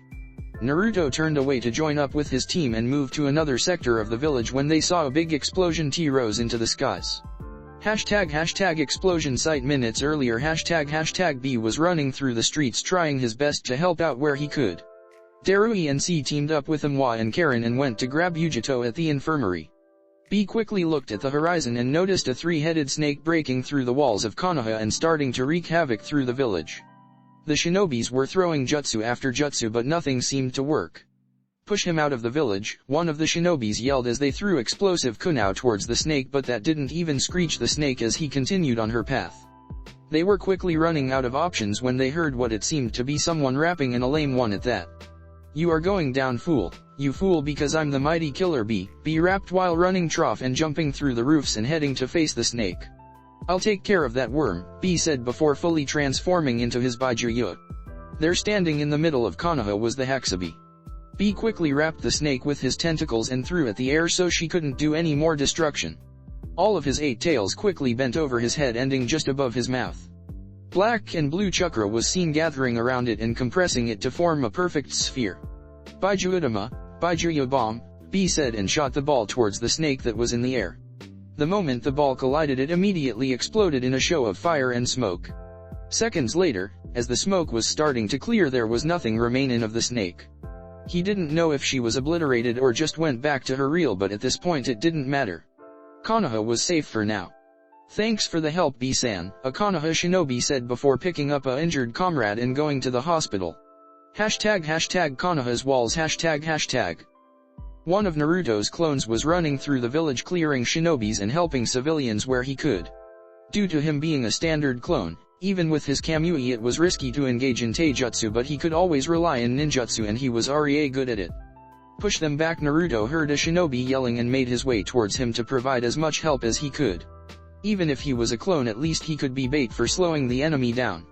He arrived at the destination and saw a group of Konoha shinobis throwing jutsu and weapons, trying to delay a group of about 200 sand shinobis led by the Kage into the village. However, the group just kept throwing wind jutsus, and having the Kage in there made sure they weren't harmed due to his gold sand dust. It wasn't looking good as the enemy kept coming. If help didn't arrive, it would be a massacre. Naruto arrived at their location and quickly surveyed the area looking for anyone he might know. His eyes landed on Anko. "Anko, what's happening?" Naruto asked. She looked around to find the annoying blonde. "Naruto, what are you doing here?" Anko asked. "Are you the reinforcements we asked?" she asked, hoping that the only reinforcements that came weren't Naruto alone. "I wasn't sent by anyone. I'm just a clone. Boss is taking care of Shukaku at the stadium," Naruto explained, and Anko stared dumbly at him before scowling. "Just my luck, a fucking clone," Anko said. "If you explained the situation, maybe I could help," Naruto said flatly, trying not to cause many problems, especially in the middle of an invasion. "Very simple. The Kage is leading 200 shinobis into the village and we aren't able to slow them down," Anko said and stared at Naruto, waiting for his miraculous answer. "I think I have just the jutsu for this," Naruto said, smirking, making Anko raise an eyebrow. But I'm just a clone, so it will take a couple of minutes to prepare. Can you hold them off until then? Naruto asked. I hope it's worth it, Anko said before yelling, hold off for a couple of minutes more. Hi, the shinobis that were with her yelled. They were very few in number compared to an overwhelming force of 200 trained shinobis. Naruto sat down in lotus position and clapped his hands together as if praying. He slowly drove them apart a few inches from each other and sparks started flying between them. He continued concentrating, and after a few minutes the sparks gathered a blue sphere that was shining. Okay Anko, it's ready, Naruto said, and Anko turned around to see the jutsu. That's it, a small blue sphere, Anko said, not believing her eyes. So much work just for that. No faith, Naruto said, smirking, and launched the ball into the sky. The moment the ball hit the cloud level, it suddenly expanded in a bright flash of white. Everyone stopped and looked up to see what was happening. Just as the light died down, the clouds started gathering and sky was getting darker and darker by the moment. Thunders could easily be heard emanating the clouds. Witness my best lightning jutsu, Naruto said, and everyone was focused in him. Naruto channeled lightning chakra to his hand and it started sparkling. He sent a beam into the sky and the thunders seemed to join and gather into a single massive one. The Kage was watching the skies very carefully, and when he noticed the dragon he figured it wasn't going to be good for them. Take cover, the Kage yelled at his forces, but it was already too late. Rightin', Kirin, Naruto said, and his dragon roared his way towards the sand shinobi. The Kage tried to block with his sand, but it was far too slow. He didn't even have time to blink as the dragon disappeared in a flash and the ground where they stood exploded. Everything was ripped apart, trees, stones, even the earth itself was destroyed, and where once stood the mighty Kage and his 200 shinobis was now nothing more than a 100-meter wide crater. Anko and the other shinobis didn't manage to see what exactly happened. All they saw was a flash of light and the ground exploding. The dust cleared and there was no one remaining alive. The ones that survived the initial explosion were simply electrocuted and left in ashes due to the power of the thunder. Holy shit, Gaki, Anko yelled, shaking his shoulders, and her eyes widened to the size of dinner plates. The reaction of the rest of the shinobis was pretty much the same. They were all busting their asses to keep the enemy away, and Naruto arrives for a very powerful lightning jutsu and it's all over, just like that. I told you to have faith, Naruto said, panting. Even though the jutsu didn't take much chakra, the concentration necessary to use the jutsu was very high for a simple clone. I'm dispelling now, Naruto said, and Anko nodded dumbly. So what now? One of the shinobis asked. Hashtag with the cages, hashtag Edo Tensei, a forbidden technique that summons a soul from the pure world to the world of the living, impure world, in order to do the biting of the summoner. Besides moral ramifications, this technique is considered forbidden because it costs a human life to anchor the soul to the world. This technique was invented the Senju Tobirama, the Nidame Hokage, although the reasons to why he did are still unknown. The moment the 4's coffins opened, the shinobi inside were instantly recognized. They were all legends and powerful in their own way. In the first coffin was a tall man with tan skin, dark eyes, and waist-length black hair typically styled in a center-parted fringe that framed his face. His attire took the form of the standard shinobi dress of his era, consisting of dark red traditional armor, similar to that of samurai, worn over a simple black suit. This armor was constructed from numerous metal plates, formed into multiple protective guards along his body, in particular, chest, shoulders, thighs, and forearms. Each collar of his shoulder guards bore the Senju symbol emblazoned on them. This M was none other than Senju Hashirama, the Shodaime Hokage himself and the original Shinobi no Kami, god of shinobi. In the second coffin was a woman. She had long, bright red hair and large, pupilless eyes. She wore an elaborate, high-collared kimono with the Ozushiagakuer symbol on the back of the obi, which was tied around her waist. Her hair was arranged in bulleten with hairpins in them and 3 clips in the front. She also wore a dark shade of red lipstick and had a violet-colored diamond mark on her forehead. She also wore tags with kanji written on them in her hair decals. She also carried a huge red scroll on her back, similar to Jiraiya. She was Uzumaki Mito, Konoha's Benihime, Red Princess, and the wife of Senju Hashirama. In the third coffin was a tall man, fair-skinned man with white, shaggy hair, dark-colored eyes and 3 red markings on his face, one under each of his eyes, and one on his chin.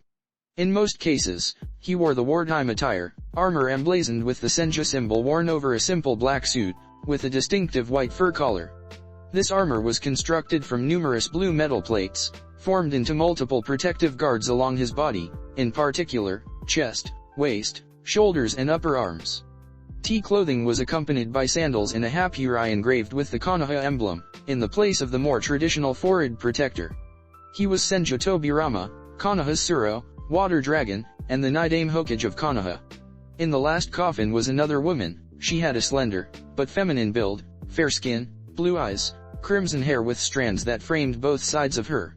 She was wearing the traditional black umbu pants with white tape around the ankles. Around her chest she had umbu chest plate above simple black suit. She had gloves in each arm that covered her entire arm almost reaching her shoulders. On her back, a 28 inches long black katana with red hilt. She was Uzumaki, former Senju, Kushina, Konoha aka Noshi, Red Death, wife of the Yondaime Hokage but most importantly mother of Uzumaki Naruto. This isn't good, the Hokage muttered under his breath and the Raikage and Jiraiya couldn't help but to agree. After all, standing in front of them were Force Cage levels shinobis not to mention Orochimaru himself, and the fact that being an Edo Tensei provides to shinobi with limitless chakra and immortality didn't help much. Where am I? Kushina asked as she surveyed her surroundings. The last thing she remembered was saying goodbye to her son. Edo Tensei? Tobirama asked out loud, snapping Kushina from her thoughts. That man brought us back with my forbidden technique. Ironic, Tobirama said. Edo Tensei, Kushina thought as she watched who she was going to fight against. It was a bulky man with blonde hair, so she assumed he would a Kumonin, Jiraiya, and Sarutobi Hiruzen. Hiruzen seemed older than what she remembered, so it must have been some time. Hiruzen, Kushina called out, getting his attention. How long has it been? She asked. 14 years, he replied solemnly. How is Naruto doing? She asked. She felt bad for leaving Naruto alone and leaving him with such burden, but there wasn't any other choice at the time. Even though the civilians made his life a nightmare, he still turned out an splendid shinobi. You would be proud of him, the Hokage said with a small smile. He even found love, the Hokage said. That's good. Grandmother always said that to support the hate of being a Jinchuriki I should fill myself with love, right? She asked, turning towards Senju Mito, who was quiet observing the reed head. Kushina-chan? She asked, not believing her eyes.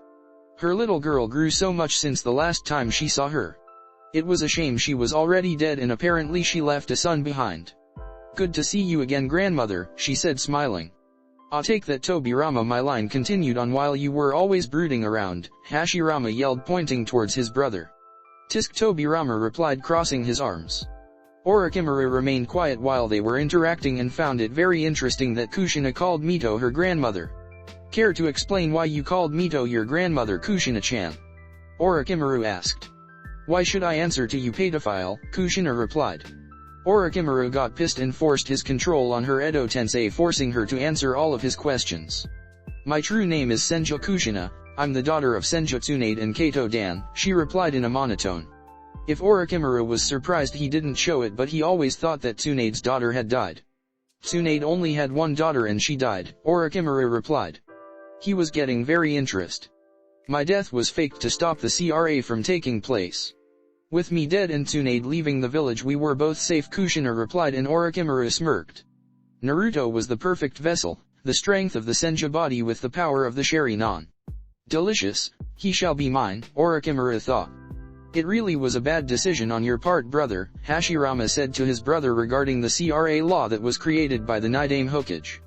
It was always for the betterment of the village, Tobirama replied. I don't doubt that, but you are too distant and cold. You are always brooding around like the Uchihas. You need a strong woman to straighten you up, Hashirama said, and Tobirama remained impassive. Maybe you should set him up with someone, Mito-chan, Hashirama said, turning to his beloved wife Senju Mito. She didn't age a day he last saw her, and her beauty remained unparalleled, to him at least. We are all dead, Hashirama-kun, Mito replied with a deadpan expression. My bad, Hashirama replied, chuckling and scratching the back of his head in embarrassment. The Hokage, Raikage, and Jiraiya were all watching the interaction with fascination. It saddened the old Hokage's heart to see his former teachers and some of the greatest shinobi of the Leaf brought back from the dead to serve under a despicable man. I should have killed him when I had the chance, the Hokage thought with shame. All the evil Orochimaru had brought could have been stopped if he had been strong back then. Enough talk, kill them all, Orochimaru commanded, and they all took their stances.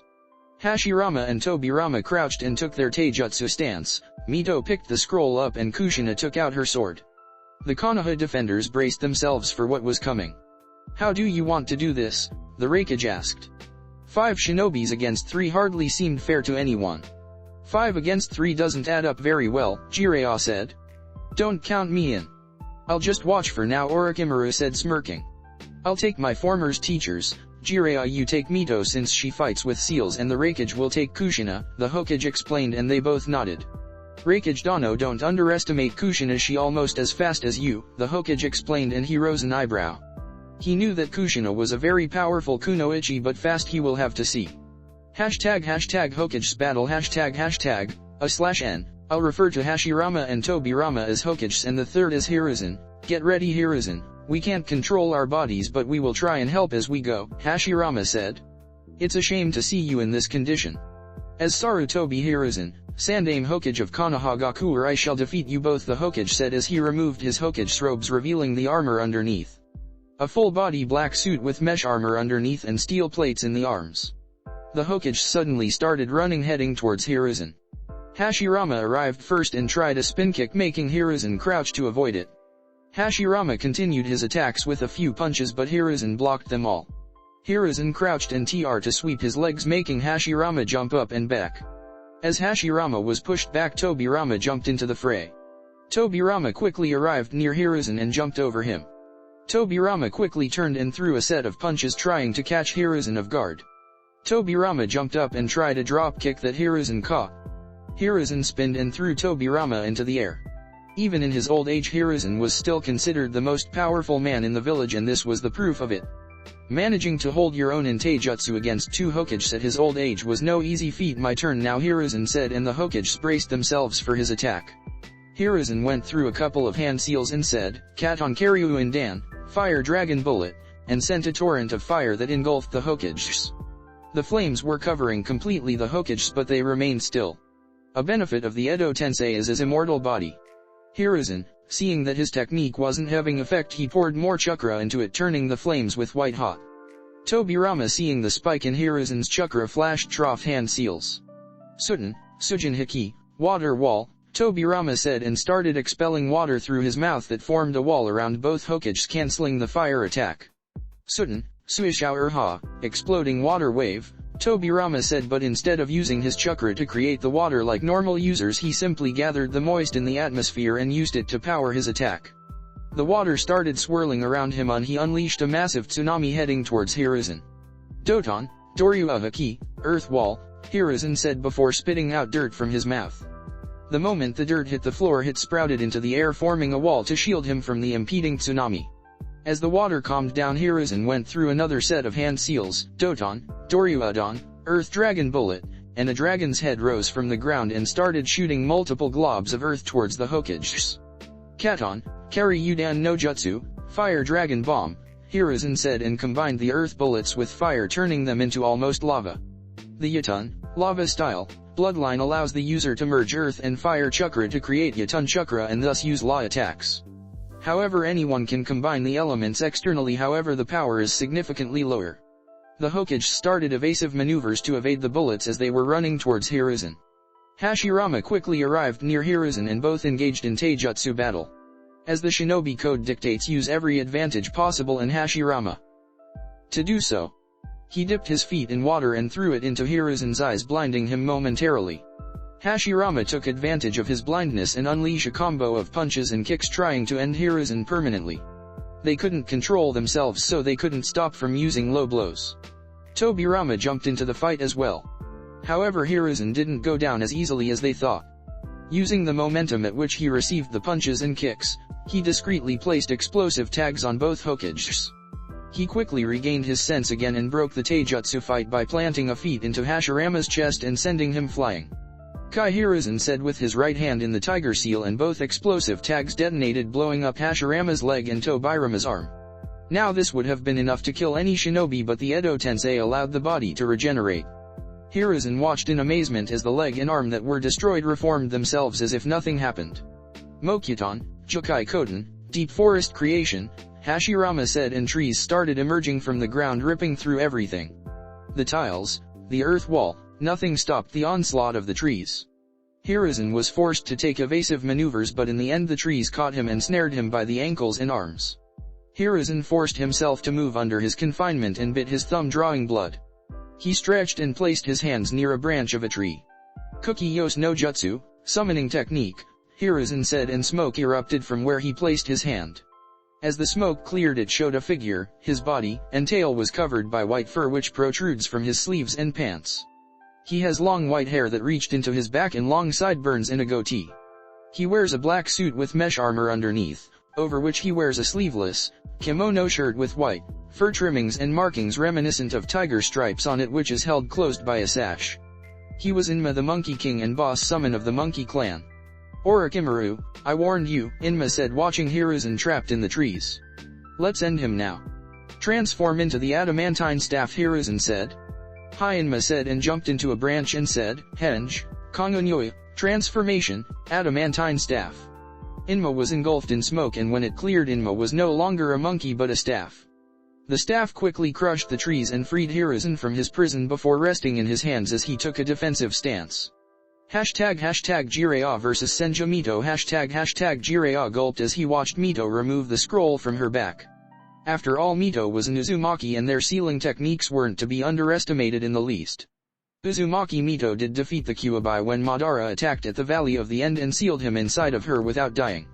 Senju Mito was one of the few combat sealers. As long as she had chakra, her possibilities in battle were endless, and since Jiraiya was a seal master himself, he knew very well the foe he was up against. I wonder if I should use Sage Mode, Jiraiya considered in thought. Jiraiya decided that he shouldn't allow Mito to do anything and rushed her, engaging in Taijutsu.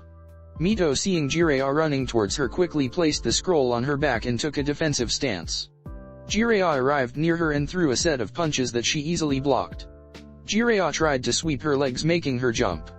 While in the air, Jiraiya tried to punch her, but she grabbed his arm and, supporting herself, she spinned mid-air and delivered a SPI kick to Jiraiya. Jiraiya stumbled back but quickly regained his position. He nursed his neck before going towards her once again.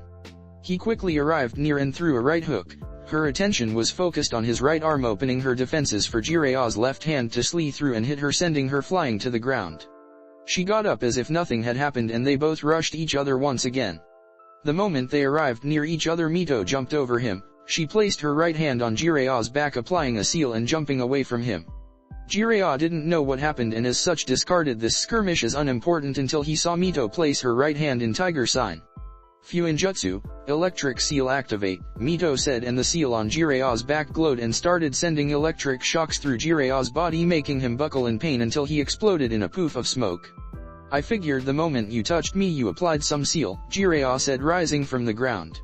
Ninpo, Kaberi Senbon, hair needles, Jiraiya said, and his hair extended before starting to fire hundreds of hair needles towards Mito, who remained in place.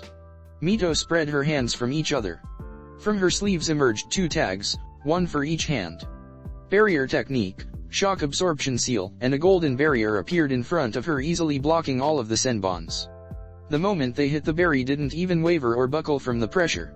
Jiraiya, seeing his attacks was useless, stopped launching senbon and decided to try another approach. Katon, Dian, giant fire blast, Jiraiya said before flashing through hand seals and sending a wall of fire towards Mito, who remained impassive to any attack Jiraiya threw. Mito took out sealing tags, however these seemed slightly different. Barrier technique, chakra absorption seal, Mito said, and what seemed to be a black hole erupted between her arms and engulfed the fire attacks, leaving no trace of it. She can absorb chakra as well. Damn, Jiraiya muttered out loud. Mito really was a fearsome opponent. She managed to block a physical and chakra-powered attacks with nothing more than ink and paper. Mito quickly opened her big scroll and turned it towards Jiraiya, who raised an eyebrow in confusion. Bakuri Yujiki, Dragon Bomb, Mito said before a seal from the scroll started glowing. Suddenly from the seal a massive torrent of fire shaped in the form of a dragon's head erupted and headed towards Jiraiya, scorching everything on its path. Doton, Doryu Haki, Earth Wall, Jiraiya said, and wall of earth rose from the ground to shield Jiraiya from the incoming flames. That fire attack had a very large reach and Jiraiya wouldn't be able to dodge in time. The flames connected with the wall but was strong enough to withstand the pressure. Can't believe I'm getting my ass kicked by someone who isn't even using ninjutsu, Jiraiya thought, shaking his head in shame. Doton, Yomi Numa, Underworld Swamp, Jiraiya said as the ground beneath Mito suddenly liquefied, making her fall into the swamp and burying half of her body. The earth quickly hardened, trapping her. Jiraiya suddenly appeared above her and yelled "Raise Non" as he drove a blue chakra sphere right through Mito's chest, destroying everything around it, even the ground. Since Mito had her arms trapped in the swamp, she couldn't block or dodge the attack. Jiraiya jumped back and was watching the cloud of dust starting to settle. He narrowed his eyes as he watched Mito's chest starting to reform. A few seconds later and it was as if nothing had ever happened. Jiraiya was so focused in watching Mito reform that he didn't notice 3 of Mito's Kage Bushins suddenly surround him, making a triangle around him. They all pulled a tag that seemed to float in the air. Sealing trap, chakra draining seal. All of the 3 clones shouted in union, and triangular, red-colored barrier erupted, trapping Jiraiya inside and starting to drain his chakra. "She's stealing my chakra, and fast," Jiraiya thought as he was starting to feel the chakra drainage. If he kept inside he would be out of chakra in mere minutes. Jiraiya started forming a Raise Non but noticed that it was being absorbed as well. He needed to create a larger Raise Non and use it quickly so Mito didn't have time to absorb it. "Udama Raise Non, giant Raise Non," Jiraiya said before making a Raise Non twice as big as the normal. He quickly slammed the Raise Non on the ground and the ground exploded upwards, breaking the barrier and the clones as well. Jiraiya cleaned a bee of sweat and jumped back to gain some distance from Mito. Hashtag Raikage vs Kushina hashtag who are you? Kushina asked. Why do you want to know? The Raikage asked, generously surprised from that question. Even though I hold no love for Kumo, I wish to know the name of my opponent, Kushina explained. I'm a Yondaime Raikage, the Raikage said, and Kushina nodded. Shall we begin? Kushina said before gripping her sword and making the Raikage smirk. Perhaps this wouldn't such a bad fight after all. They both dashed towards each other. The Raikage had yet to activate his lightning armor as he wanted to get a feel for Kushina's power, so he kept at elite Jonin's speeds. Elbow, the Raikage said as he reached near Kushina. He flexed his elbow to hit her. Kushina swiftly ducked under him and brought the hilt of her sword upwards, slamming it against the Raikage's chin and planting a kick to his chest, sending high flying. Dragon dive, Kushina said before flexing her blade and pointing her towards the Raikage. Kushina charged her body with Shurika before exploding towards the Raikage at very high speeds, but the Raikage wasn't the fastest man alive for nothing and managed to deflect it, although barely. Raikage, seeing Kushina so up close, charged at her and said, "Rariato, lariat," and tried to slam his right arm into Kushina's neck, destroying hit. Kushina simply bent her body backwards and allowed the arm to pass above her without touching her. The moment the Raikage's arm had safely passed above Kushina, she quickly rose up once again. She jumped into the air and using the Raikage's arm as leverage, she snared his head between her legs.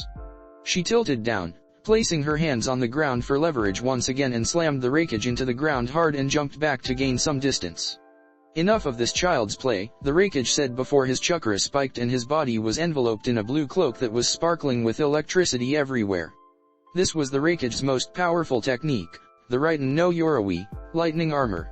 A technique that, by channeling lightning chakra through the synapses and the external body, it improves the user's reaction time, overall speed, and defenses. Kushina, seeing her opponent using the fabled Raiten no Yoroi, knew she needed something that allowed her to keep up with what will be his new speed. Her husband managed to avoid A's fastest strike by using his Hirishin, but she didn't have that at his disposal. Kushina began focusing and channeling wind chakra through her external body. Futon no Yoroi, wind armor, Kushina said. By surrounding her body with wind chakra, she can cut down the wind resistance, increasing her overall speed. However, this technique doesn't protect her from anything like the Raikage's. The Raikage disappeared in a blink of an eye and appeared just above Kushina. Gyro Chindaropyu, guillotine drop, the Raikage said and tried to perform a drop kick on Kushina. However, Kushina, due to her wind armor, managed to jump away and avoid the kick that shattered the ground. Kushina said, and she reappeared in an instant where the Raikage destroyed the ground. Channeling wind chakra through her blade, she performed a horizontal swing and the Raikage just had enough time to tilt his head as the blade passed right above his head, cutting a few strands of hair. The Raikage quickly recovered and jumped away. As he landed, he noticed a few drops of blood fall to the ground. He placed his hand on his head and he looked at it. He noticed a bit of blood. Even with my lightning armor she managed to cut me, the Raikage thought. It was bad luck in the end. The only thing that can beat lightning is wind. The Raikage was looking carefully at Kushina before she poofed in smoke. He looked around just in time to see Kushina appearing next to him trying a horizontal slash across his chest. The Raikage using his lightning reflexes caught the blade with his bare hands and slammed a kick into Kushina's chest and she was sent tumbling to the ground. The Raikage had enough of this, he had to end the battle fast so he could go and help the others' battles. He focused and brought his lightning armor to full power making it sparkle even more and his hair become spikier. Kushina was looking at him when he suddenly disappeared. She didn't even have time to blink as the Raikage reappeared right next to her. He grabbed her by the waist and said, "Reiga Bomu, Liger Bomb," and slammed her into the ground, completely tearing her apart and blowing up the ground into smithereens. The Raikage jumped and smirked in victory until he noticed that Kushina's body was reforming. A few seconds later she was standing in front of her as if nothing had happened. Damn that Edo Tensei, the Raikage thought as he was considering what he could use to end this despicable technique. Kushina walked forward and placed her hand on the ground touching the Raikage's blood from one of his injuries that Kushina managed to inflict. Kushina spread the blood through her hands and flashed through hand seals before slamming both hands on the ground.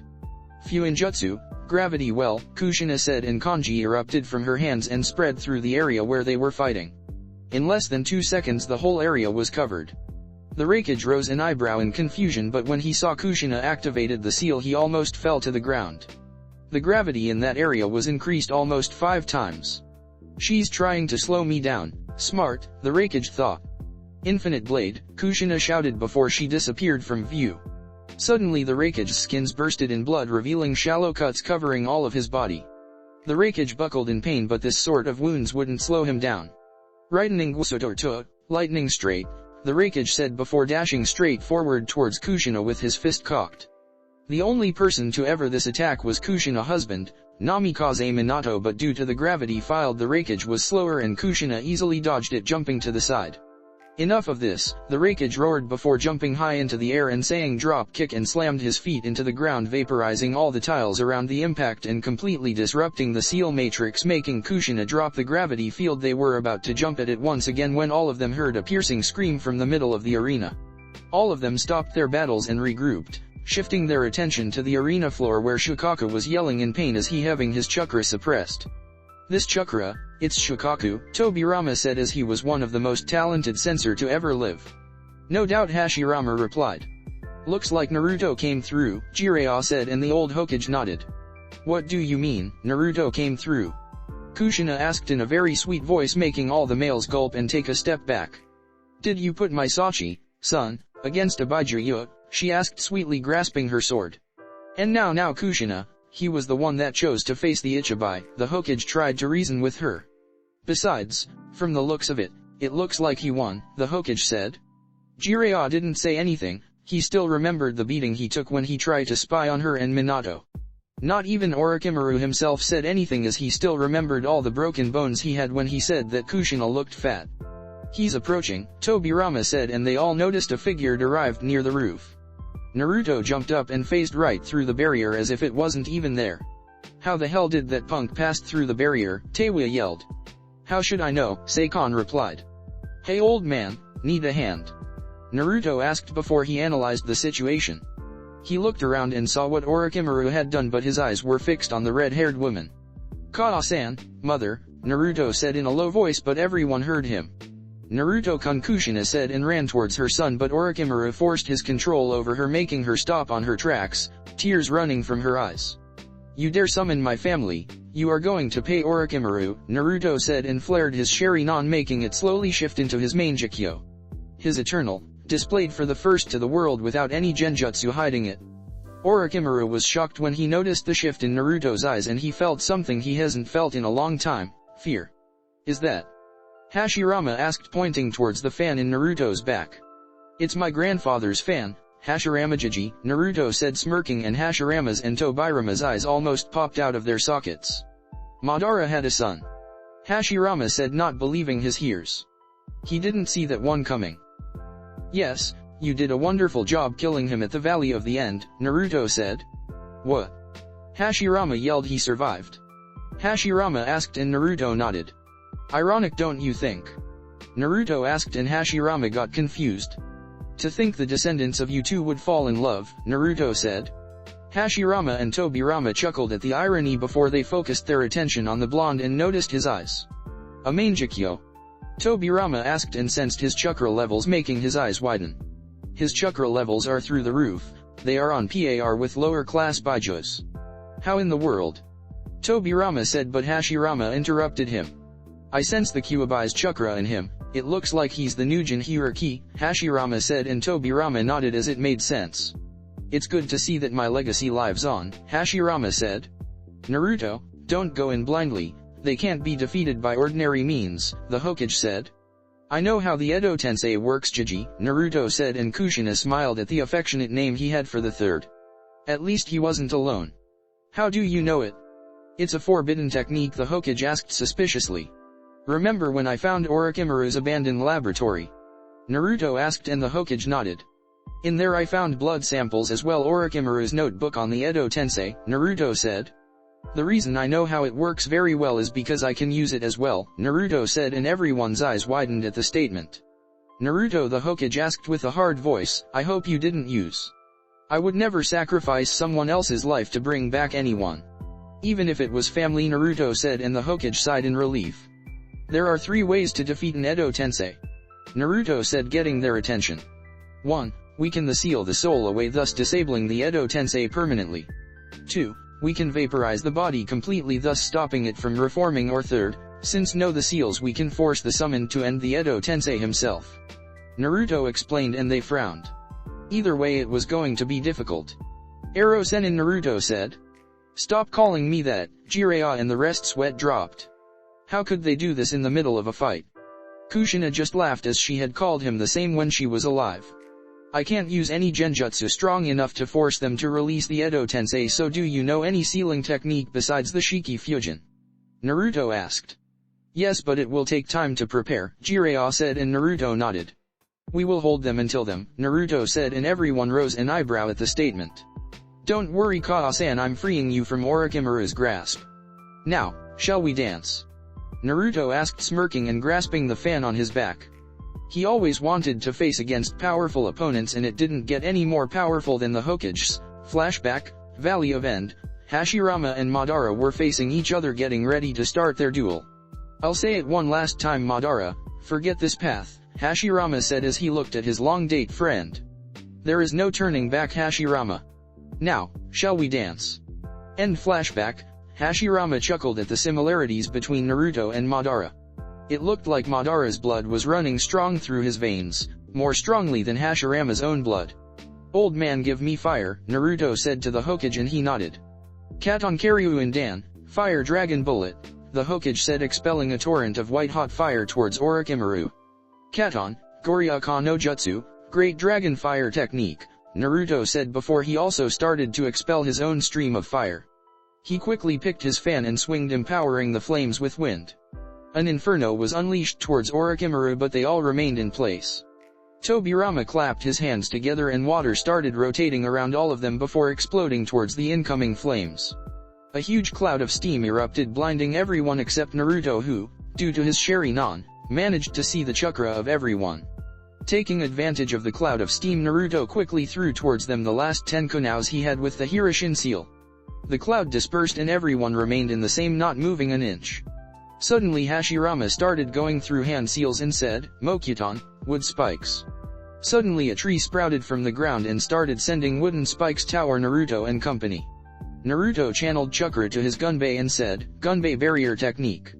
A semi-circular purple barrier appeared mid-air, intersecting all of the wooden spikes, making them fall to the ground.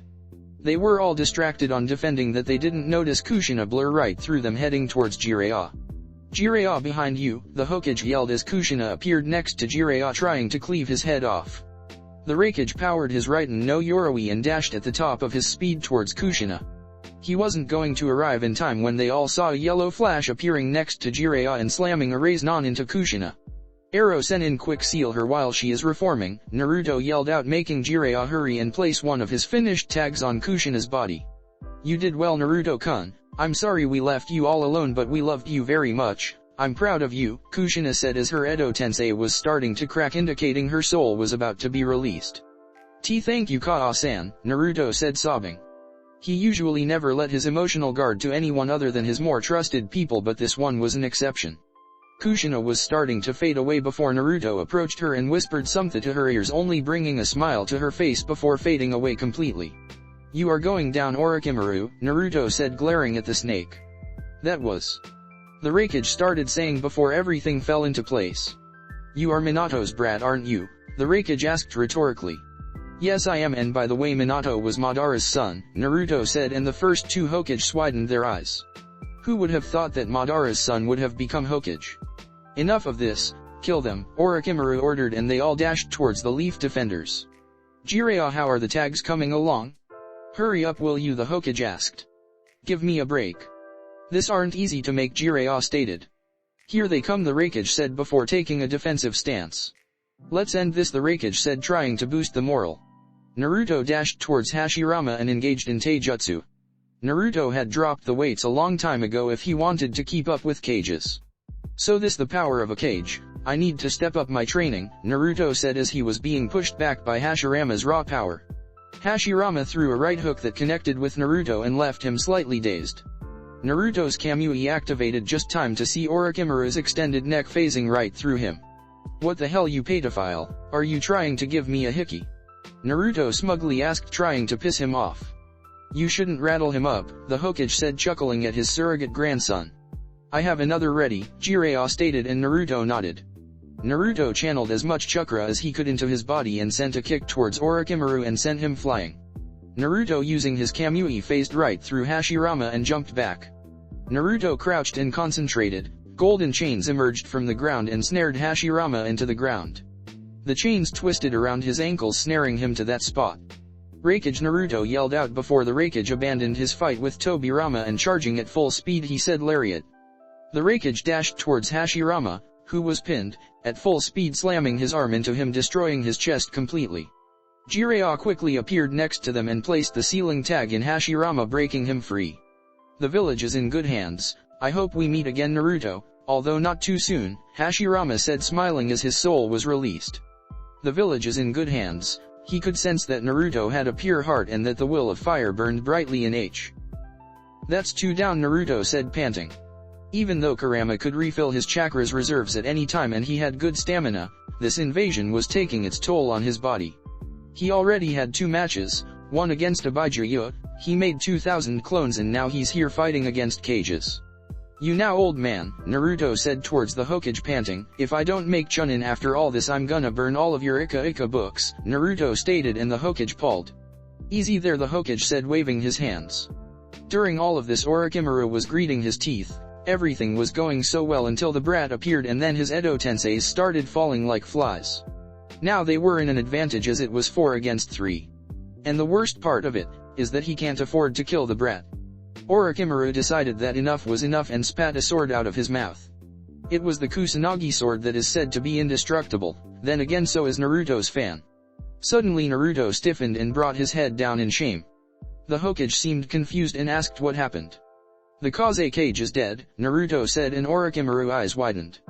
The Kage was supposed to invade the village with a small army and take its surprise. "What happened?" the Hokage asked.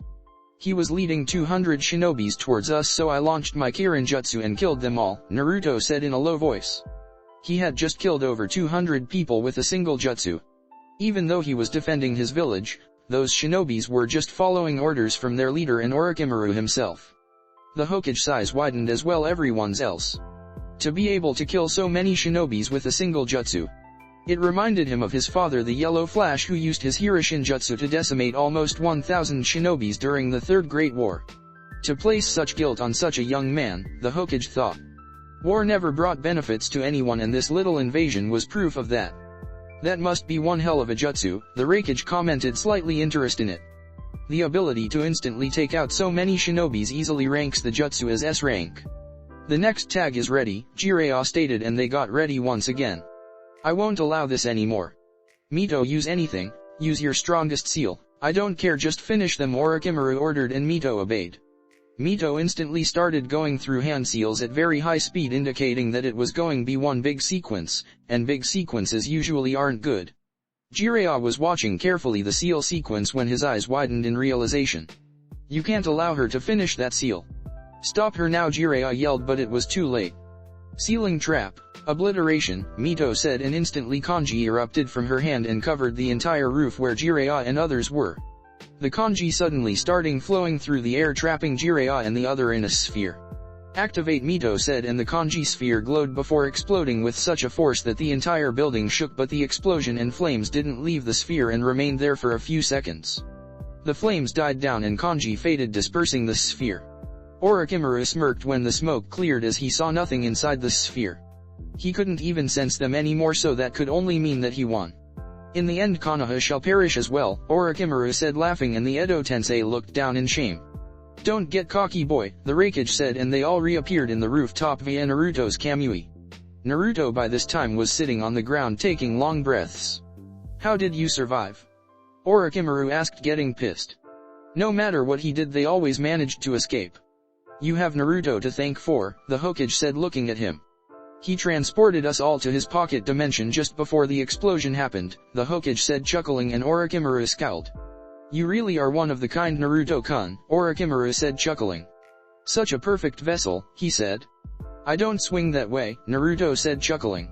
I have both tags ready, let's end this for good, Jiraiya said before everyone agreed. This battle had gone on long enough and Naruto was almost completely exhausted. I'll make my final move, Naruto said before he disappeared in a flash. He reappeared right behind Tobirama and slammed a Rasengan in his back, sending him flying towards the Hokage, who caught him and immobilized him, allowing Jiraiya to seal him. You did well, Saru, Tobirama said before disappearing. Thank you, sensei, the Hokage replied. You are next, Naruto whispered into Mito's ear as he flashed behind her as well. Rasengan, Naruto said, and slammed it against Mito, destroying her body completely. Jiraiya quickly approached her and placed the tag on her, releasing her as well. Now it's only Orochimaru, the Hokage said. Konoha may have survived today, but it shall fall, Orochimaru said as he getting ready to leave. You are not going anywhere, Naruto said as he flashed next to him and grabbed him by the arm. The moment Naruto caught Orochimaru, kanji started flowing out of Naruto's arm. Orochimaru, seeing this, immediately performed a kawarimi with a log, but the kanji did manage to cover his entire right arm. This is the end, Naruto said before placing his right hand in the tiger seal. Activate, Naruto said, and almost instantly the kanji glowed in what seemed to be worst pain Orochimaru ever felt. This one was even worse. Orochimaru screamed in pain until the seal started to fade off and disappeared from his arm. What, pant, did you do, pant, brat? Orochimaru asked. His arm felt normal, however it was a bit numb from the pain. I destroyed the chakra network on your arm. You can no longer mold chakra with that arm. You lose, Naruto said, smirking. This won't be the end. Drop the barrier, we are leaving, Orochimaru ordered, and immediately the Sound Four dropped the barrier and ran towards their master. They grabbed him and tried to jump away. You aren't going anywhere, Naruto said before he summoned his golden chains and tried to capture them, but one of the Sounds Four launched what seemed to a spider's web, giving them enough time to shunshin away. Damn it, they got away, Naruto said, punching the ground. Don't worry, Naruto-kun, we will get him eventually, the Hokage said. All of them were taking deep breaths as they overlooked Konoha. It seemed that the village didn't take much damage and the Hokage was glad for it. Naruto suddenly clutched his head in pain. Old man, the invasion is over and my clones are dispelling, so I'll be fainting now. See you tomorrow, Naruto said as his eyes rolled behind his head and he fell to the ground only to have the Hokage grabbing him.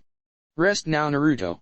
You did much more than I could ever hope for, the Hokage said as he picked Naruto and secured him in his back. That's some kid, the Raikage said. Yes, he is, Jiraiya said, proud of the shinobi his godson became.